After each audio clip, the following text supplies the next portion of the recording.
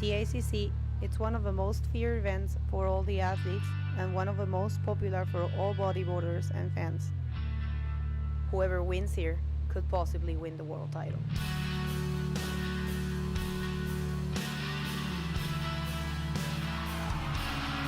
Ahorita ahora va a volar el sudafricano a ver qué trama este humano.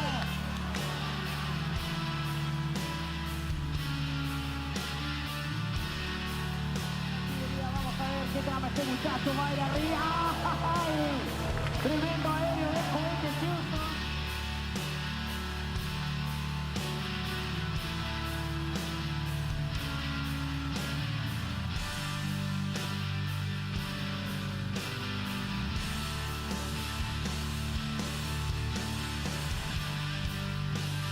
Voló la Brenner de la reunión.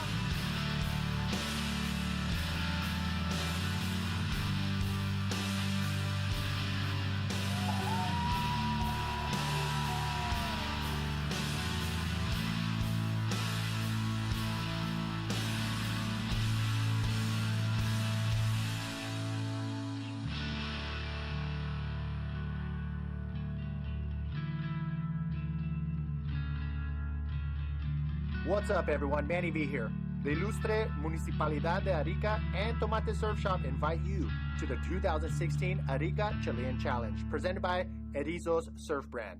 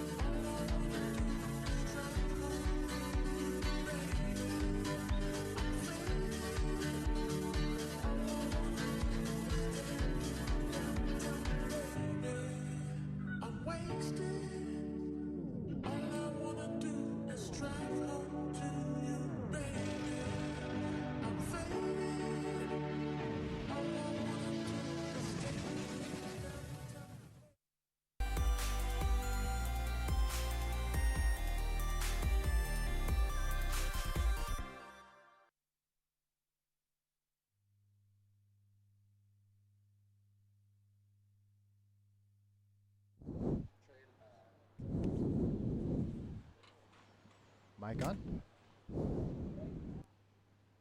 Mic on.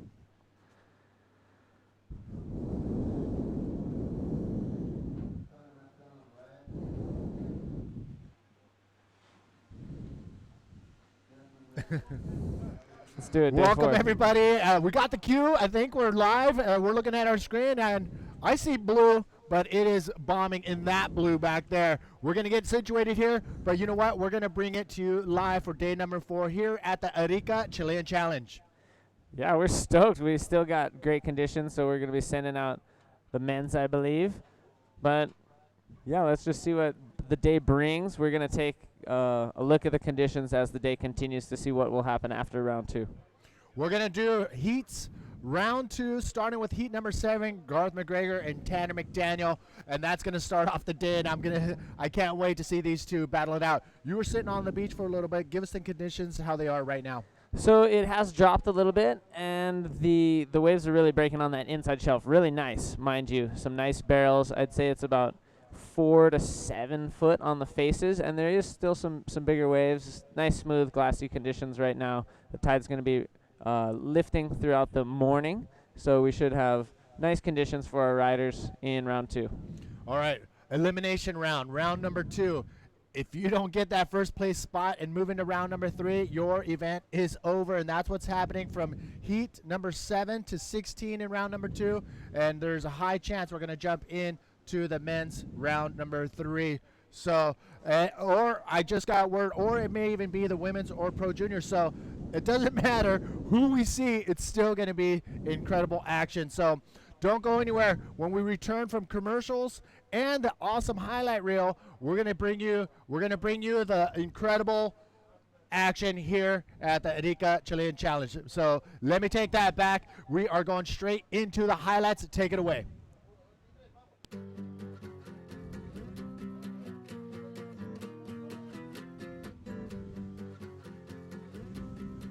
Hey, what's up? This is Manny V coming to you from the Arica Chilean Challenge.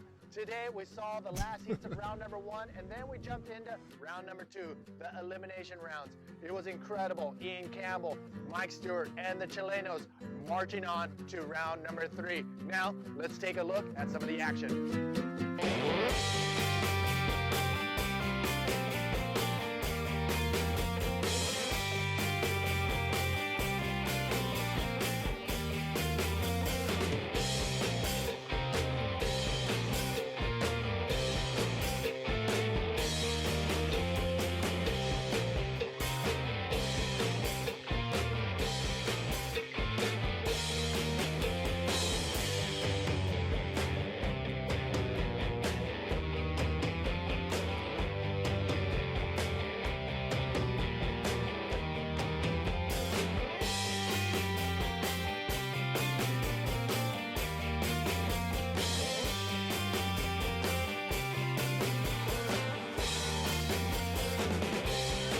Tenemos ahí echando nuevamente. Ay, ay, ay, cámbelo.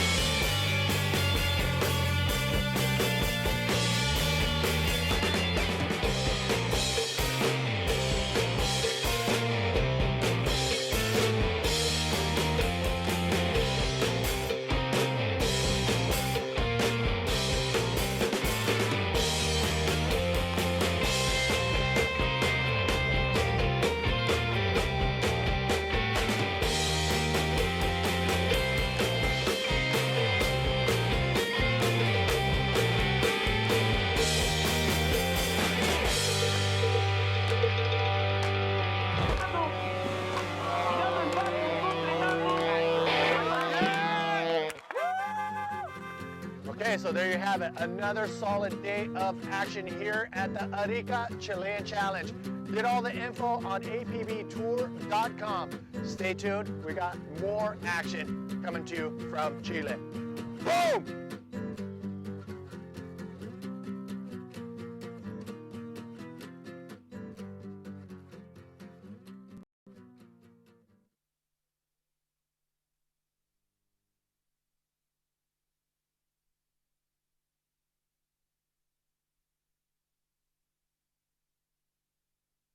Back, everybody. Manny V here with David Hubbard, and another incredible day is about to go down in day number 4 of the Arica Chilean Challenge. Manny V and Dub, we are actually looking really good in these polo collared shirts. Dub, conditions once again. Conditions for today, about 5 to 7 feet on the face, I'd say. Some bigger sets, but a lot of clean action on that inside shelf, which is going to offer barrels and ramps. Really cool, but how radical were yesterday's highlights? We saw the likes of Pope, Christian Fernandez. He's a previous high place finisher, actually the highest Chilean to ever finish into the top 4. He got 3rd place back in 2010, so he's continuing his push in this year's Arica Chilean Challenge. Yeah, he's one of a few Chileans still pushing on here in the men's division. Plus, I mean, we saw Mike Stewart. He is a living legend, maneuvering through the barrels like pretty much nobody else and getting deeper and getting as deep as you can here in this wave called Flopos. And we saw, yes, go ahead. And we got a special little teaser, possibly. He could be coming into the booth today. You don't want to miss that. So Mike Stewart, one of the many world champions we're going to be bringing into the booth. So you definitely want to be present for that happening throughout the day.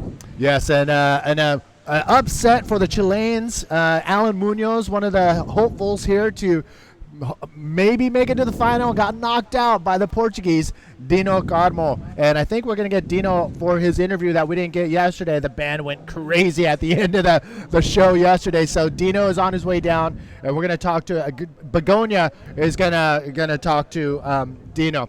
And Socrates Santana.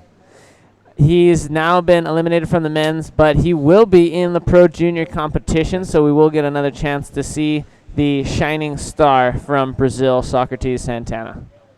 So Miguel Adal and Miranda, they went head-to-head, and Miguel Adal, unfortunately, did not make it through, succumbing to the high performance of Miranda. Yeah, Matias Miranda, a.k.a. Chati, made it on, as well as another Chilean, Cristobal. So Chileans are making a push, even though one of their countrymen did go down, and they're going to continue on into round 3. But it is round number 2 that we will be finishing up today, and possibly more action after that. We're going to really keep a close eye on the conditions to see what will happen after the 9 heats of round 2 left to run. Yes, and we're going to go into more action, and it depends on the conditions. We've talked about it before. This place works on the clock around. It's been pushing a little further into the afternoon, 1:30, 2 o'clock, maybe even 3 o'clock. Yeah. We've had some incredible conditions past that 12 o'clock onshore turnaround, so it's going to be pretty cool if we can go deeper into some of these other categories. Hopefully see the Pro Juniors and women's today, but we're going to make that call later in the day. We're getting the countdown that the first heat of the day, heat number 7 of round 2, has just begun. It is Tanner McDaniel against the really powerful Australian Garth McGregor, who's made his way here from the support of all the Newcastlonians. So we want to bring you that action. Now, let's do it. Let's go to the live action out in the water. Garth McGregor, Tanner McDaniel, ready to go head-to-head. This is an elimination round. Let's go to the water. This is an elimination round, and up and riding on the first wave. Yep, that is Tanner McDaniel. Oh, in and out. You can see some of the riders making their way in. They got those guys got a couple waves before the heat started, and we are up and running. You can see the conditions; they're still pumping here at Flopos. This place is magical, very consistent, very man. It's just a perfect peak, but. Let's talk about the strategy that has been going down. A lot more rides. I'm going to say in the 80-90 percentile are being on the left. A lot are ridden on the left, Manny. That's a great insight. And one of the reasons is that, and Pierre mentioned it, is the paddle on the left is a lot shorter. So whether you have a good wave or a bad wave, it's easier to return to the peak on the left. The right is a little bit more dicey, as we've spoken about with, I think, Antonio Cardoso, Tanner McDaniel. They're all mentioning that it's hard to read the right. So you put in a lot of distance on the right to even discover the potential. So returning to the peak is more difficult. And also, I do believe it is a classic left. When people think of Flopos, it is more about that iconic left. And of course, there's amazing right-handers out here. Barrels and huge ramps. We've been seeing that the entire contest. But like you mentioned, a few more lefts being ridden than rights, and especially the dominant bulk of the scores have been coming from lefts. Well, there you have it, the inside scoops from one of the competitors and fellow commentator, Dave Hubbard. He's going to be coming up in a heat shortly. He's going to be in heat 15. We are currently out in the water with heat 7 of round number 2. And we did get a list from our Australian statistician, Craig Haddon. And he sent over our finalists from 2004 all the way to the present. And we're just going to run down really quick while the riders are waiting patiently. Look at that wave just coming into the inside. And people walk up and they say this is small, but you know what? They're used to seeing Flopos massive. That's exactly right, Manny. And for Flopos, this is a pretty small, below average day. But for anywhere else in the world, this could be one of the best days of the year. And so we're stoked to have waves that will offer our competitors to really perform at a high level for sure. This is the APB World Tour, so we're featuring the elite riders, not only of men's but pro juniors and women's. The best in the world are here to compete.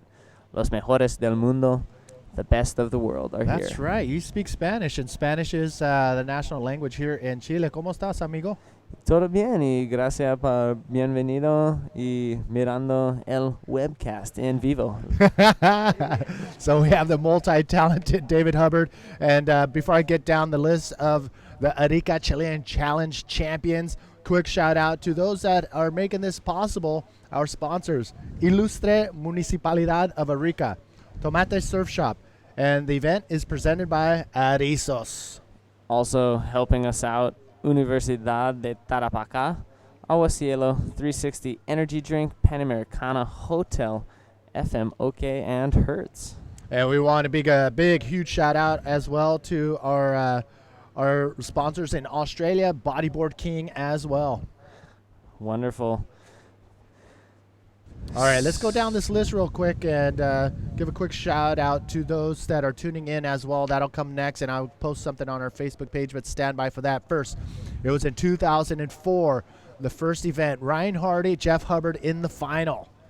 And it was Ryan Hardy going big, and I believe that was one of the biggest events as far as biggest waves to come through here at the Arica Chilean Challenge, and it was Ryan Hardy 2004. 2005, Jeff Hubbard and Cesar Bauer. There's Cesar. We talked about his talents yesterday. Multi-talented, versatile rider. Made a final here at the Arica Chilean Challenge. Runner-up to Marco. 2006, Jeff Hubbard again, loving this wave, loving this place, was going head-to-head with Guilherme Temega back in 2006, and it was, again, Jeff Hubbard, back-to-back wins. And that was one of the years we've seen one of the most conquesting comebacks in bodyboard history, staged by Jeff Hubbard in probably about the final 2 or 3 minutes of the final. He came back from a very desperate situation, had 2 waves in a very short amount of time, and came out on top over GT. Yes, it's going to be very exciting to see how this unfolds as the days of competition are starting to be chipped away. 2006, it was Jeff Hubbard and Guilherme Temega. And in the following year, 2007, it was Ben Player and Manuel Centeno, the Portuguese, who is not here this year. Not here this year. He was in Itacoatiara, and I'm sure we'll be seeing him in Nazaré, Sintra, possibly even Viana later on this year. But 2007, it was Ben Player who won that year. at the Arica Chilean Challenge. 2008, Guilherme Temega versus Jeff Hubbard, a rematch from 2006. But this year, 2008, it was Guilherme Temega winning here in Arica. 2009, Mike Stewart, and yes, Dave Hubbard. Wow. I made the cut. You made the cut. Give us a quick insight on what went down in that final when you faced off with GT. With Mike Stewart, and it was a challenging final for sure. The conditions just kind of deteriorated just a little bit, and there wasn't a whole lot of opportunity. I was really looking to get a huge number, and eventually I went for a flip out of a barrel, didn't pull it, and it was Mike Stewart's consistent surfing, barrel riding, and rollos that were able to garnish the champion position in that year. So if you would have landed that maneuver, chances are my name would have been under the winner category there. All right. Well, as you can see, I need a little bit more caffeine in my system to get my eyes horizontally straight. One eye is above the other until I get that caffeine pumped into my body. So 2010, Dave Winchester, Omri Laverne. Dave Winchester coming out on top in 2010, and then took just a little hiatus from the World Tour, and from there it was 2011, GT and Dave Winchester going head-to-head, and Guilherme Temega coming out on top. A terrific final there, and it was a rematch the following year, and the rematch went to Dave Winchester in the very next year. A very interesting final. It was more right-handers that year, and they're using the priority system, and Dave Winchester actually made a priority error in the heat. That actually put him on the best, highest-scoring waves, and he ended up winning the heat due to a change in the priority sequence. Ooh, taking a look at this one, but pulling back on the outside. Look at that. Any other place, that wave would be ridden left and right. I think they're both waiting for the bigger waves to roll through, and we got another wave right here. I think it's Tanner McDaniel sliding under the lip right there. Is he going to come out of that? Yes, a clean barrel for Tanner McDaniel, and not using the lip, but more of the power of his bottom turn to do a roll right there. So Tanner, he's on the board. Tanner's on the board, and that was a nice barrel ride for sure. Super antsy to get a finishing maneuver. So a rollo on the face, we occasionally call it a floppo. So maybe just a way to honor the name of this wave, even though Flopos is named after one of the previous riders out here. His nickname was Flopos. But hey, doing a floppo out at Flopos, very, very appropriate at times. So Tanner McDaniel opening up his account with a barrel to Flopo. So really quick to finish up here to bring you up to speed on our champions. 2013, Ben Player versus Dave Winchester, and it was Ben Player winning that one. 2014, Omri Laverne and PLC. And it was a showdown from the French speakers, and it was Omri Laverne who won in 2014. 2015, last year, just a quick side note, the last 2 years, 2014, Omri Laverne won that event and went on to become the world champion. 2015, Jared Houston won this event, and he is now our current world champion. And I'm glad you brought that up, Manny, because further up on this list, we weren't mentioning the riders that went on to win their world titles. Jeff Hubbard, Ben Player, and a few others did move on, winning this event to take the title, and so we wanted to bring you the most accurate statistics, which we do have here. But check us out on the social media. Yes.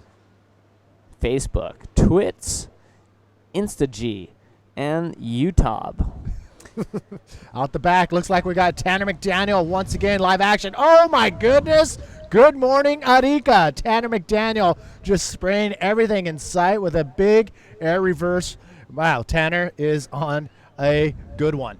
Tanner's surfing this heat smart. He's being active, and he's hunting out the waves, and he was able to find a closeout section there and perform a very beautiful technical air reverse. We did see that he landed the maneuver, continued momentum, and then he had to get out of there because, Manny, that was breaking on the inside, and it was so close to the rocks that had he continued riding, there is almost 1,000% chance that we would have made contact with the bottom, which as you can see on your screen, it's not always at the bottom of the water. Sometimes it's above the water. And so this is the situation we have here. Tanner McDaniel now paddling back out the right because he was so far on the inside.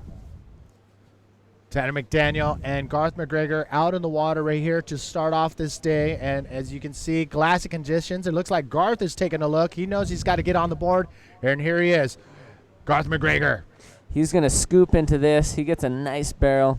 See if he's able to exit. And the intensity of the inside section, it barrels so round and thick that it really challenges the barrel rider to escape its grasp. And we usually see a massive explosion from the outside of the wave from our angle, but trust us, inside that barrel there is a almost as large of an explosion, and in that case it just grabbed Garth McGregor. Let me talk you through this replay. Tanner McDaniel, beautiful bottom turn, eyes the section, perfect timing, great projection, and he completes it. He rides out, but then he quickly tries to start getting off the momentum of the wave because it was riding right up onto the rocks on the inside. So Tanner McDaniel with a beautiful air reverse, definitely the highest score of the heat thus far, and he will be securing a leader spot in this heat. Garth McGregor kind of on the back foot. We discussed yesterday how he was quite ill recently. So what does that do? What does that do for you mentally? I mean, you didn't ride any waves for the past few days. You're in bed, not doing anything, probably watching the live feed, and here you are jumping in the first heat of the day, and the waves are not as big as Garth wanted it to be. But how is that affecting him mentally? So, great question. Besides the physical obvious deficits, I would say that the confidence also gets quite deflated.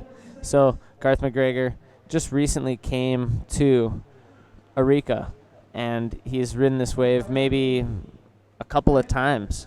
So not only did he miss out on some practice sessions, but now he knows his physical condition is lessened.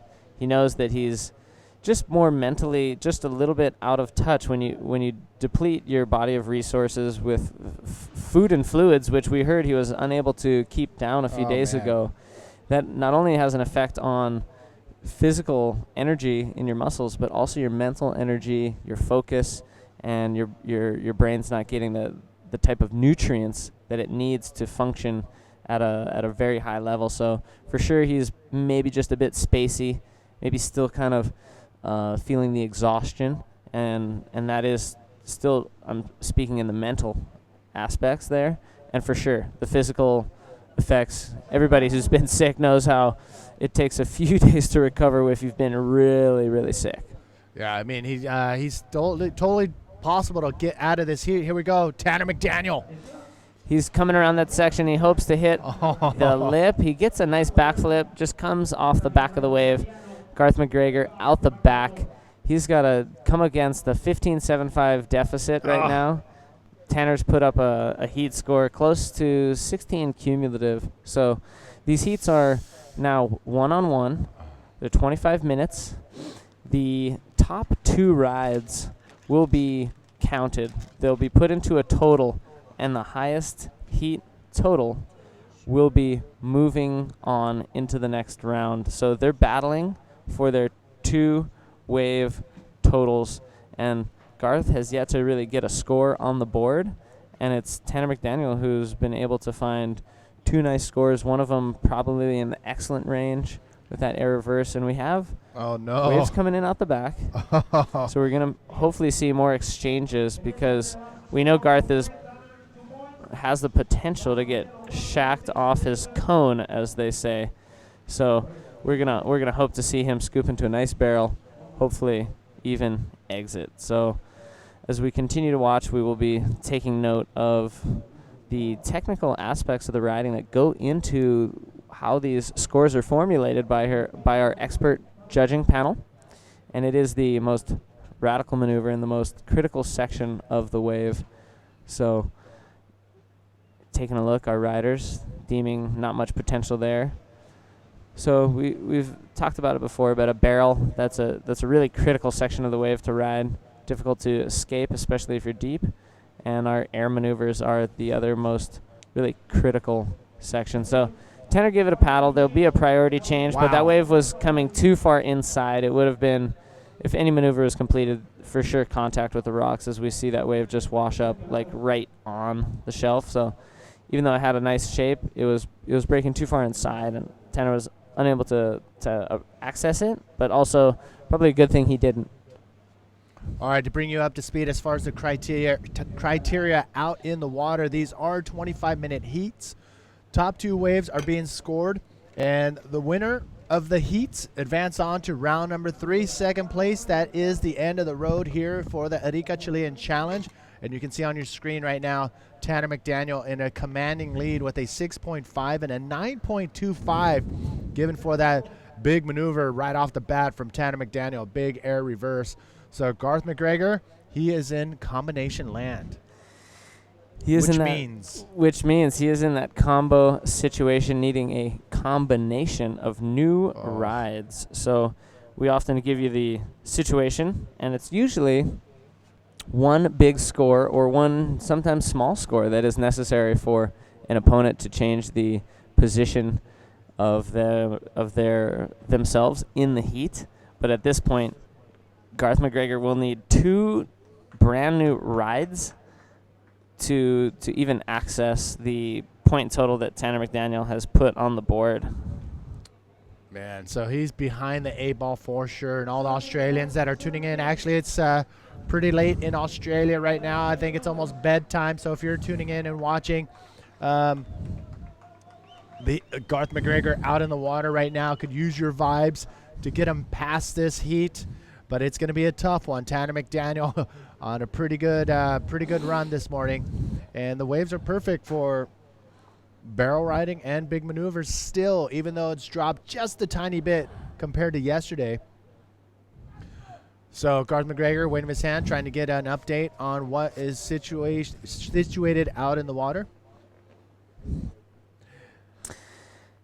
And our 2 riders waiting patiently. We do have waves that are coming into that inside shelf, and we're not seeing a whole lot of set waves today. So a little more even of a playing field for both riders on these one-on-one matchups, because they will likely have access to some of the same rides or same potentials of scores that come in throughout the course of the 25 minutes. Yesterday we were seeing set waves come in, and if only one set came in during the heat, the rider who caught it was likely to be able to access the high score of the heat. So some heats came in, a couple sets came in. Some heats, no sets came in. So now is a little more even of a playing field because, no real sets are coming in, and so good size of waves is for each rider. All right, look at this. Tanner McDaniel dropping in on another wave here, looking for a nice, quick, tight spin, and slides under the lip right there for a nice barrel. Not a deep barrel, more of a pocket ride, but a clean maneuver. Now he's just trying to keep busy, stay warm, and to make sure that he gets, keep his blood warm. And the water is cold out there. The water is chilly, but not as bad as it possibly could be. It can get very frigid here in Arica. So, decent water temp, but it is cold. All the riders, most of them using a full suit, and that also helps protect them from the reef as well. Yeah, I mean, that's one of the things you don't usually talk about, or we don't usually mention, but it is one of those things that is in the back of every competitor's mind, and that is one of those things you got to just remember. You are on the reef. If you're not careful, you're going to hit the reef. And we had a couple riders in here, a couple competitors come into the booth, and they pretty much said, if you're going to go big, you're going to hit the reef. And here at Flopos, you just got to be a little bit extra cautious. And every time they come into the inside, I hold my breath and hope they don't hit the reef, because it's there and it's alive and it can get you. It certainly can. We've seen injuries over the years, occasionally, some pretty severe ones. We always cross our fingers, like Manny said, for, nothing too drastic.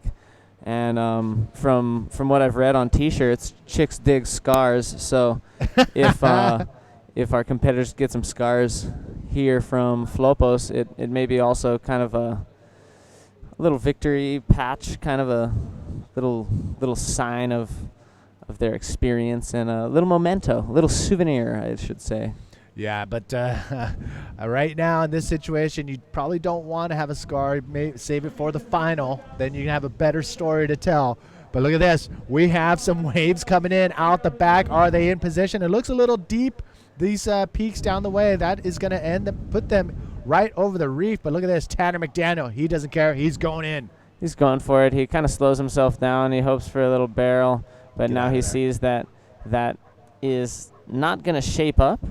And so he's now left Garth out there with priority. But with just a few minutes left, that was fine for Tanner to go on that wave. That probably won't affect the result of the heat. And so, yeah, we just kind of see how the peak is moving back and forth and where the best ones are coming in. The riders in this heat for sure have been watching for most of the morning since it was visibly light out, and are taking note of where the good ones are coming in.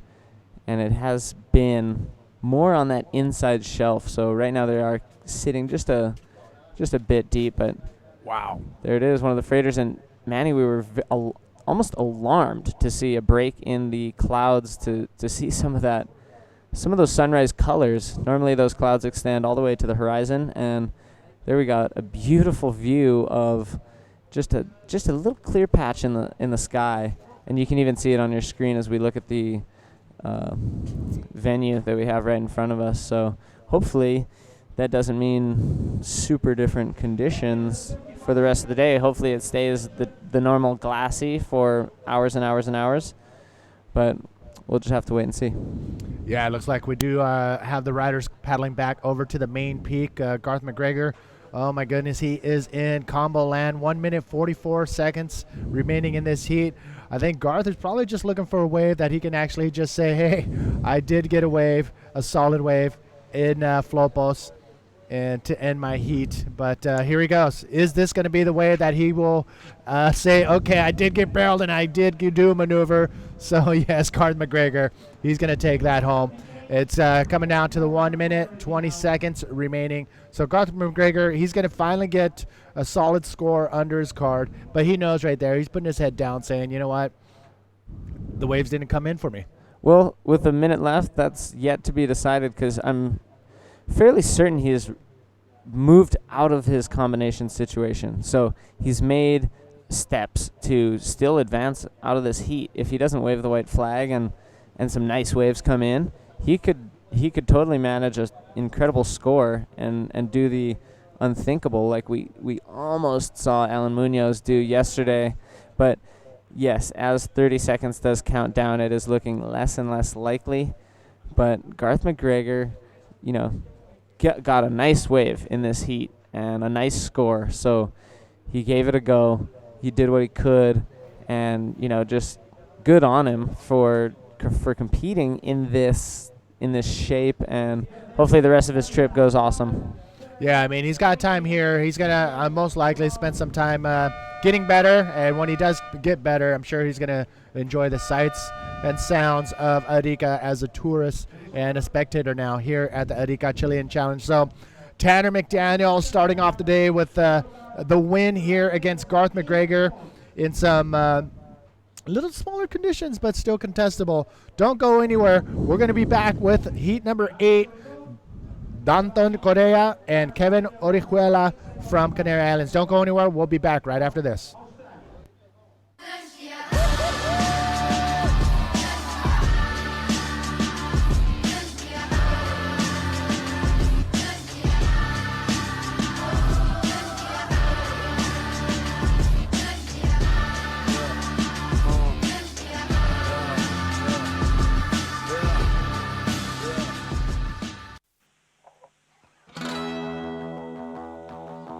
I feel like I'm gonna drop real soon.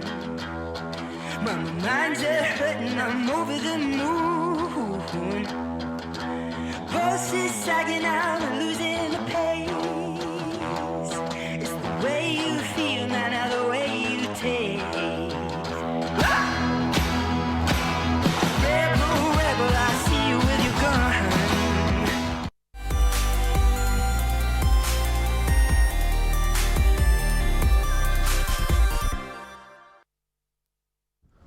Welcome back, everybody. Manny V here with David Hubbard, and we're scrambling as much as Garth McGregor was scrambling at the end of that heat. And unfortunately for Garth, he wasn't able to pull off that second wave in his heat. But it was Tanner McDaniel starting off the show with a giant air reverse on the left, so still contestable.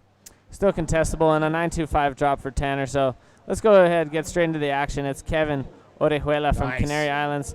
He lands the roll. Big claim. So terrific for Kevin. So not a bad day, not a bad start for Kevin Orihuela from Canary Islands, facing off with Danton Correa from Chile. This is heat number 8, round number 2, elimination round, 25 minutes. Top two waves will be scored, and the sum of those two scores will have the total points for the riders. The rider with the most points advances on to round number 3. We have heat number 8 out in the water of 16. And we're going to see Diego Sepulveda facing off with Miguel Rodriguez in heat number 9. But out in the water, Kevin starting off with a solid run on that right-hander. And did you see, you'll notice that he pulled it off, put his arm up just to show that he did complete it and got out of there, because right now it's pretty critical out there on where you pull in, where you finish off your maneuvers. As the waves do get just a little smaller, Manny, it does get more closer to the rocks. It starts breaking closer to the rocks. So that's why it is critical, like you mentioned. And you can see the boats, the fishermen making their way out into the horizon to bring us back some tasty mariscos, fish. I haven't had ceviche yet. I know the Chileans are proud of their ceviche, but it was the Peruvians just across the border that came up with the idea of ceviche, but the Chileans, I think, may have perfected it. And that is open to discussion. So Yes, that is you are right. That is definitely something that would be up to the palate of the gastronomically inclined. In fact, we have a couple of the judges, a Peruvian and a Chilean, who are actually going to go head-to-head with the battle of ceviche, and it's going to happen at our hotel room. I can't wait for that to happen. I'm going to be the judge of that. And they call it the Ceviche Chilean Challenge. Boom, let's do it. The CCC instead of the ACC. Well, we want to welcome you to Arica for the Arica Chilean Challenge. This event is brought to you by Ilustre Municipalidad of Arica, Tomate Surf Shop, and presented by Erizos. As well as Universidad de Tarapacá, Agua Cielo 360 Energy Drink, Panamericana Hotel, FM, OK Hertz, as well as Bodyboard King. Well, we can't get this show on the road without their support, so we thank you all for making it happen. And just a quick shout out to the workers at the staff and everybody who makes this happen, from the roadie with the dreads and the gloves all the way to the production guys, judges, and our fans and spectators and viewers tuning in from all over the world. And we want to give you a shout out as well. So head over to the APB Tour Facebook page. I just posted something about 8 minutes ago. Manny V and Dub from the booth. Where you at, Brother or sister. So we've got a little paddle, but no ride. It's just been Kevin who's gotten a score on the board. And time is of the essence, as we do see our two riders on screen. They are sitting on the deep section right now, and we do have nice waves coming in. A bit of being patient, a bit of being active. Kevin Orejuela up and riding on this one. Sets a nice bottom turn line to come around. Now he starts hitting the gas and finds a nice flip section right at the end. So you see him finish right there at the keyhole, right at the corner of the section of the reef. Beautiful left-hander breaking right behind him. Danton must have been too deep for it, but we see Danton paddling over that one. Another nice left coming through. Oh, my As God. we said, they're sitting pretty deep. Kevin got a nice one deep, but Danton needs to scoot over if he wants to access a few of these beautiful waves that are coming in right now. Danton Correa in red from Chile. You can hear some of the Chileans over here in the two-story homemade locals only scaffolding. I mean, would they let us get on there and cheer on the Chileans, or are they pretty do you need a VIP pass to get on there? You could get clearance. Definitely, if you're pretty much, yeah, if you're down with the crew, if you're homeboys with the Union Flopos, the Flopianos, you could gain access up there. They let Chileans from other areas up there, and occasionally they will let a extraño, a foreigner, up there. And I've been up there a few times. A bit proud to say, yeah, I'm an honorary Flopiano from. Yeah, they hooked you up with a T-shirt, man. I saw that. Got a T-shirt, got a jacket. Didn't bring the jacket this year, but it's from the Arica soccer team. Nice. And so, yeah, just putting in time over the years and being friendly. I've got a lot of friends here in Arica. You know, a lot of the bodyboarders, the local Flopianos, really cool guys, really genuine, and it just takes time to get to know them. All right, it looks like Begonia, who has been our fabulous interviewer throughout the event. She is down there with Tanner McDaniel. Begonia, take it away. Thank you very much, guys, and good morning to everyone that is tuning in. Tanner, we saw an amazing heat out there, that area reverse that you made. What can you tell us about those two waves that got you in the first place?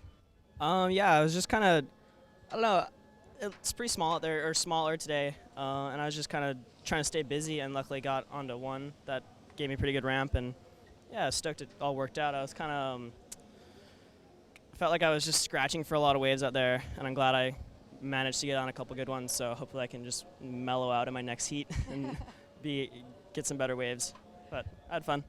Well, you did great. How does it feel to be beating one of the legends of the bodyboarding, you know, this Australian, Garth McGregor? I think everybody knows him. Yeah. How can you feel about that? Yeah, it's cool. I surfed with Garth quite a bit back in Oz and stuff. He's a pretty cool dude. He beat me at pipe earlier this year, so it feels kind of good to get him back.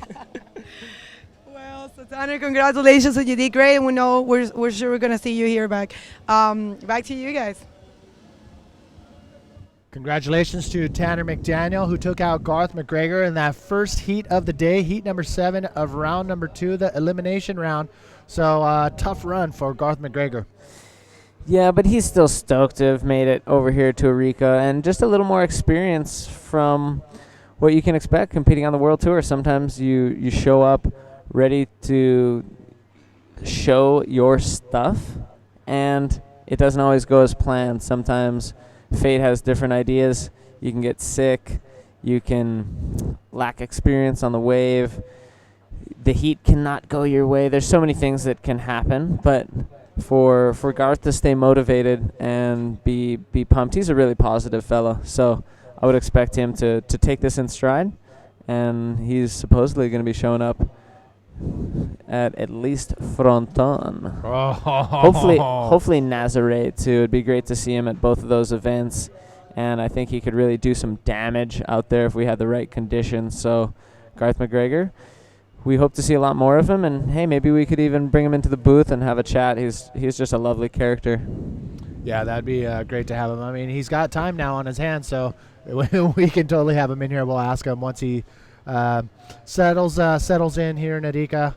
But Tanner McDaniel pulling off that first win with a big 9.5 score on that perfectly executed air reverse. Currently out in the water, it is Danton Correa in the red jersey and Kevin Orihuela in the yellow jersey. If you want the scores, results, all the heat draws, you can go to apbtour.com/live. That's where you're going to get the live scores and all the draws. If you go down under this live stream, you'll see all these clickable links with the juniors, women's, and men's, all the way down to the trials in the men's too. So head over to apbtour.com/live. And a quick shout out to our top commenters on our APB Tour Facebook page. Quick rundown on some of the top commenters. Kale is in the Central Coast, South Wales, Australia. Christopher is in Cronulla. Chris is in Perth. We got another Chris Owens in Perth. Javier, Puerto Rico. Patricia in Sydney. And Santiago, Chile. We have the Medusa Bodyboard Shop. We have Andrew in Perth as well. We got Brad Bradley from the Sunshine Coast. Brad and Stinky in the Sunshine Coast. Tim Frost in Newcastle. In the UK, Wayne Bruno in Portugal. So a lot of Australians staying awake in bed as the sun goes down in Australia. They are tuning in live. But I'm sure they're rooting for their very own Garth McGregor, who unfortunately did not advance on. But currently out in the water. Heat number 8. On a little slower pace day today. We still have waves coming in, still producing 9-point waves as we saw Tanner McDaniel do in that first heat. For sure. But a little bit slower paced. A little bit slower paced, and we even saw Garth get a solid score. I believe it was somewhere around 7 or 8 points. So there are scores out there. Kevin opening up his account with a 5-5 and a 6-5. There's plenty of scores out there. It just takes patience. It takes positioning. I think mainly that's one of the biggest factors that's going to come in today. Positioning oneself to be able to access the waves that are coming in. And yesterday was a bit slow too, Manny, but there was a couple sets. Today it has dropped just a touch, but we still got clean, beautiful conditions. And as you mentioned, plenty of killer action to be showing you throughout round number 2. A little quick, a little side note as well. Arica wins. We do have 3 riders, 3 professional bodyboarders that have, 4 riders that have 2 wins under their belt here at the Arica Chilean Challenge. I'll tell you that there's 3 who have 1 win each that would like to double that here at the 2016 Arica Chilean Challenge. Mike, Moz, and Jared all gunning for the opportunity to get into the ranks of double champions. We're going to name those names, but first, Kevin dropping in. He's got a nice right-hander, beautiful bottom turn, has to slow it way down for that roll, but gets a nice one under the belt. Probably won't improve his situation, but a good effort on that right-hander. Haven't seen too many of them ridden this morning in competition. We did see a few in the free surf, but it's been more of the lefts. Like you said, that's kind of been trending. So even though the waves are a little small, but let's take a look here. You can see the graphic up on your screen. Let's go through what has gone down from the first heat. So Eric Gamez, and you see that blank next to his name because there is yet to be a country really claiming him. And so he took out the Brazilian Socrates Santana. Mike Stewart made it above the Chilean. I'll tell you that Diego Berrios is from Chile. And tell us in the Heat 3. Yeah, in Heat 3 it was Hermano Castro and Popeye. Christian Fernandez from Chile. And it was Popeye from here who actually took out Hermano in that heat. Then we saw Miguel Adal face off Matias Miranda. And that was a tight heat as well. We're going back to the live action, and we'll get back to that graphic as time goes on. So it was those 2 Flopianos, as we mentioned, Chati and Popeye, who made those heats 3 and 4 live action. All right, dropping in on this one. Yes, a nice clean bottom turn. Not using much of the lip to project, but staying in a nice comfortable zone to land back on the face of the wave. Not a bad wave right there for the rider in red, Danten Correa, the Chilean. And we did kind of see a facial expression as he exited. He was kind of cringing because he hoped for a bigger score. But I liked that he was patient and completed his ride. So he did the roll and he did a spin, and he knew that he was already on the wave. So, even though things didn't work out as probably as he wanted, finish it. Finish the ride, get a score, because that score could actually come in into his account, into his scoreline, with more than half the heat over in just under 10 minutes now. Very important for him to get a mid-range score so he can build on it. So they're both going to be paddling back out because it was a split peak scenario. Kevin went on the right-hander. Hopefully we'll be able to show you what he did. And Danton Correa, he rode the left, and look, he's already back out, ready to access another wave. So that's one of the advantages of these lefts. A very quick return to the peak. And we see some more waves coming in, waiting for Danton to strike on his second ride, but still seeing scores drop. We'll bring them to you for Danton's first ride when they arrive. I was talking to one of the local riders about what happens when the waves get smaller, and he's like, you know what? It was Cristobal, one of the local riders here, who has advanced on to heat number 3. Cristobal, he said he heard one of the the worst wipeouts he's had here was on like a 3-foot day, where he let his guard down just a little bit and went into a reverse, lost a little bit of control, and the wave just took him and smashed his shoulder into the reef. And that was one of the most hardest wipeouts he's had. Not on a 10-foot bomb that you would expect, but even on the small stuff, it's still dangerous here at the Flopos Reef. Oh, totally. And the worst wipeout I've had as well, man, it was on a day maybe even just a little bit smaller than this. Oh, and I banged my face really, really hard on the reef and was quite shaken up from it. And we do find that occurs when the conditions are small and people let their guard down. Mother Nature will remind you who's in charge, and you need to be respectful and aware of the dangers at all times. And sometimes you feel like, hey, no biggie, I got this, but I'll say from experience, Mother Nature is always more powerful than humans will ever be. So hopefully the beach marshal is giving the word out to the riders, hey, even though the waves are small, we still got the reef that is unmovable, and your face is movable. So just be careful out there when you head out into these conditions, even though it's not your usual 10 to 12 foot face Flopos. So again, welcome. This is day number 4 of live action from Arica, Scorpion Island, just outside of downtown Arica. This is the Arica Chilean Challenge, brought to you by our friends over at Ilustre Municipalidad of Arica Tomate Surf Shop, and the event is presented by Erizos. Also, Universidad de Tarapacá, Aguacielo 360 Energy Drink, Panamericana Hotel, FMOK, Hertz, and Bodyboard King.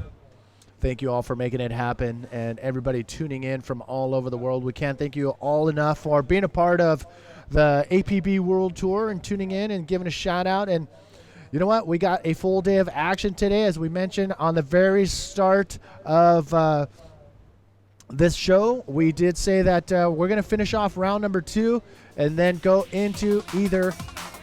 Well, hold on. We're going to go back to the replay. This is what happened on that split peak. Kevin Orihuela getting a 360 to start things off. Then he trims way down the beach and gets another maneuver there. So Kevin Orihuela was not able to apparently improve on his 2 scores, but we will be bringing you more action as a Danton's looking at this one. He's up and riding on this left-hander, scoops in, goes for the lip right away, a nice clean roll, finds a way to get another roll at the end of that one, and just another, expression of, ooh, I wish that wave offered a little bit more, but hey, he's going for it. Danton is going for it. So let's take a look at it again. There's the 360, beautiful placement, and now he's going to gun it down the line. Takes a lot of speed there, gets over some of those bumps, finds his way to this section where he gets a cute little cover up and rolls out, and then a little off the back victory lap for Kevin Orihuela. All right, so solid scores dropping for Kevin, and man, it's gonna be a tough one today. You're gonna have to pull out all the stops right now on these conditions. They are breaking on the shallow reefs here at Flopos. We have out in the water Kevin Orihuela in yellow from the Canary Islands and Danton Correa in the red jersey from Chile. And this is the battle going on out in the water. But coming up next, Diego Sepulveda in the red jersey going head-to-head with the Peruvian Miguel Rodriguez. This is a good one to watch. This will be terrific for sure. This is the classic Chile-Peru battle that'll shape itself out into the ocean. Another potentially echo of the Guerra Pacifico, the Pacific War. And so let's see what can occur, but it is Danton Correa at the deficit of Kevin Orejuela from the Canary Islands. Danton needing to get just a little bit more juice behind his waves and a little more pizzazz on his maneuvers to overcome the lead held right now by the Canary Islander. Did you say pizzazz? Sure did. 4 minutes remaining, and you can see that it's another glassy, beautiful day here. The conditions still a chilly on the cool side, 60 degrees or 15.5 degrees Celsius. The air temp is in the 64 degrees, so it's a little chilly, and we're at 17.7 Celsius with the air temp. Here we go. Kevin Orihuela. Using priority, scooping under the barrel on that one, had a nice bottom turn and nice positioning. Throws a 360 spin to finish it. And now Danton making signals as he paddles over this lump. He wants some information from the Chileans. Look at this. And he's going to go for it on this one. He wants to attack first position. He's bottom turning. He finds his way under the lip, gets a cute little cover up, throws a 360. And again, just kind of looking around, just a hint of despair on his map. And he's got 3 minutes remaining. And it is Kevin Orejuela holding on to the lead as well as first position in priority sequence. Well, coming down to the last few minutes, Danton Correa clocking in a nice solid little barrel ride. It almost looked like he was going to get clipped and denied to get into that barrel, but he did tuck his head, did get chopped a little bit in the shoulder, but he was able to sneak in that barrel and pull off a maneuver at the end there. So Danton will be getting scored for a, I'm going to say medium to a little high medium, but look at the sets. Yes, this is what you can hear. I don't know if you can hear the crowd on the beach, but they're whistling and yelling from the top of their lungs to let the riders know that this is a wave coming in. Probably one of the bigger waves of the morning so far. Who is in possession? Who has priority out in the water? Scrambling, waiting, going over the wave, the first set of the wave. Oh my goodness, here we go. This next one looks nice, and it will be decided who has priority, who will be taking this ride. It is Kevin, and he's looking at the right. He spins again to start off, as he did on his other wave, and then he just has to cut out. He's leaving Danton out there unguarded. Danton now has priority as we're under 2 minutes remaining. If an opportunity comes in, this is Danton's probably final opportunity to strike. Once again, welcome Manny V here and David Hubbard, also known as Dub, to his close friends, family, and the local herders in the outskirts of Arica. We are here bringing you the live feed from Scorpion Island, just outside of downtown Arica, and it looks like the Universidad de Tarapacá are delivering the breakfast coming up the stairs, and we're walking right past us. Well, I think there's a nice spread happening in the room over, so I think that's the best place for us to access it anyways. Check this out. We've got lookers, no takers, under a minute remaining now. Take a look at this one. This is sneaking under the lip just right at the last second, getting that cute little cover up, hair flick to exit, then throws a 360 before shaking his locks as he cuts out of that wave. And with just about 30 seconds remaining, one of his final opportunities could be coming in right here. If he's in position, he could take it, and it does look like we've got a paddle. Danton Correa needs this wave to count. The countdown is occurring, and he gets out and around. Nice flip, solid hair whip, throws the air punch because he wants that body language to say that that was what I needed. I am stoked, and we'll have to wait and see. Not sure of the situation exactly, but we will be able to bring you that information as well as an interview with whoever did win that heat. All right, man, that was incredible.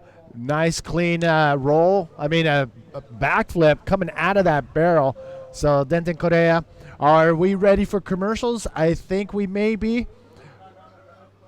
All right, so we're going to hold off on the commercial and keep an eye on Denton. He's going to find his way into the keyhole, a little deep area right there, and you're going to show him stay on Denton so we can see how the riders are coming out of the way. So here's another look at what went down on Denton's last wave. Scooped in, came up under it, knows he has to do a big move, gets that flip through the lip, and hair whip to air punch. So solid wave for Denton.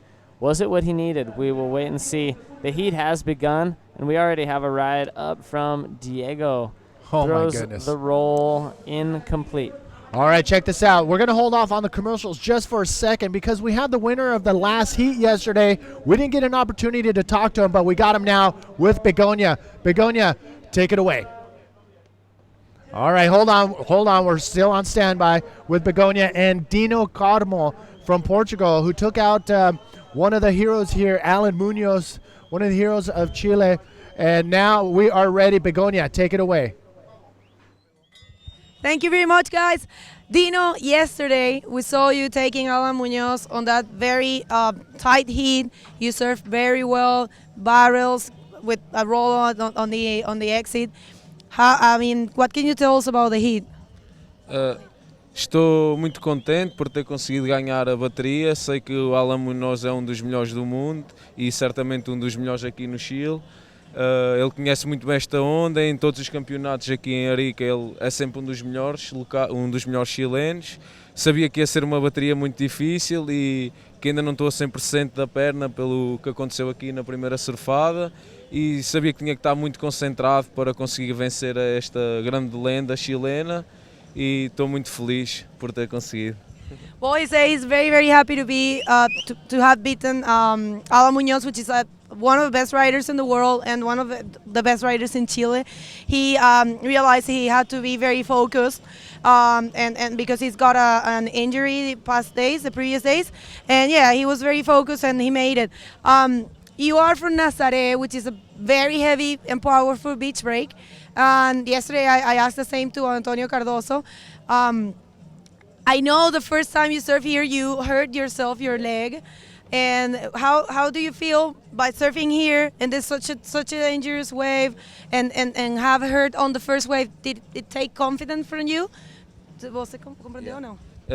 Claro que fiquei um bocado com o psicológico afetado quando bati na primeira onda, mas em Portugal também temos algumas ondas como esta, não tão boa, mas algumas ondas de pedra boas e parecidas. Estou habituado a surfar assim em ondas um pouco perigosas e sabia que tinha que mudar o pensamento e mostrar-me confiante, porque quanto mais medo temos de surfar a ondas perigosas, mais coisas acontecem. Quando estamos muito confiantes, corre sempre melhor e agora estou-me a sentir cada vez, dia para dia, mais confiante para surfar aqui e espero ter muita sorte no campeonato.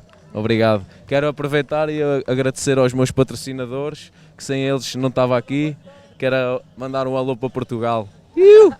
Well, congratulations, Dino. He said, yeah, he was very bummed a little bit at the first because he got hurt on the first wave he rolled here in the free surf. But yeah, he felt a little bit confident because there's plenty of rock wave back in Portugal. So congratulations, parabéns para você. I hope to see you back here soon. Okay. Back to you guys. Bye. All right, back to the action. Congratulations to Dino for winning that last heat against Alan Munoz yesterday. And it was the band that just exploded on the scene at the very last horn of the day yesterday. So they took off. They took over pretty much everything. We couldn't even hear ourselves talking. Exactly that. So we wanted to be able to hear what Dino had to say. So we brought him in this morning, and he was expressing his excitement and just also talking a little bit about the event in Nazaré. But this is the 9th heat, round number 2. Diego Sepulveda, Miguel Rodriguez. They are out in the water.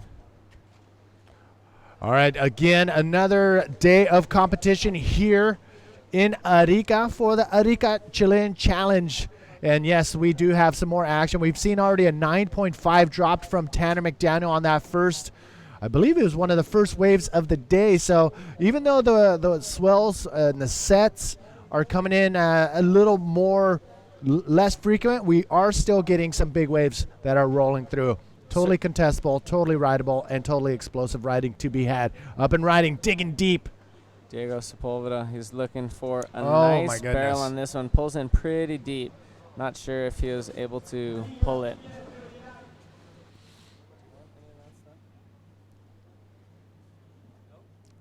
So that was another attempt right there from Diego Sepulveda in the red jersey. Miguel Rodriguez will be in the yellow jersey. So we got Chile versus Peru out in the water. And if you want to see the live scores, head over to apbtour.com/live. And that's where you're going to get all the goods from heat draws, results, live stream, and yes, live scores. And you can see right now the scores on the side of the live stream right there. So it looks like Begonia is ready with the interview with Kevin Orihuela, the winner of the last heat. Take it away, Begonia. Thank you very much, guys. We're here with Kevin. Kevin, I saw you out there, very proactive. You took a lot of waves. I was actually very impressed because you did an RS to the left, and I think everybody knows you're quite right rider because you come from El Cofital. So what can you tell us about your heat? Sí, estos últimos meses he estado entrenando para la izquierda, sí, y intentando hacerlo. Y al final hoy ni lo pensé, tiré ahí la maniobra y me cuadró. Voy a completar la res. Una buena nota. Well, he said he's been training a lot these last months because he knows he doesn't serve much left. But right now, he didn't even think about it. He just like throw the RS and it happened. Me imagino que estás súper contento, ya sigues avanzando. Es tu primera vez aquí en el Gringo. Cuéntanos un poco acerca de tus expectativas o estrategias que piensas hacer de ahora en adelante. Mi estrategia es ir manga a manga y intentando surfear lo mejor que pueda en todas las olas. Cada ola cuenta y nada, ir para adelante. Va a darlo todo. Okay, so congratulations. He said his strategy for now on will be take it hit by hit and just try to give the best of him each hit. So, well, congratulations, felicitaciones, and we hope to see you back here very soon. Back to you guys.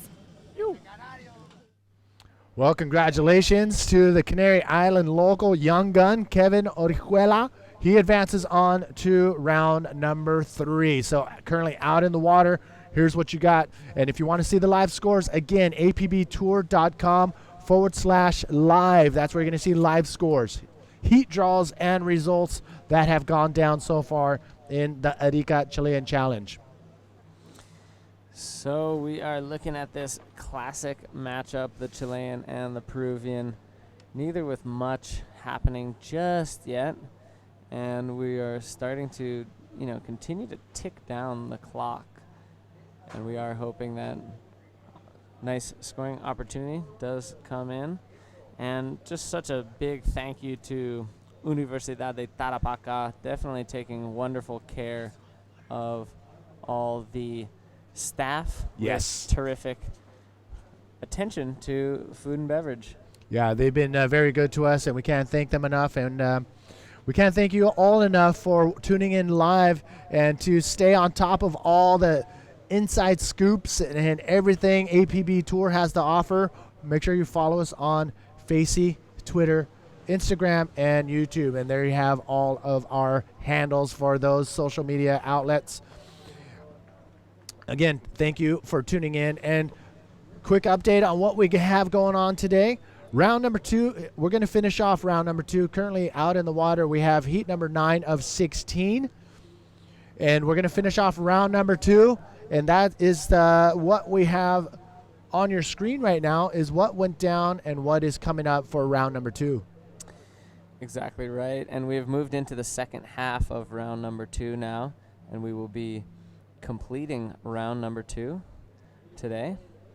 So we've got some good matchups definitely looking forward to seeing Louis Finnegan, Jacob Romero, and Alex Udonga, who are going to be going for it in round number 2, trying to push on through to round number 3. All right, so there you have it. Round number 2 is an elimination round, which means if you don't get first place, you are out of the event, and that's what you don't want to have, but it's part of the game. Yeah, exactly that. In our field of competition, round 1, non-elimination, round 2, taking out 16 riders. Hi, there ladies. we have some terrific female competitors who will be in the women's division, Isabella Sosa and Teresa Almeida.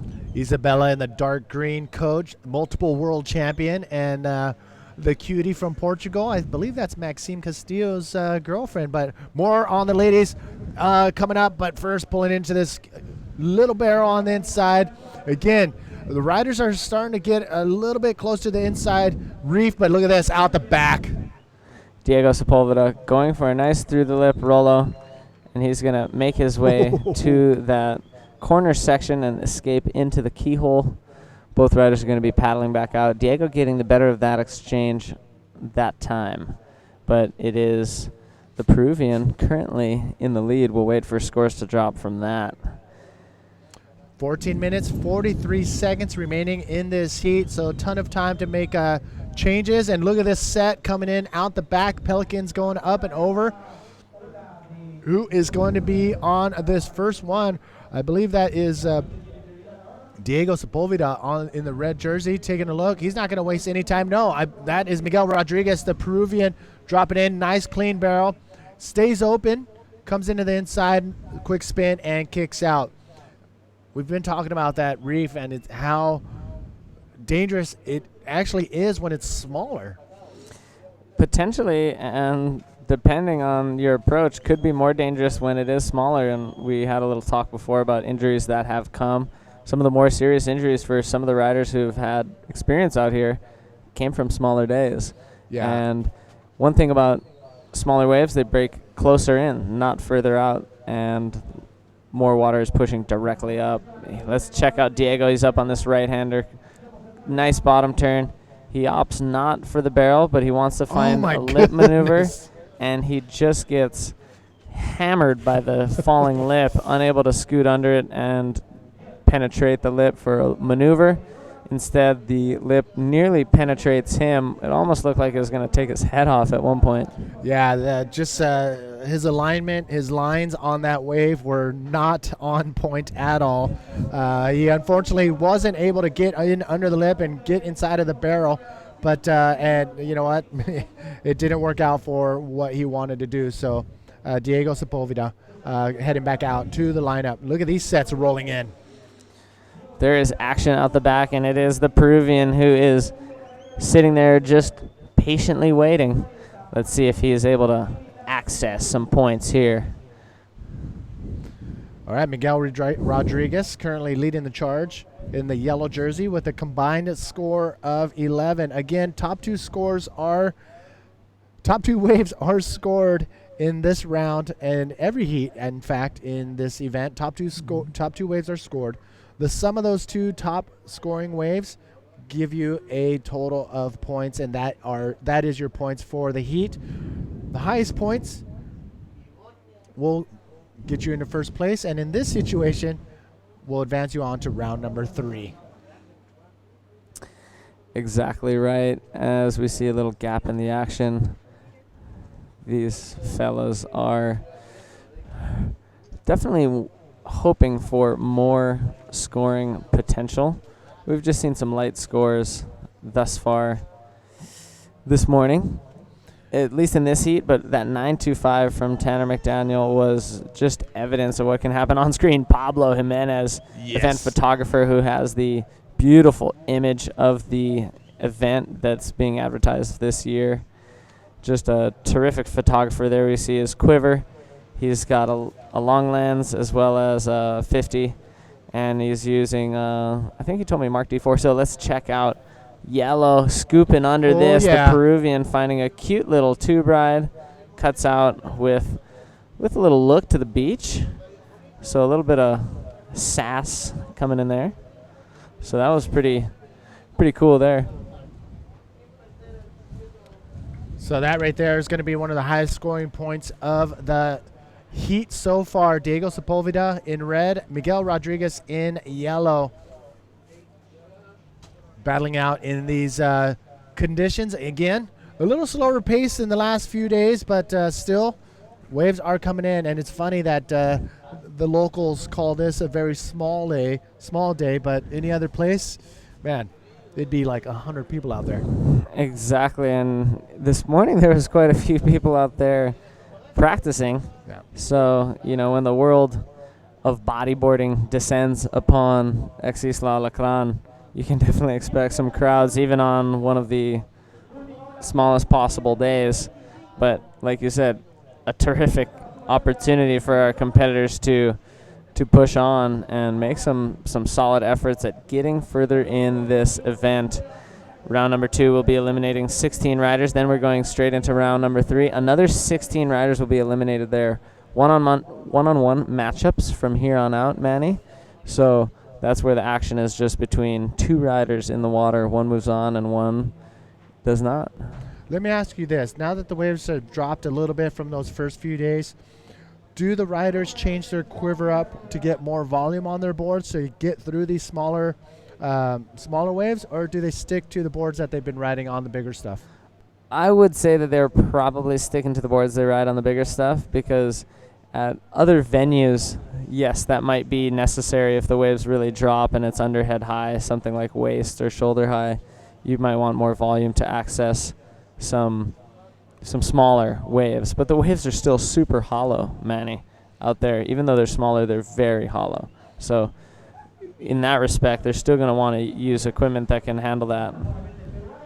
Miguel Rodriguez up and riding, stalling for ages, then throws the ARS, and he's going to continue moving, kind of shuttles his way further on the right before escaping that one. Short score will be for our heat leader, and Diego Sepulveda needs something to catch Miguel Rodriguez in the mid-range. So he's sitting out the back. He now has priority with, just a few minutes remaining now. We'll have to wait and see if opportunity presents itself for Diego.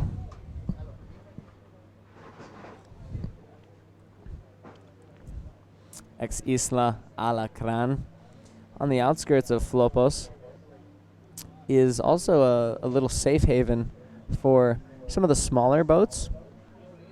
There is a small harbor on the inside of the jetty road that runs from the mainland out to what used to be an island. I guess technically now would be an artificial peninsula, but that jetty makes just a little bit of a safe haven there. And contemplating the effects of jetties on the wave action was that individual there, deep in thought. And now let's see, up and riding with a nice stalled takeoff, our rider in red, Diego Sepulveda. He's hoping for a big move here. Oh! And throws a pretty huge flip. Yes. He's able to pull it off right on the rocks. Oh, goodness. So that was an awesome attempt and effort from the Chilean. It could be enough to notch him above his Peruvian rival. Oh, my gosh. And that's what we're talking about right here. The riders are going to push it and put it all on the line. And even if that means ending up on the dry reef here at Flopos, and you saw him right there going for a big flip maneuver and landing. And he had to pull on, he had to get in front of that whitewash, and he knew that the reef was right underneath him. Pretty cool paddling technique, probably adjusting some of his equipment, and he was sitting way off the back end of his board, and at the end of that we saw him scooting up onto his board to make a further paddle. Some of the military contingent here on the Chilean side of the border, and there we see some of the highlands of the Atacama Desert, as well as some of the locals sharing the typical handshake, a little hand slap to fist pump. So early Monday morning here in Arica, people are coming out real early to watch the action because they know the world's best are going to take on one of the best venues on the world tour at the Arica Chilean Challenge. We got heat number 10 coming up just in a few minutes. We're at the 5 minutes, 50-second mark. Maxime Castillo, the Frenchman, is going to face off with the high-flying Brazilian, Ricardo Januario. That's going to be a fun one to watch as well. So Maxime, he knows what he has to do. He wasn't too happy about not making it out of that first heat on top, but here he is having a second chance, but now he has to go big. Fisherman making his way out into the water. Do you think they sleep on that thing too if the fish are biting overnight? Yeah, Chilean's pretty well adept to nap taking, so siestas with a long lineage here. And yeah, just whether it's laying down or sitting down, there we see Arturo. He's getting the shots, our Antofagastian. He's the guy behind the bodyboarding scene down in Antofagasta, and he's super stoked to have a bunch of the Groms. The Groms are, you can't even see him over the railings. They're super Groms, but he's super pumped to be here. Love the energy. Always fired up. All right. Fired up right now on this wave. Diego Sepulveda finding a nice pocket barrel, but getting a little deeper than most and comes out, tries to do a reverse, and not completing that move, but judges are going to have to be very in tune to get the scores dropping for waves like that. Yeah, exactly that. They're going to have to take into account the depth that he had into that tube section, how long he rode it for, the speed that he entered and exited with, as well as wave size and quality. And they take into account so many different factors that we do really need some of the best judges in the world, and we've got them, Manny. And they are here, they're in the panel, and they are providing us with the scores necessary. And a little lag time on the scores on your screen. It does appear that we may have had a situation change, but we'll just let the final minutes kind of tick off before we reveal who it is who wins the heat, because it could change again. We're coming to 9 a.m. in the morning here in Arica.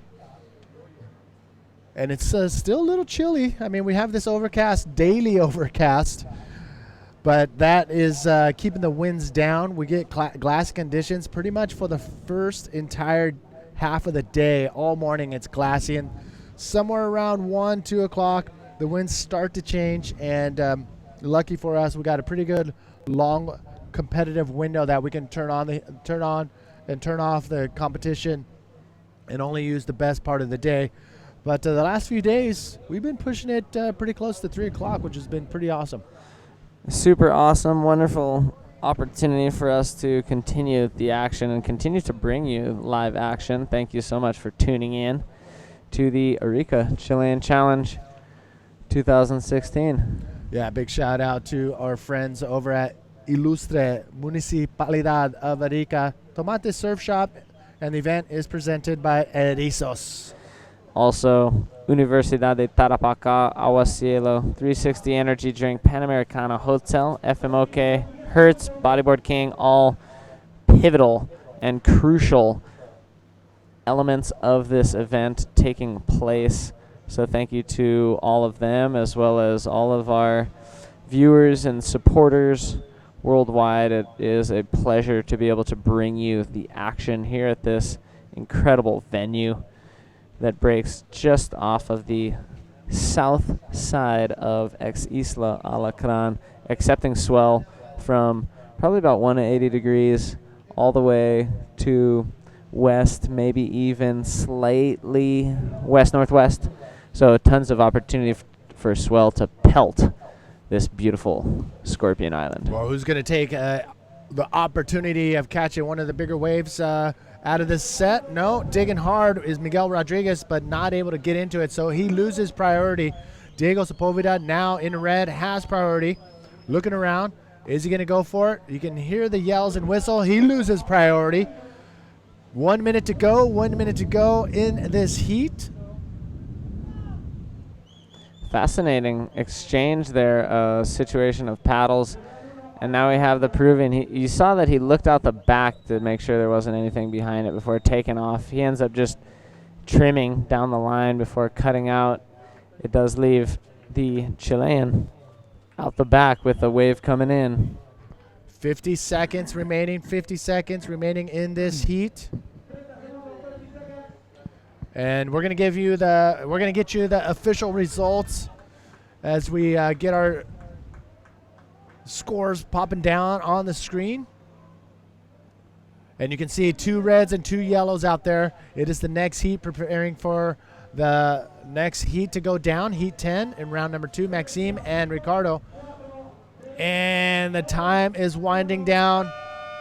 You can hear the horn in the background.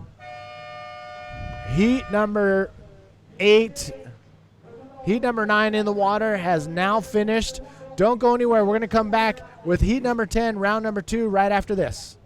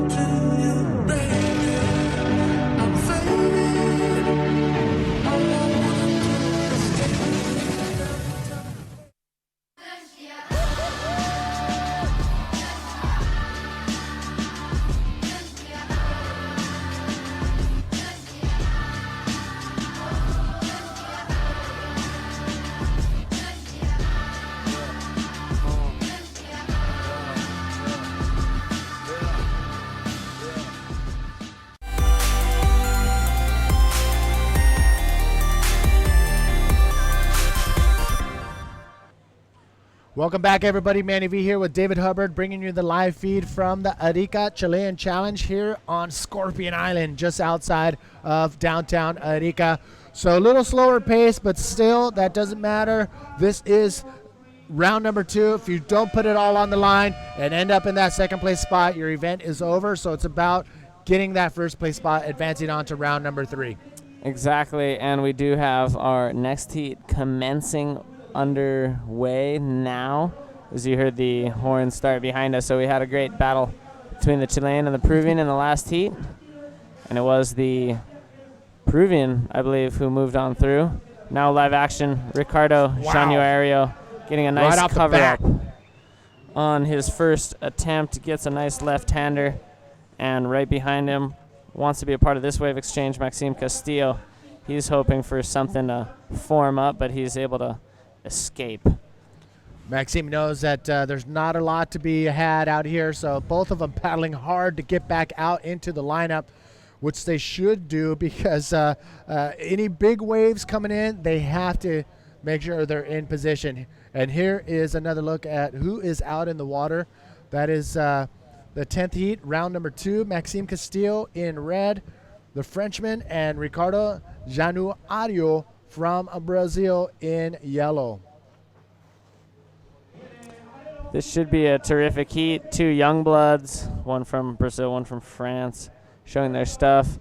Maxime with just slightly a little more experience than Ricardo on the world stage. Ricardo competing not only at Itacoatiana, but also making an appearance at his first out-of-town World Tour event. In the men's, he's made it all the way from the trials, and he is now here competing for a spot in round 3. Wants to push on through. Maxime Castillo has definitely showed his stuff, not only at events previously like Sintra, but at the last event in Itacoatiana, performing, arguably one of the most radical reverse airs there, and just really impressing the field with his stuff, as well as impressing everybody with his post-heat interviews, doing the dab and whatnot. So if he's able to move on through from this one, I'm sure we'll see another dab in his post-heat interview if he gets one. Heat number 2 Sorry, round number 2, heat number 10, currently out in the water. You can see the separation between these two riders. One is sitting a little further away from the other. There are 2 peaks. It looks like they're rolling in 2 areas, but the main peak is where Maxime is situated, and there is a wave down the reef just a little bit. And that is where Ricardo is hanging out. He saw a couple waves, so he's going to sit over there, but he may end up back on the main peak with Maxime. Yeah, and we have seen the riders move just a little bit more over. They are sitting really deep for the left-handers. Maybe they're trying to access those right-handers. We did see some nice scores coming from right-handers. So maybe possibly a little bit of a shift from the trending left-handers. Maybe it's starting to get a little bit more equilateral. We'll have to wait and see, as while we're speaking, they are migrating back over to that left section. So maybe they're hearing us and remembering, oh yeah, the scores were over there. But it's up to them. It's up to our competitors to, really a battle of wave selection and wave utilization. So selecting the right wave and also utilizing the potential therein to the maximum to get as many points as they can. And with their 2 top efforts, their 2 scores from their best waves will be put in a total, and it will advance them, or potentially it won't be enough to advance them into round number 3. All right, we saw the Brazilian in the first rounds getting some high flying action, and the Brazilians are tuning in. He is one of the favorites from Brazil here, now still moving forward. Are we going to see some high flying action from the Brazilian currently out there in the yellow jersey? Is all up to the Mother Nature. Is she going to deliver the goods? Turning around, taking a look at this right. Nope, both of them pulling back. Well, if he gets an opportunity, Manny, I'm sure he's going to show us one of those big maneuvers. He's done inverts, he's done flips, and he is able to put that skinny frame of his way up into the air. So he's hoping to do just that. Maxime Castillo, also capable of large aerial maneuvers, but has a really smooth approach to waves as well. He can get barreled. He can do nice carving as well as various face maneuvers. So both of these competitors well matched in these conditions, and it'll be a matter of time and a matter of wave selection and utilization, like I mentioned, to see which one of them will advance on into round 3. All right, well, the Brazilian Ricardo Ramos de Januario is actually his full name, but obviously that's a little bit too long to put on your screen. He comes from one of the largest favelas in Brazil, Favela Rocinho, and he does have a strong support crew, not only here in Chile, but also back home from everybody tuning in Brazil. And a big shout out to Steve Action Jackson for giving us some stats and info bits from the Brazilians, for the Brazilians. Here we go. Maxime Castillo dropping in, puts his head down, slides under the pocket. I don't know how he came out of that lip right there, but he was able to come out of that barrel not super clean, but he did ride out and ride through. So that will be a completed barrel ride for Maxime Castillo. And good effort from him. Had he made it out just a little bit more cleanly, we would have probably seen a little bit more scoring potential there. But check this out, Dub. We do have Begonia with the winner of the last heat, but stand by it. We got live action out the back. Yellow dropping in. And he's going for a floppo on the mid face before exiting. Yeah, the judges aren't going to score really high on those types of maneuvers, not utilizing the power of the wave, but more the power of the bodyboarder himself. So check this out. We do have the interview of the winner with Begonia, or coming up with Begonia. Begonia, take it away. Thank you very much, guys. El Cabezón here, Miguel Rodriguez. You just took one of the locals here. We saw you with barrels on the left. What can you tell us about the heat? Bueno, en verdad fue un hit muy complicado, ¿no? Con un local de acá de Arica y contentísimo, ¿no? De haber llegado hasta round 3 en el main event. Well, he said it was a hard hit against a local, Diego Sepúlveda, but yeah, he's very happy to keep advancing. You were the last Peruvian on the competition. You guys came I think there are like 8 Peruvians here. You're the last one. How do you feel? Bueno, en verdad soy el único y tengo que dar todo, ¿no? Voy a dar todo y apoyar a la nueva generación que ha venido de acá a competir, a los peruanos también, a Ronald Gómez y a Angelita, y nada, ¿no? Seguir adelante con todo. Muchas gracias a todos y un saludo para Perú. Back to you guys in the booth. Congratulations. Congratulations. Yeah, go for a dub. Thanks so much, Begonia, for that chat with Miguel Rodriguez, making it through another heat.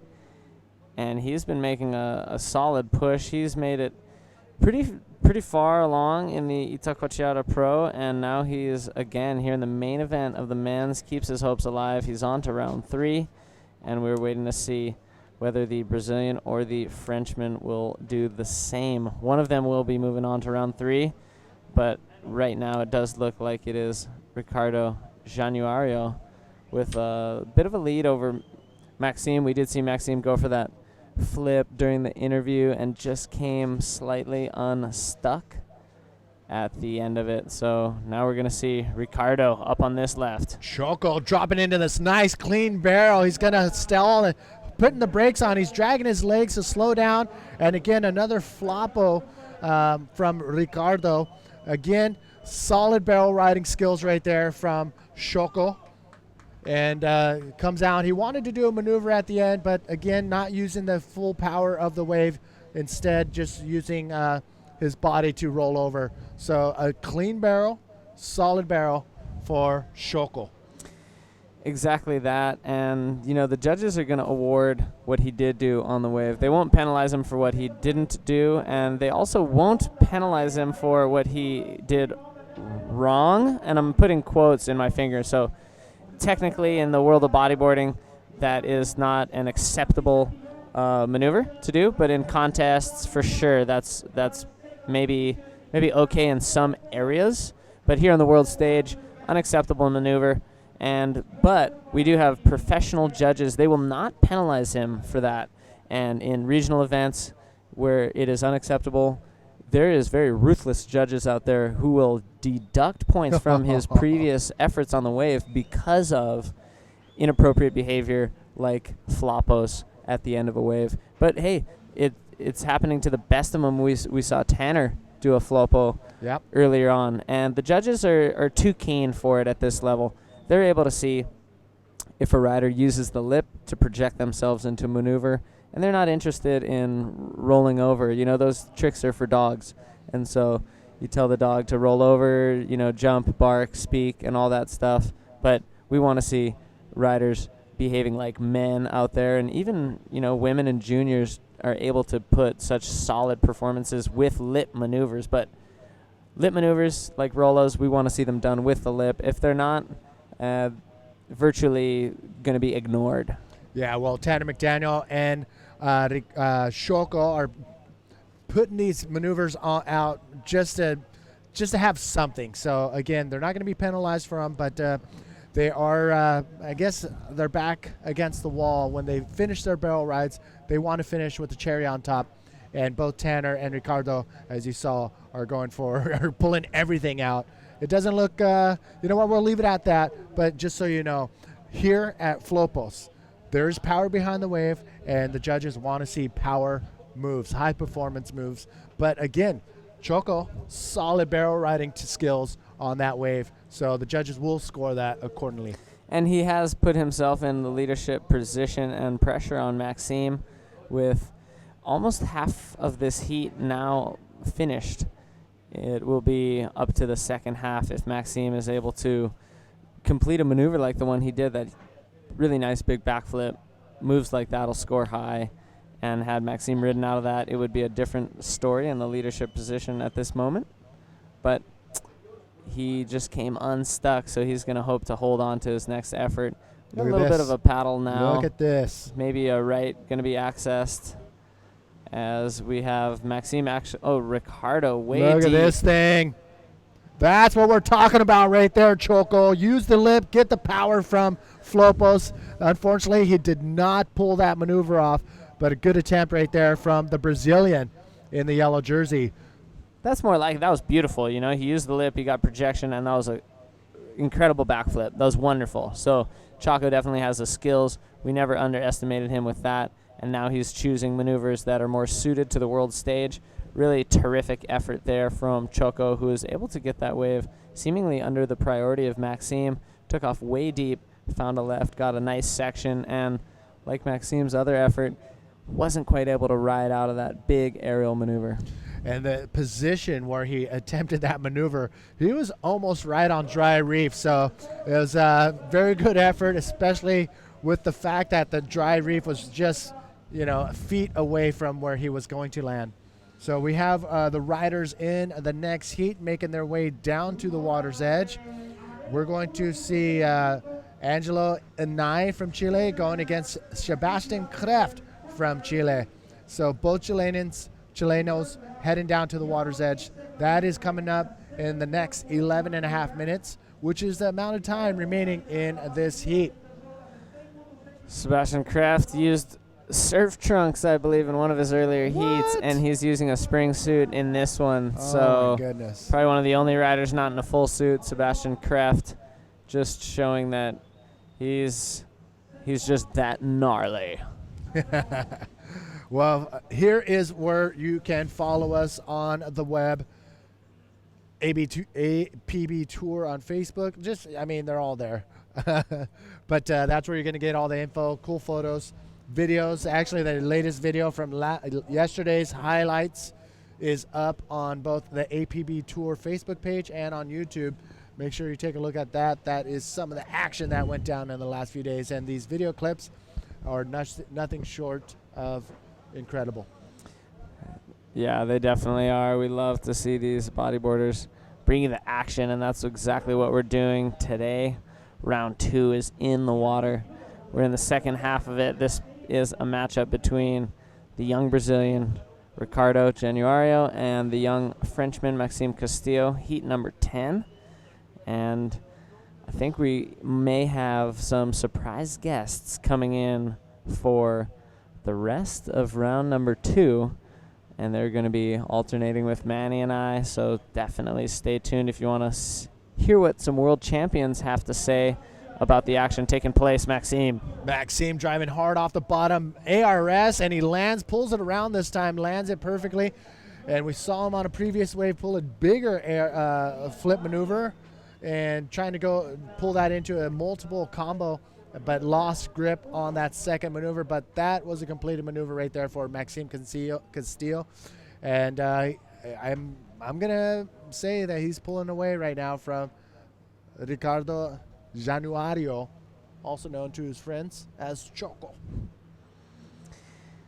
So this heat is ticking down now, under 10 minutes remaining. Maxime really pushing to attack the lead held by Ricardo Januario, and with that wave he may have just done it. We'll wait for scores to trickle down, but it is Ricardo with priority, so he can sit and wait for the next best wave. We do look, oh my goodness, we do see something coming in here, so let's see as Choco takes a look at this one. He's deep on this left. He ends up even having to straighten out, and now he's slips off his boogie board, and it is so shallow. You can just see that it is washing right up on the rocks. Maxime's out the back all alone on this one. He stalls his line so he can get a nice roll, and now he exits. Everything was riding on the line on that one. Pretty cool exchange from both of our riders in heat number 10.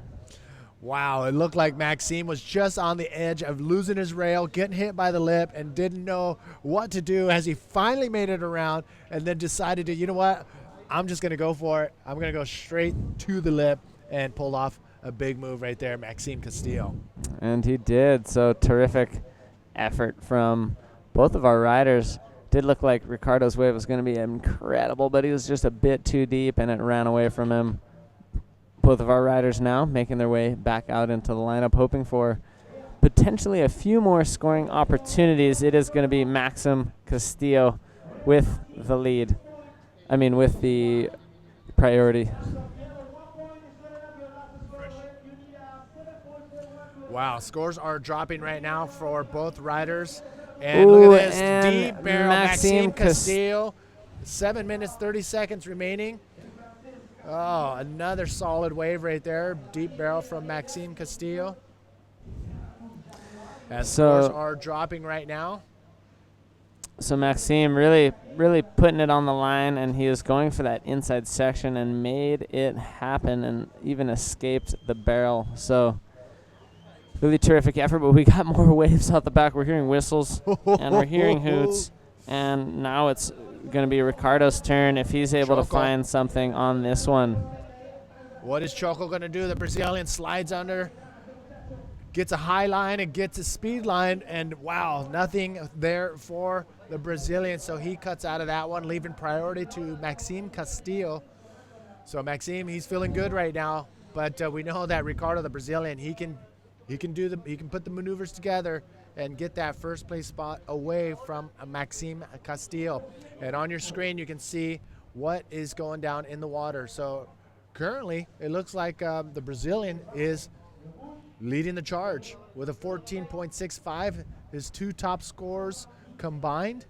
And Maxime Castillo, his two top scores combined are 13.5, which means he needs another score, another wave within the next 6 minutes to get into that first place spot. Again, this is elimination round number 2 out in the water. Heat 10. He needs a 7.41 to get back into that first place spot for Maxime Castillo. Getting critical. It's getting crunch time, but Maxime's definitely been going for it.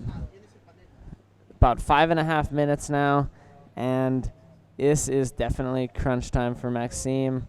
He's been really going for it on his efforts, and here he is again. He needs a 7.41 here with a nice ARS. My goodness. He may have just got it. There's the fist pump, and he gets out the back. Chaco gonna answer with this one.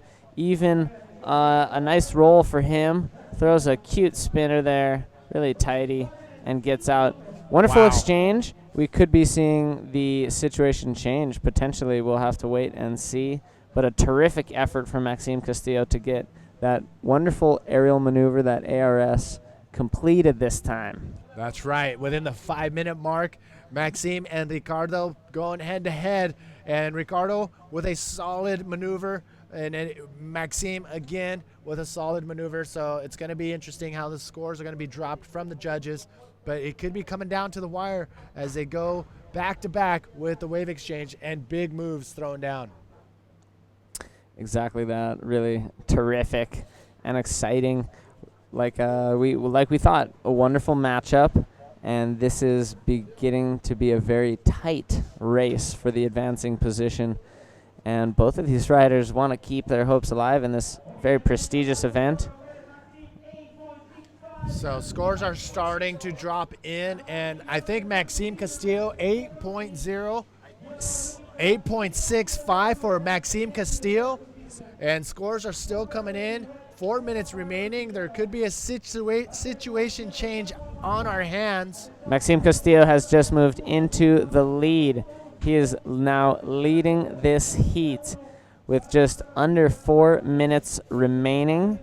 We are definitely hearing hoots and hollers from the French contingent and looking a little bit less likely that we're going to see. Oh, here it is. A nice ARS there. That probably wasn't the 8.6, but this one could be. Here he comes up and around. This is the Rolo, and he did really well to survive this one. And here, I believe, is a nice little barrel ride. Wow, and busy. These were Maxime's best rides throughout the heat. Here's the ARS. Nice projection, tons of air, fluid, smooth, double fist pump there for Maxime Castillo. And he's even here now live. What's he going to do as on he's this trimming inside? up and out. Had a lot of speed, didn't see what he wanted, got out of that. If he had hit that, Manny, he would have ended up right on the rocks. Oh, easily. So probably a good call of him, even though it seemed like there was an opportunity for flight. And Ricardo, who's now sitting in second position, has priority, and he needs something more to get ahead of Maxime if he wants the trending double thumbs up Brazilian flag emojis to be dropped on his Instagram page. Choco, Ricardo Januario, the Brazilian in the yellow jersey, now with priority, now is on the hunt for another solid score, and you can see it on your screen right there. Ricardo now in second place, Maxime feeling very comfortable, but still 2 minutes remaining. Priority with Ricardo Choco. Can he do it? Will Mother Nature deliver that last minute wave, and will he be able to put together a barrel or high flying maneuver or both? Only time will tell, and it is a very exciting heat that we've been able to observe. Tight battle, similar to the last heat with the Peruvian and the Chilean. And the heat before that was also a very tight one. The only runaway we've seen thus far was the first heat of the day with Tanner McDaniel with a very clear and concise victory over Garth McGregor. But the rest of these heats have been nice and close and exciting and very to the final exchange kind of matchups. Look at the ocean just going flat right now with less than a minute to go.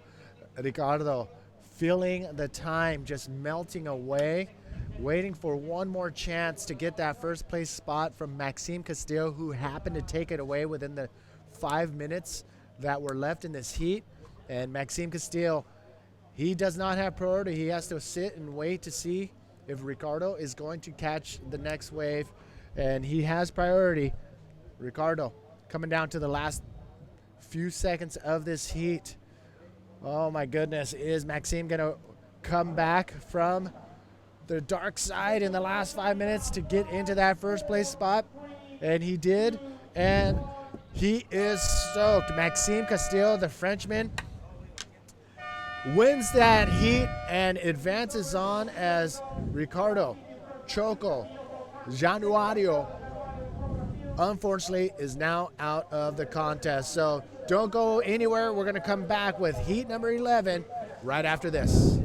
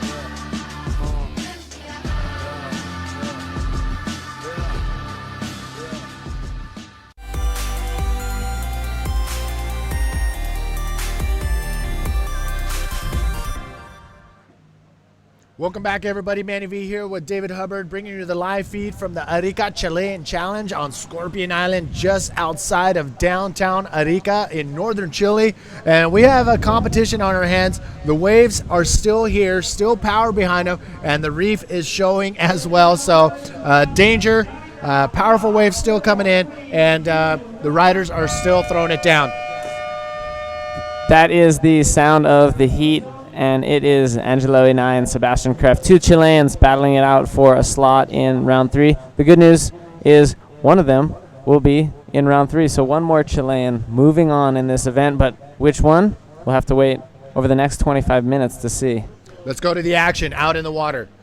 We have 3 to 6 foot face waves, maybe an 8 foot wave, face wave coming in throughout the morning. And that's what the riders are waiting for. We want those bigger waves to get those bigger moves and bigger barrels, and that's who is out in the water right now. Angelo Anai from Chile, Sebastian Kreft from Chile. So guaranteed, we're going to see another Chilean in round number 3. Heat number 11 out in the water. 25-minute heats up and riding. Live action. Angelo and I on a long right-hander, and he finds a maneuver. We have people clapping for the local, so a terrific effort there from the Chilean. All right, we're going to get you. Yes, go ahead. Also up on this one, but ends up not going for it, was Sebastian Kreft. So opening exchange goes to Angelo Inai. He's going to be leading this heat for the opening moments. We'll be waiting to see when Sebastian Kreft can get up onto the scoreboard. Priority now with Sebastian as he waits for Angelo to re-enter the lineup. He's going to be sitting out there by himself, and we have seen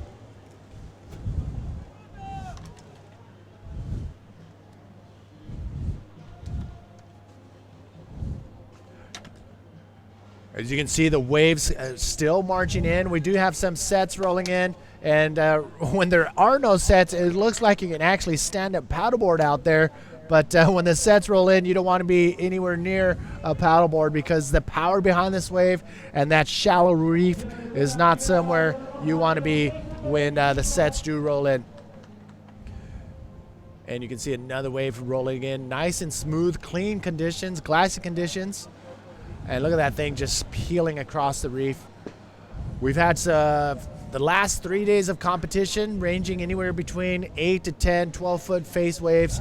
Now Mother Nature is coming down just a little bit, and we're looking at the swell forecast for the next 4 or 5 days. We have about 4 or 5 days left of competition, and everything is still looking pretty solid as far as competitive waves. Of course, everybody here is looking for those giant, 12, 14, 15-foot face waves, and possibility of those coming in still on the radar. Taking a look, turning around. Yep, Sebastian Kreft in the yellow jersey, a chef by trade, and he offered to cook us up a meal. I think we're going to have to wait until he's done with the event before we ask him to serve it up, and I can't wait to eat some of the local food. Okay, here we go. Sebastian on the right-hander. Nice, clean bottom turn, slides under the pocket. Clean barrel, comes out, spins on this frothy, foamy section, and pulls out of there right before the dry reef, but not a bad start at all for Sebastian Kreft. I think it will be a little higher score than Angelo Anai's last wave of a 6.25. Sebastian maneuvering on that mid-size wave, pretty solid. So good run, good start for Sebastian. Yeah, wonderful way to start off this heat for both riders. Scores in the good range are moving riders on from these heats, and also accompanied by another good score. You will be pretty stoked if you get a pair of 6s or a pair of 7s. That could be enough. It'll obviously be dependent upon what your competitor does, so we see a nice even matchup starting off. So far it's been a battle of right-handers, and we'll see which of these riders mixes it up, starts going for lefts, or if they stay bulkily of the scores being come off of right-handers. We'll just have to wait and see. But we do have really glassy conditions here in the morning. It is a very typical thing to have. We do see scores coming in for Sebastian, a 6.0.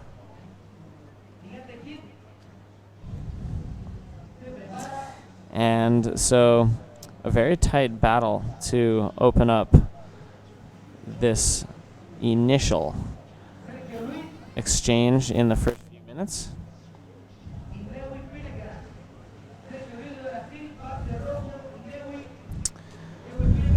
We see the riders picking their lineup now, kind of trying to figure out where to sit, and both of them are now sitting a little bit closer to the left-hand inside shelf, which has been offering some of the better scores of the day.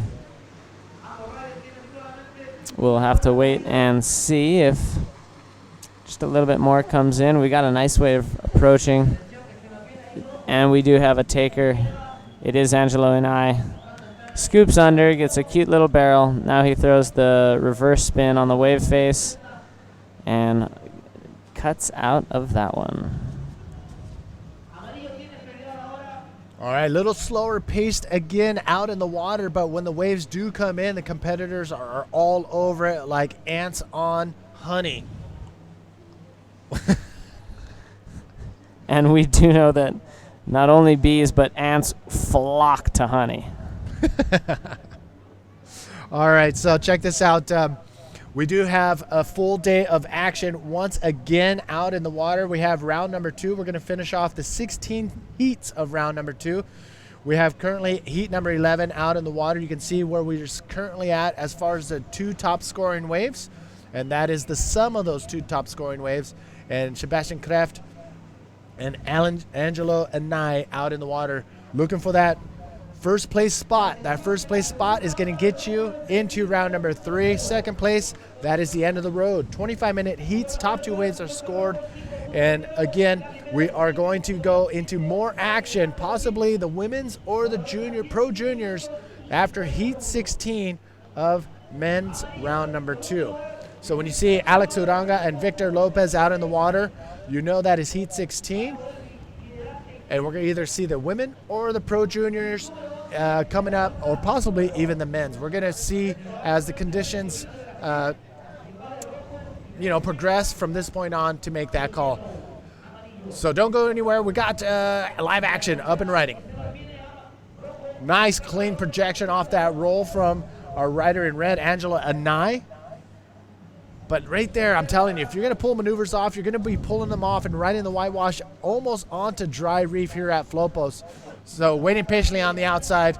I believe, Sebastian Kreft. Don't go anywhere. We got the interview right now downstairs with Begonia with the winner of the last heat. Begonia, take it away. Thank you very much, guys. Maxime, le Arcachonne. C'est ça, je m'oubliais. We saw your heat. It looks a little bit difficult, as you were saying, because it's not as consistent as it used to be yesterday. But then you managed to throw 2 RSs, and yeah, you managed to get the score. What can you tell us about the heat and those waves? Yeah, but is that and it's a little bit slow, the wave today. It's smaller and difficult to have the good one. And the beginning was hard because the guys catch a good one directly, and after I just wait and say, okay, I gonna have my 2 wave, and yeah, just don't stress, just cool, and focus on 2 good wave. And yeah, I'm really happy to have my wave, to pass in the 1-3 in this event, because it's my first time in Arica, so it's my fourth session in Arica. So yeah, I just learn a little bit hit after hit, just understand a little bit more the wave, and yeah, I'm happy. I'm really happy. Well, you did great out there. You are, it's only you, Pierre, and Amaury from France. Would you like any other of the riders from your country to come and join the tour? Yeah, but we have so many riders in France. I want all my friends here, Martin, Yann, my brother. My brother just win a French championship when I'm in Brazil. The same day he win a championship. We have a really good rider in France. So yeah. Just cool, happy. D'ailleurs, une petite bise à tout le monde. Gros bisous à tous, la famille, les copains, tout le monde. Voilà, gros big up à vous. Puis, on se voit en round 3. Well, alors, félicitations. Congratulations to you, and we hope to see you back here very soon. Back to you guys. You. Very fun and exciting interview. Thank you, Begonia, and a very excited Maxime Castillo, and you could just tell in his demeanor as well as that interview that he's relaxed. He likes to go with the flow, and a very positive, very jovial competitor, and he's a young gun. So to see that kind of level of comfort and relaxed approach, very great to see. Here it is, Sebastian Kreft tucking under this barrel, and he's able to make it out of that. Won't get a huge score, but it will possibly help his situation, but it does appear as if he is currently in the lead, and scores will come through, and it actually won't help his situation. Just a 4.75 being dropped. He does have a 6 and a 5.65 counting, totaling up to 11.65. It is Angelo and I with a 6.25 and a 5, so just under what is going to be required to overtake Sebastian Kreft. Inai now sitting with priority, and Sebastian with second priority. Sebastian's made it out the back, and they're still sitting nice and wide on that left inside section. We will be seeing action throughout the day. We have round 2 of the men's in the water. We're going to be moving on through and finishing up round number 2. Looks like a tight heat out in the water, going head to head, both of them with 6s and 5s. It is Sebastian with a 6.5 and a 5.65. Angelo with a 6.25 and a 5.0. Super tight. 5.40 is what Angelo needs to get back into that first place spot. Tight run. You can hear whistling. I don't know if you can hear it on screen, but there's been a ton of whistling here from the locals and the supporters of each of the riders. And it's pretty cool it's giving them a heads up saying, hey, either move down to a different peak, or hey, there's a set coming in. And it's cool to see that being whistled from their supporters. Again, you can see on the screen right there that it's a little bit slower paced here, but still, when the waves do come in, totally contestable. Still a lot of power here at Flopos. And you put this wave in anyone's backyard, you know that they're going to have a good time, from a small day like this and to big days like what we've seen in the past few days. So there's our social media handles. That's where you're going to get all the information from the latest highlight reels that have been spectacular, and also photos from behind the scenes and a bunch of updates of the Arica Chilean Challenge. Manny V and David Hubbard bringing you the live feed from Scorpion Island, just outside of downtown Arica. I went out for a late dinner last night, grabbed the Hertz rent-a-car, and went into downtown, drove around in circles for about 15-20 minutes to find parking, but found it, and ordered up a vegetarian sandwich that was the size of David Hubbard's melon. This thing was giant. No way I could have finished it. I think there was like 2 giant tomatoes and just a giant ball of lettuce. It was massive. I think I'm going to go back there when I'm really hungry, but I didn't even come close to finishing that. But a ton of great food, ton of hospitality. It's a great place, and if there's one place that if you want to come ride waves and be part of the APB tour, this is the spot here in Arica. This place is incredible. You can be a tourist, you can ride waves, and you can be a part of the APB tour if you come during the contest window. Not only that, we can sit down too. Check this out. We do have multiple world champion Omri Laverne. Yeah, hi everyone. Hi Manish. How you doing? Following us online. Yes, we have a ton of viewers tuning in from all over the world. How you doing, brother? Yeah, I'm really good, man. Really good. Had a little surf this morning early. Just went for my breakfast. And and I'm here. And long time I didn't come to comment with you guys. Yes, well, so we're it's a stoked pleasure. to have you. Yeah, we're stoked to have you here. And what have you been doing so far in these past days? Oh yeah, so I've been surfing every morning, trying to get a nice routine, and surfing every day. And we got some wave there, red. That's Angelo Anai, the Chilean. Okay, and the Chilean, he's in the red jersey, and we got Sebastian Kreft in the yellow from jersey. Antofagasta. Yeah, it's taking off on that wave, and you see it's a nice left, trying to scoop with his leg, getting a nice barrel there. Oh, he's gonna make it. It's a bit for me at the end, but that's something. It's pretty slow today to get the good ones. Yeah. When we showed up this morning with Pierre like 6:30 to serve before the contest, we saw it was a bit slow, because here actually it's always waves. It's never flat, but it's getting slow when the swell drop off. So you really want to choose the good one. You want to be patient, but not too much. Explain to the viewers that don't understand the term slow. Okay, so slow, that means the sets are inconsistent. So this means here in the Pacific Ocean where we are, the storms come from really far away. So the wave period in all the swells here are pretty high. I mean, in the Canaries Island, for example, where I'm living today, the swell period it's always around 11, 12, and not much more. Here it's always 16, 17 seconds, 18 seconds, because the swell come from really far. So it can get pretty slow. So that means there is a long time between sets. So that means in 25 minutes you can have maybe 2 sets or maybe 1. So you really want to be on that one.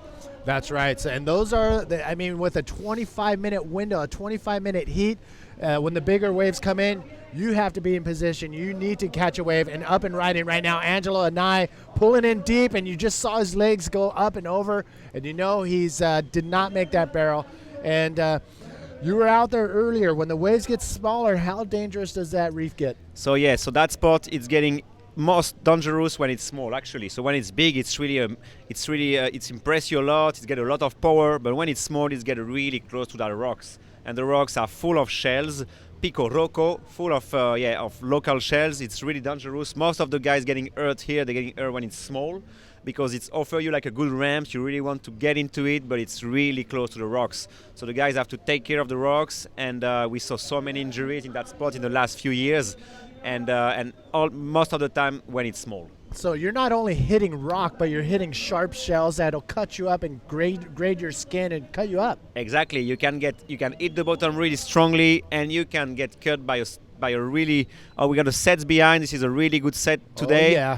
And we see it's coming from the south. It's mostly left today because now the tide is pretty high. But we're gonna go see some sick rides later, and we see Sebastian Kreff there on a sick wave. Deep barrel, you see just almost disappear behind the shock wave, and a nice reverse. The judge liked that. The judge liked one maneuver after the barrel, even if it's just a spin-off cutback, and you can show that you control the exit of the barrel.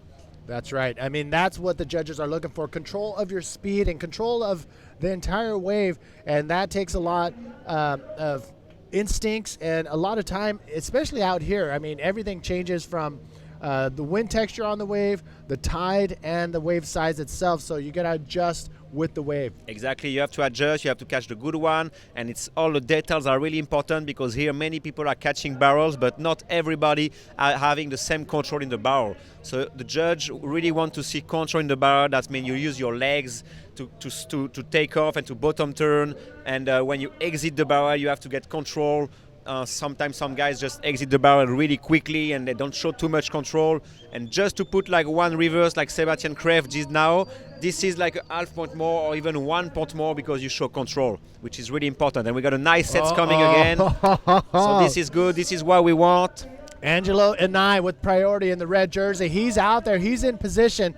Let's see what he does. Okay, taking off there a bit late, taking that barrel. He's deep, and unfortunately he's not making it. He was a bit too deep on that one.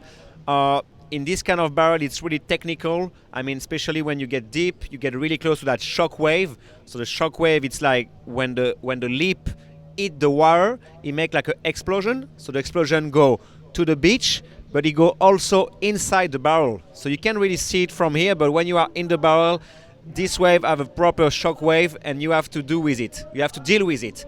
And you see some guys like Mike Stewart, like some really good barrel rider, really playing with the shock wave and getting really deep inside the barrel. And Angelo went really deep on that one, a bit too deep. And when the shock wave come close to you, you have to go a bit up in the barrel. And this is all about techniques and experience and barrel riding.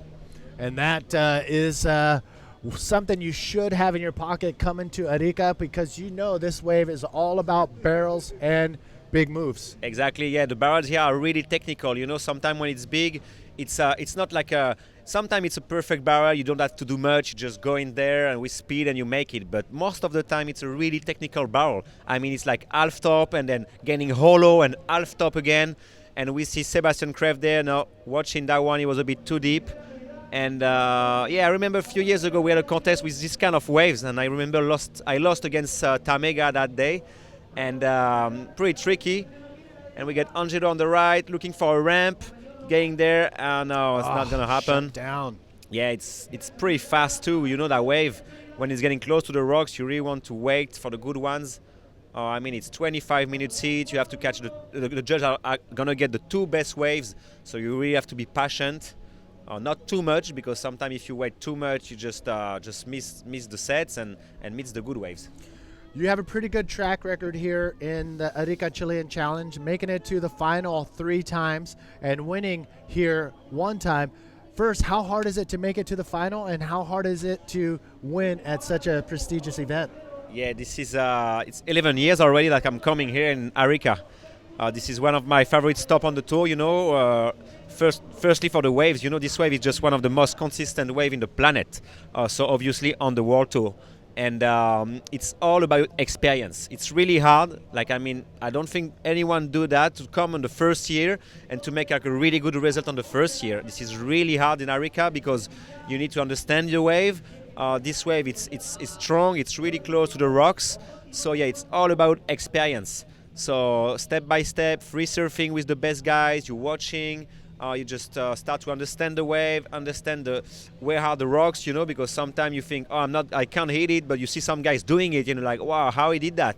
But because he really knew the wave and he knows where are the rocks, so it's all about experience, Manny. So spending time here at Flopos is a key.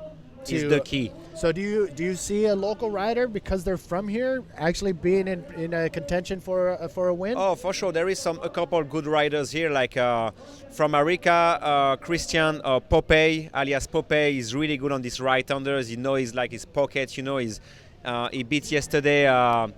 He beat Christian Fernandez. Yes, sorry. So I knew him about like Popey, you know, and I know him. I know many guys with his nickname, but sometimes I don't know the name. It's happened a lot in Reunion Island too, and in the Canaries it's the same, you know.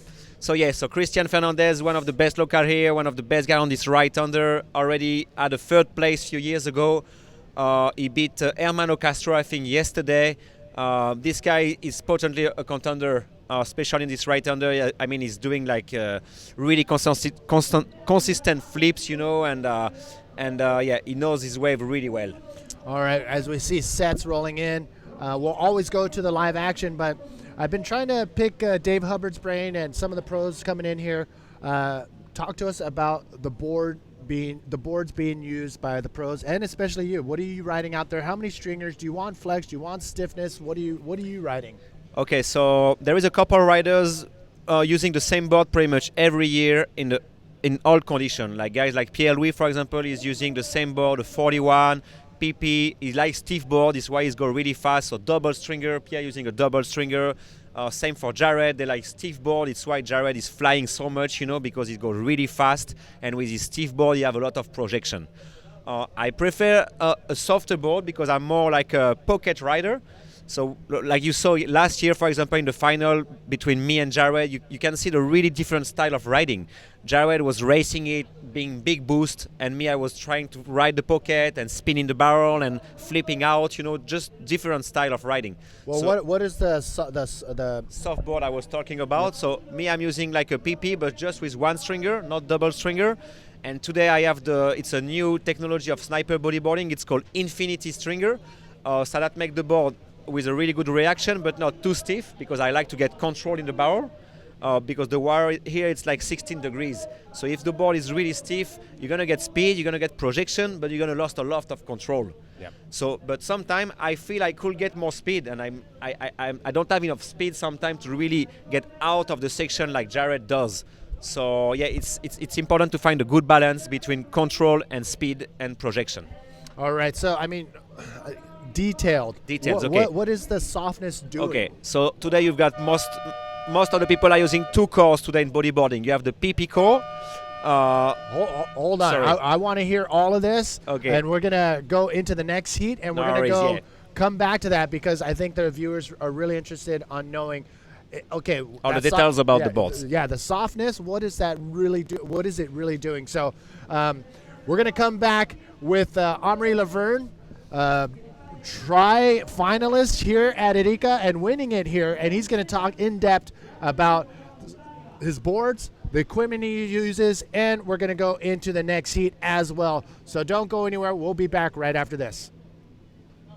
Donde comenzamos nuestra aventura en Arica, empezó también nuestra amistad. Compartir con quien amas ese paisaje único. El sabor intenso y apasionado de estar contigo. Descubrir ese lugar donde te encuentras a ti mismo. Sentir que en Arica soy feliz. Respirar la libertad en cada segundo. Las palabras sobran al estar contigo. Porque soy chileno, yo amo viajar por Arica y Parinacota. Juntos, un Chile mejor. Cernatur, Gobierno de Chile. I feel like I'm gonna drop real soon. My mind's just hurting, I'm over the moon. Pulses sagging out, I'm losing the pace. It's the way you feel, man, now the way you taste.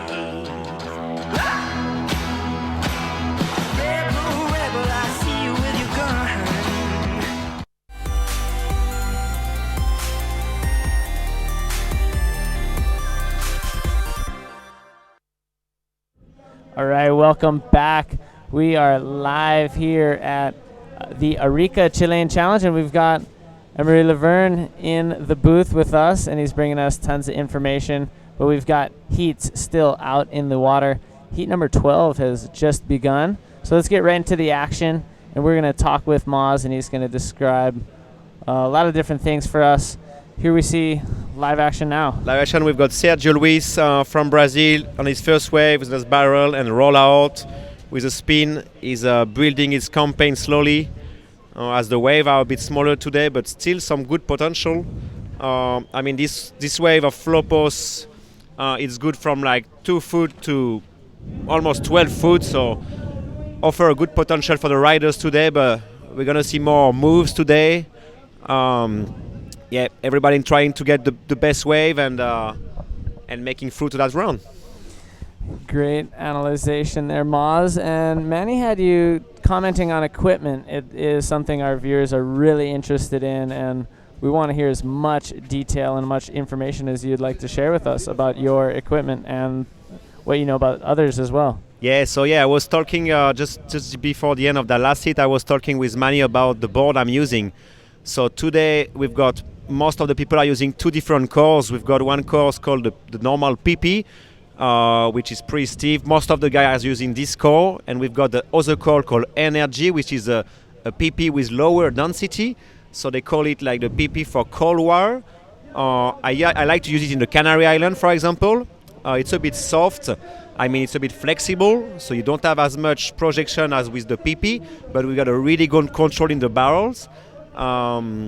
But most of the people today looking for speed and projection, to go fast, to go high. So most of the guys are using a PP, and some guys like Pierre, for example, is using a PP with double stringer and double mesh. So for most of the guys, this is really stiff. But this is why Pierre-Louis and guys like Jared, for example, are going high, and they are going really fast on the wave. So I'm just trying to find the best balance between this control and this projection. But in general, I like a softer board to get more control in the barrel. I guess I'm more a pocket rider. Okay, so that's terrific information there. Also, you spoke about cores, but then you mentioned Pierre is using double stringer, double mesh. Are those features that make the board stiffer? And what's the difference between mesh and stringer? Okay, so the mesh, it's like so the mesh, it's like I don't know this word in English, I'm sorry. It's like a plastic part that most of the time the mesh is on the slick. For many years, the mesh came on the slick on the board to give like the board a bit of stiffness and to get you can keep your board a bit longer with mesh, you know. So sometimes if you don't put mesh, the board is a bit flexible and a bit weak sometimes. So some guys don't use mesh, like Mike Stewart, Tanner. They don't use mesh. Mitch Rollins, I remember they use like PP with just a normal stringer. The stringer is a carbon tubes inside the board. So it can be with different position. I mean, in the middle of the board.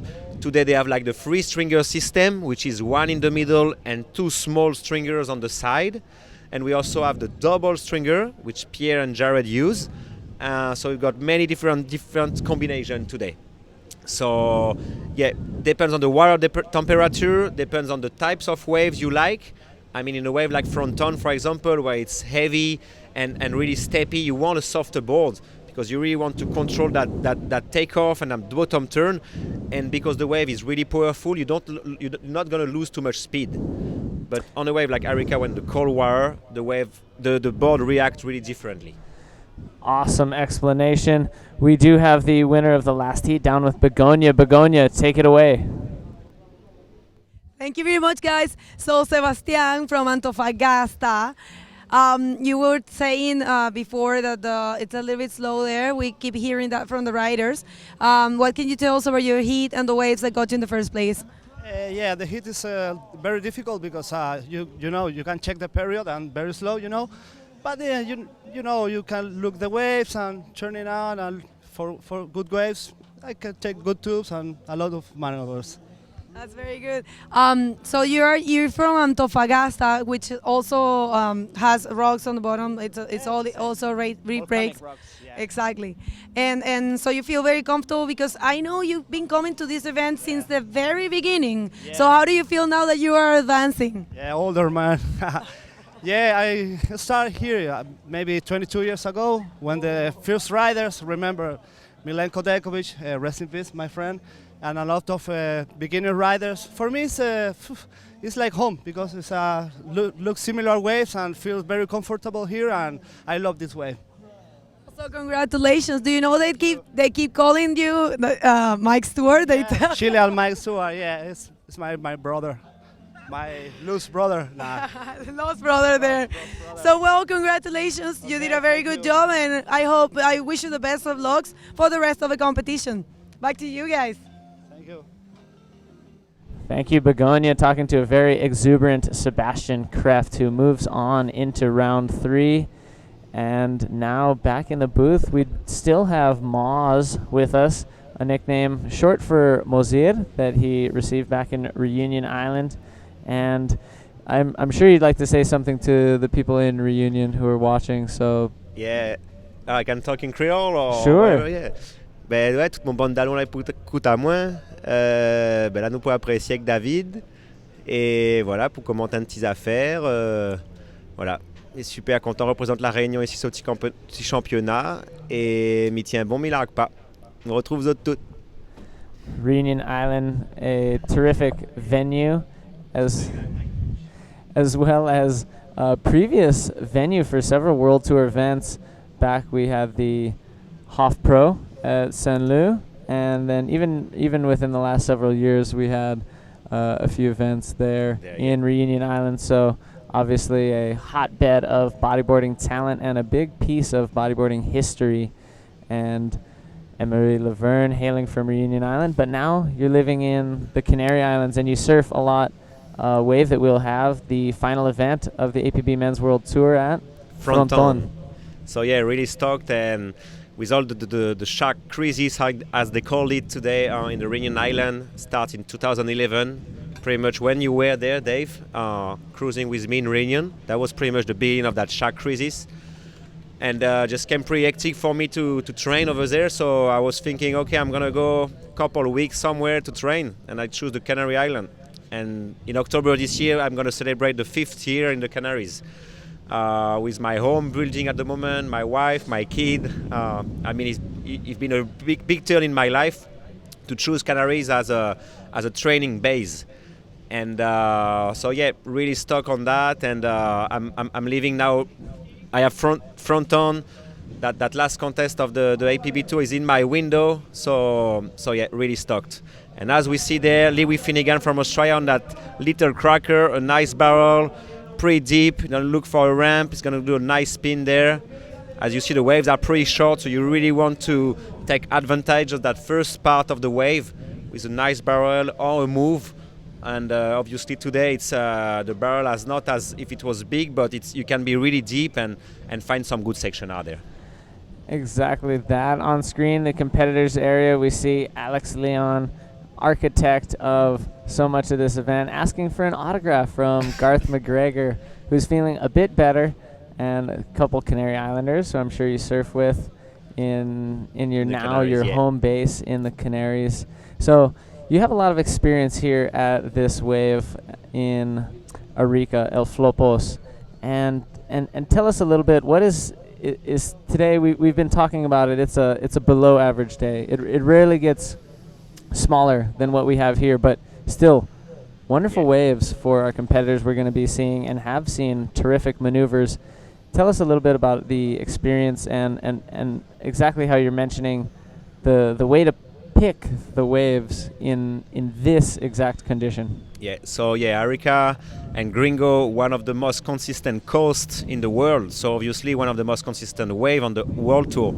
I come here since 11 years now, and I saw it I saw pretty much all the different phases that Flopos can offer to us. So this wave is good from what you see now, 3 to 4 foot sets to 12, and that's right. And the right of Flopos can handle even more, like to 15 foot. So it's getting never flat pretty much here in winter. It's just getting a bit slow, so the sets are a bit inconsistent. But as you saw on the hits, on the previous hit, even on a 3 foot wave, you can have a really great potential of barrels and airs. And and today it's really important the way you're going to choose the wave, because you have 25 minutes, the judge is going to test you 2 batch wave, so you really have to be patient, but not too much, because maybe the sets is going to come and you really have to get the good one. So I think today you have to be patient, but when it's time to fight, it's time to fight and catch the good wave and do the best move or the best barrel possible.